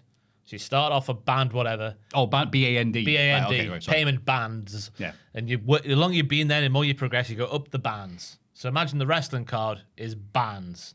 You are a band, whatever talent, for a period of time. You come down the card, that means you're a different band, a lower band on the pay scale. I think then it's easier to say, I've got X amount of main event band players, I've got that amount of semi-main event, and I think it makes the budgeting process a lot more streamlined. Okay, I can see your point. And make it fair across the board, because they don't need paid all that money. I've just, didn't mean that. I didn't mean that. No, that's what they were asking. If that's the question. If we were in charge, we'd have to have that mentality. Yeah. It would not last long in TKO going, we should give everybody a raise. I didn't mean what I just said. I mean, it's just easier to you're answering the question. easier to track the other thing. And I'd also streamline massively the developmental they had it right with NXT main event. That's it. You don't need all. You don't need Evolve. You don't need LFG. You don't need what's the NIL? Yeah, I mean the NIL makes sense in terms of like, oh, let's try and sign people who have never wrestled before, who we think could be wrestlers. That kind of makes sense. But make that part of NXT. Make that a branch of NXT. Don't make it its own thing. Yeah, just train them in the performance center until they're ready for NXT. You don't need to make another show, another 2 shows, another 3 shows about it. I've only just realised NXT is a lot better nowadays because a lot of last year it felt like, oh look, we've got the stars of Evolve, LFG, Progress, CZW, just all these other companies. Like, is there any NXT on this show? But apart from the Triple R tag team match, in fairness, a lot of devices on NXT now, it's actually got a lot more normal. And I never thought I'd say a sentence like that regarding NXT. It's a real shame. The game's gone. Yeah. But the ID thing. Who got signed recently? Starboy. Starboy got signed to WWE. I went, oh, bloody hell. The ID program. I went, that doesn't count. So that's when he can still do indie dates, but he sort of represents WWE. Is that what it is? Yeah. Basically. And then there was everyone going, all right, so what, you charging more for it? And it became a bit weird because Smiley Kylie Ray was part of that for a while, wasn't I? know she's not anymore. Yeah. But then it's like, I'm supposed to remember everybody who's on NXT, and I have to remember everybody who's in Evolve, and I have to remember people who aren't properly signed. I don't think we have to. Oh, thank God for that. I think we'll wait till they come to NXT and then start taking notice. Yeah. Because they do the show that's below Evolve now, don't they? Where it's like literally like a handful of people in the crowd. Or is that Evolve now? What? I was watching it the other day. I know there's LFG. I saw it. You're not going to get mixed with the world stuff they were doing over Mania weekend? No. It was a show where it was Nikita Lyons was cutting a promo. Unless that's what Evolve is now. What was the colour scheme? I don't know. I Evolve's can't remember. Purple, I think. So. Yeah, but it was just literally the ring, and it was like one line of people around the ring, only one deep. There wasn't like 2 rows of people who just. Was it LFG? Because I know she was on that. I think. I don't know, but it's too much of that. Yeah, the fact that we don't know. Yeah, it's unnecessary. There's a lot of stuff. Yeah. There's a way to season the talent before they go to NXT, and they were fine when NXT was just NXT, and it would be fine without that. In terms of like more experienced people, I do think you need them experienced heads in the locker room. Not to go like Roy Keane, Joel, but he always says it, doesn't he? You're always as good as your experienced players. Who do the young lads look up to? You always need them around, don't you? So yeah. I mean, them being asked to take a pay cut. I mean, it's all down to the booker's pencil, isn't it? At the end of the day. Also, just like in 2003, I think there's definitely a time when they re-roster the undercards. Like, hi, we're not doing too well at the minute. And that time, it's like, actually, that doesn't make sense. But then Power Slam, other people point out, it's just the undercard people being asked to take a pay cut. Like, the main event guys are like, no, you guys are all right. This is why my band system works, because it's not a downside. You get a downside within that band while you're being used like that. And then if you go down the card, your band goes down. You go up the card. You don't get fired. You don't get asked to take a pay cut. It's just part of the contract. It's the way it is. And I thought about that as the question was being read out, and I can't think of any plot holes in it, but no doubt there will be. Yeah. Any thoughts there, Joel, on this really serious business question? No. I'm so sorry. I don't really. I feel inclined to go, Ross, those are great points. I was just about to say them.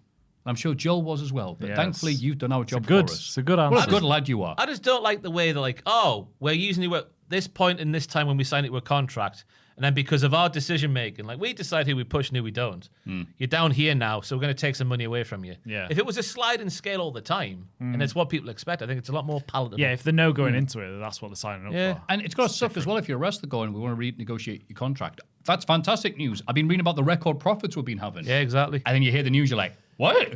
And it's not as if this Lower? in my fanciful world. It's not like the bottom tier is like pennies. Yeah. You're still. I think the bottom out was it $250,000 or $350,000 on the main roster these days. Oh, I don't know. I didn't actually see it. I've read that somewhere. It's still that level, but that's like as low as it can possibly go. But more importantly, you're not losing that downside by. Can you take half?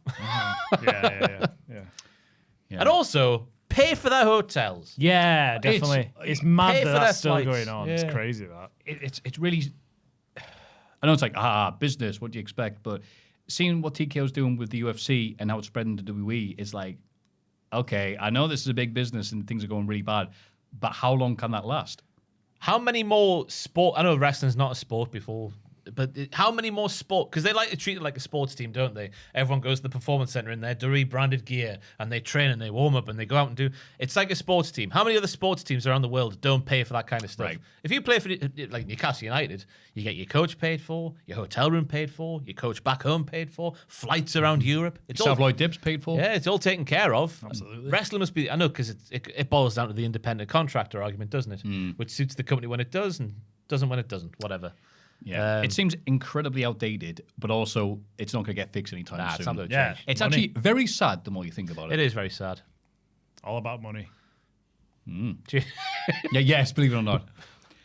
So there we go. We hope we've answered that as best as we can. Oh, I made a pig's ear of it in the middle there, but we'll recover. But thank you, Wilma Dickfit. Good evening, Diddlers. All right. Hello. With the upcoming departure of the New Day, I feel like the time is right for a classic Winner Stays On. Ooh, now here we go. To determine the definitive all-time greatest tag team. Oh, here we go. You know the rules. Let's dive right in. So, Midnight Express or Heart Foundation? I'm a Half Foundation boy. Man, that's so tough. That is Fastest tough. fourth first. Come on, Remember those yeah. Midnight days? Express was my first thought. I have to vote. say Midnight Express over Heart Foundation. And I hate. Oh, I got it. I'm too young. I've not watched enough. They're as good as their reputation on it. Ho ho ho, Red Dragon, So it's Midnight Express. Bobby Fish. Yeah. Midnight Express. That'd be crazy. Christian and Edge. Midnight Express is based off the stories, I guess. For me, it's Christian and Edge because I watched a lot more of them. Oh, I did. Just because I don't. Also, it should be rave Edge over and AEW Christian. run. Christian. I Edge love is people wrong. put Christian and That's Edge. disgusting. Right now, I'm pro Christian. That's like Deck and Ant. Oh, that's illegal. I'm saying Midnight Express. FTR. Midnight Express. Midnight Express. Yeah, okay, Midnight Express. Young Bucks. Sam laughed off camera. Because Sam laughed, I'll say the Young Bucks. I'll say the Young Bucks. Yeah, laugh. New Age Outlaws. Young Bucks. Yeah. Different things, aren't they? New Age. Very okay. different. The Rock and Roll Express. Rock, rock, rock. Never stop, stop, stop. You've got to go for the Cocaine Boys, haven't you? Young Go on. Bucks. Need some more. The Rock and Roll. Oh, okay. The Like Young- Hang on. The book. you said it, Ross. I can't believe you so loud. Ricky and Robert. Yeah, Rock and Roll Express has got more history. Wow, okay. If anything, the Young Bucks are just a rip-off of them, aren't they? Yeah, sure. Kind of, with their gear. Yeah, they're the New Metal Express. Hardy Boys. Hardy Boys. Yeah, I'm taking them. Before Ross, go on. I'll go Rock and Roll just to give you the cast and vote. no, I'm going to say Hardy Boys here. Ah, there You you go. No, I'm not that into rock and roll, if I'm being honest. Jay and Mark Briscoe. I'll go the Hardys just. I would say the Hardys. Because the catalogue of matches those two boys had, those chicken farm ales. Yeah, that's a very tough one between Yeah. Hardys and them. So Hardys are sticking though. The British Bulldogs. I'm not waxing lyrical about the Dynamite Kid. Bollocks to that guy. I'm in the ring, just in the ring. Yeah, we're taking personal stuff out. I'd say the Hardys, though. Yeah, the Hardys. Oh, Really? come on, man. We're in England. Demolition. Here comes the That's tough. Here comes the smash. This might just. I did enjoy Demolition, like what I've watched from them going back, and obviously got in the Yeah. Hall of Fame this year, much deserved and all that malarkey. But the story of them being like, oh, Vince wanting to create his own Road Warriors, Yeah. and that always like just knocks them down a bit for me. So I'm going to stick with the Hardys. But they established themselves. They were. I know they were great, but I just don't. There's just something about them. Oh, I'll just make my own Road Warriors and get that pop. Don't like it. Yeah. Therefore, even though it doesn't make much sense in this argument, I'm going to vote it down because of that. Okay. I'd say Hardys. All right. One of the greatest themes of all time, though. Yeah. Here comes the axe. Here comes the smasher. Walking disaster. New Day. New Day or Hardys, is it? Did they wrestle? They must have feuded, They must right? have 2017, they must have done. Oh, right. Yeah. They did. No? Yeah. Well, yeah. Well, New Surely. Day stepped aside, didn't they, to let the Hardys make that comeback. They must have had a They match. must have had a couple of matches on Raw or something. Yeah. I don't remember them. I'm going to go New Day, you know. I think they've got the mixture of the catalogue of matches, with the Usos in particular, but also I think they set themselves apart in the not wrestling bits. Yeah. That's my argument. Your Honour. I would agree with that. I'd say Hardys. Oh. Just. New Day for the reasons Ross has Oh, okay. said. Not just because they've just been released. Usos. New Day. New Day. Oh, Yeah, it's wow. gotta You be- guys will kick on that one. They're All right. the more entertaining than Usos. The more charismatic. It'd be interesting. And they probably had similar. Well, the best matches were against each other. I So. don't know if it's a bit of like recency stuff. If like the luster of the Usos has, or the lacquer has been worn off a bit. It's a Like fair with thing to the- say, yeah. If it was Especially like, this year. if they stopped tag teaming like 2018, whenever they stopped tag teaming, was it 2018 or a bit later? Was it a bit later? Must have been a bit later. I think it's a bit later, but I Yeah. can't tell you what year it was. If they stopped tag teaming after that initial run and just like that was it. Yeah. Was during lockdown Yeah, with the Tribal Chief stuff, wasn't it? I Oh yeah, think. because they had the Hell singles in a match, Cell and stuff like the that. singles, Yeah. the singles ladder match for the tag team titles, didn't they? Because all the lads. Wow, were I injured. forgot about that. That was Yeah. great. That was really good. Yeah, but I'm going to stick with the New Day. Yeah. Motor City Machine Guns. See, I'm not the right guy to ask because my TNA watching and my indie watching from back Ring of Honor watching isn't what it should be. Fair enough. So I'm going to say New Day just by default. Okay. I was going to say, I'm very WWE influenced, so I would stick with New Day. As You're well. fed That's fair pilled, enough. are you? I am fed pilled. I got to admit it. We've seen your John Cena pajamas. It's all right. Brainbusters. What would you have said? I would have said New Day. Oh, fair enough. Yeah, I like Motor City, but again, talk about the entire package, as we've just said. A New Day, it's very hard to come up with a tag team that's done as much outside the ring that's been entertaining as that. So, Yeah. But the Brainbusters, Blanchard and Arn Anderson. Different strokes for different folks, isn't it? Again. Oh, I do like a manly man. I really do. He'll say it. Yeah, I've got no qualms. I like a manly man. I like a man who looks too old for his body, if that makes sense. Older than Too old for his body. Oh, no, he never looked in his 20s, did he? Whatever. I'll stick with the New Day, even though it's a tough one. I do like a gritty man. Yeah, I'd also say New Day. What about you? No, Tell I'll us stick what with you'd New say. Day. I do like the Brainbusters, but in terms of greats of all time, no. The Four Horsemen, though, that would be a different thing. The Dudley Boys. Oh, you bastards. That's tough. I'll go New Day. I will stick with the New Day. Again, it's that argument of like the whole smorgasbord. Like, if you think about the Dudley, this isn't like Bully Ray. I know Bully Ray was a Dudley boy, but that to me in my No, I mind, know what you that's, mean, yeah. that's Singles. separate. Yeah, But I'm thinking about, Bubba on the mic in ECW. yeah. Look at that woman in the front. Right, anyway, Bubba, anyway. If we're going off first instincts, my mind said Dudley's. Oh, What did you say? New Day? Casting vote? Damn it. I do love the Dudleys. Yeah, first thought I had to go with Dudleys, sorry. Yeah. I love them as a kid. I love them. The pops they would get in those like three-way matches could be like, the Hardy Boys, girls screaming. Edge and Christian with a bit more booze. Then it'd be like, Oh, the Fabulous Freebirds. oh Christ. Wait, which version? Hang It'd on. be Terry and Michael, wouldn't it? That's the best version of them. They were Yeah. like the young bucks of their days. They were absolutely nuts. But then they had Jimmy Garvin and Michael Hayes. That's a completely different kettle of fish. I mean, I've only seen clips. I can't lie Fair to you. enough then. Yeah, Yeah, that's all right. Dudley's for me. Same. Yeah. Dudley's. The Road Warriors. Would you say Dudley's? No, oh, yeah, Dudley's over the Freebirds. Yeah. Yeah, sorry. The Road Warriors. Road Warriors. Well, there's Demolition knockoff, so you can't say that. It's a tough one, isn't it? Because they are similar-ish strokes in terms of styles. Yeah. I mean, obviously the impact on the business, the Road Warriors have got it hands down, haven't they? I'll go for the Road Warriors based off that. I'll stick with Dudley's. oh, come on, man. I've seen them pops. They were biblical. Yeah. Damn it. Because I was like, well, you got to think of the promos outside the ring. And I went, oh, wait, I love Road Warrior Hawk promos. Yeah, oh, bloody hell. It'd be fair enough. Damn it, Road Warriors. Yeah, All right, fair enough. Yep. Before the Dudley Boys, I loved the Road Warriors as a kid. So, and finally, the Steiners. It's got to be Road Warriors, hasn't it? Still. Even though the Steiners to a man are fantastic. Okay. Yeah. I'd say Road Warriors as well. Bollocks. I would have said Steiners. Would you? Oh, Steiners are maybe my favorite tag team of all time. All right. Well, they're In their not a bit prime. like the handbrake on in WWE. Again, that's a bit of a blind spot for me, the new generation times. They were good. They just weren't WCW good. Yeah. But the Steiners being only good at that period was still better than a lot of tag teams in WF. Yeah. I do like watching footage of Scott in particular back then, just doing the moves he was doing. Just He's so ahead of his time. built like a fridge with legs doing the Frankenstein.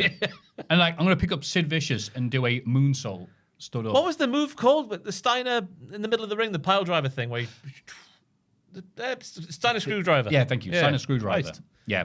So ahead of its time. It's terrifying. Oh, damn. Okay, so Road Warriors, best tag team of all time. Get it up, yeah, everybody else. Apologies for any teams I've forgotten on this impromptu list. Is there anyone that you would have included there? Like the Truth Commission? Chronic. Chronic? Oh, now we're talking. The team of Tank Abbott and 3 Count. The Marmalukes.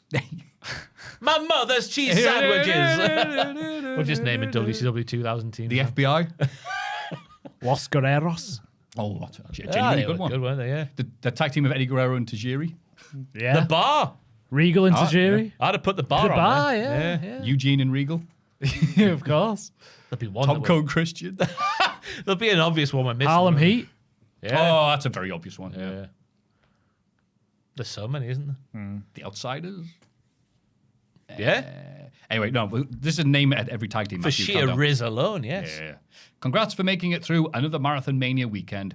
Cheers, Cooler from Florida. Cooler. Thank Wow. you, Cooler. Wow. That's the coolest name ever. Hell yeah, buddy. Thank you very much for your lovely questions and thoughts and queries. Please don't make them as complicated as that other one we got from world famous Wilma Dickfit. Please send them to mailbag@cultaholic.com. It's Cultaholics.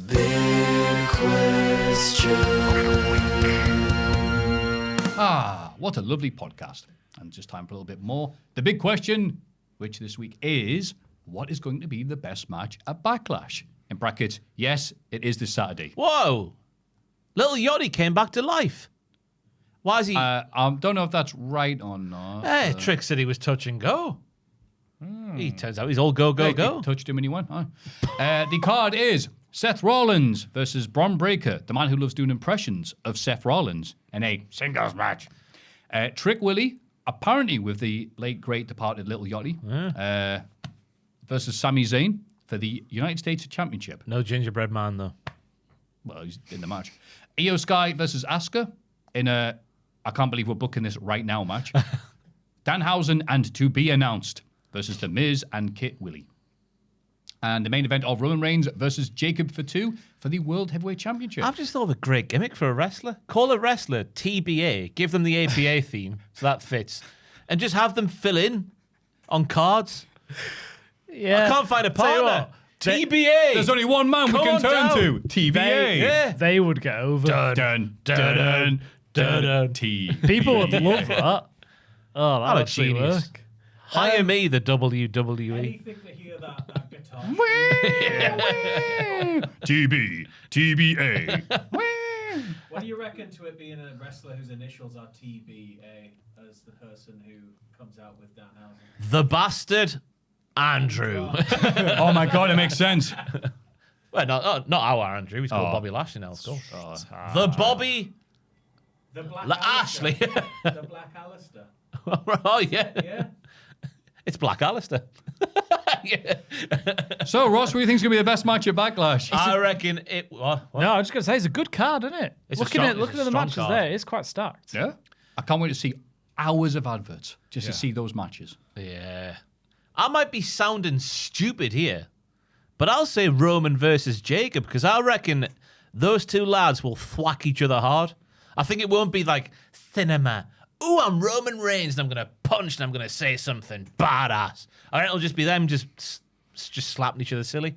So it's not the obvious one, for me anyway, just in terms of bell-to-bell stuff, but I'll go for that one.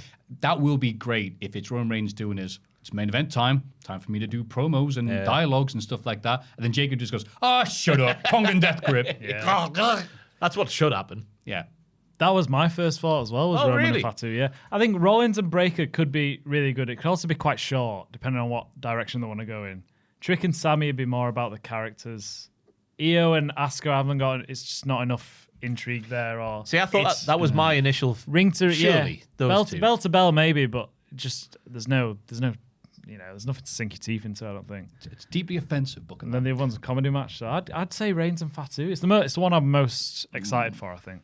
I'm going to say Trick Willie versus Sami Zayn. Hopefully, I'm going to say redeem themselves. They didn't like poo the bed, but it was just Rainier gave them 7 whole minutes to tell a big story. Yeah. So hopefully, in a gigantic 5-match card, they have enough time to do their thing. Yeah. And there's no effing gingerbread men. Well, we don't know yet because the funeral hasn't happened. He might come back to life. It might be like Marty Jannetty dressed as The Undertaker. Royal Rumble 94. He might ascend and then descend. Ascend on SmackDown, descend at the pay-per-view. My God, what's that coming from the sky? It's the gingerbread man. You know they would do that. Yeah. I thought one of us would have said Io Sky versus Asuka. Seems like the most obvious one. Any Bell other to bell. time, I'd be into it, Yeah. but I'm just like, you're kidding. I'm waiting for the shoe. The other shoe to drop off. Whatever that expression works. Could very easily have gone for Rollins and Breaker as well. I think that'd be good. Yeah, But you're right tough though. one. On paper, it looks all right. It does, doesn't it? What are you looking forward to? You just said it. Roman Reigns and Jacob Fatu. Yeah. So the same one. Oh, remember the days we used to have different ones. What about you, Sam? Should we be contrarian and pick something different? I think Io versus Asuka is going to be pretty hard hitting.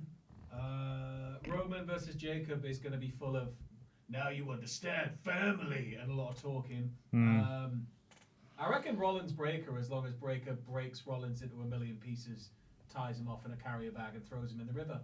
That's it. It could be really quick though, couldn't it? Yeah. It could be over in 5 Snap minutes, him in don't know. half and then break him in half over your knee and start a little fire with him in the corner like you're on a camping trip. All right, Rollins is winning.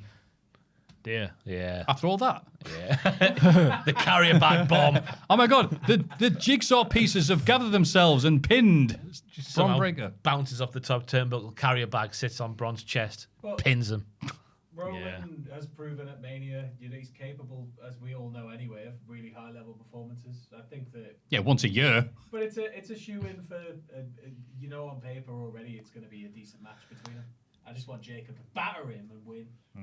Yeah. What? Have a guy on the show who's there every show in pay-per-view? Yeah. Don't be He'll daft, be man. there for June. It'll be all right. Well, looks like a decent show.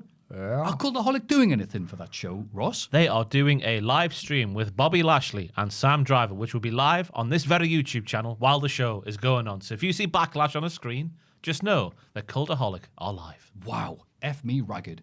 What about you, Joe? Everything Ross said, all the Backlash stuff that's going on this weekend. What happened at live stream? WTF's going to be a week Delayed a after. bit, yeah. I'm off work next week because I'm getting work done at the flat, so I timed that. That's a clerical error on my part. Card has limited. Okay, cool. It's just warning me now. Oh. It's fine. We're still rolling. We're still here. We're still We're here. still yeah, here. Yeah, clerical error on my part. If Dury can do that for Roman Reigns, I can do that as well. That's all right. That's only fair. That'll be live a week on Monday or Tuesday, whatever date that is. Yeah. I do apologise. You are our Roman Reigns. Yes, no. Aye. That's just wrong on every level. Yeah, I'm sorry, man. I'm sorry. And I am not doing a bloody thing because Tom is on holiday, so there's no Cultaholic Classic SmackDown review this week.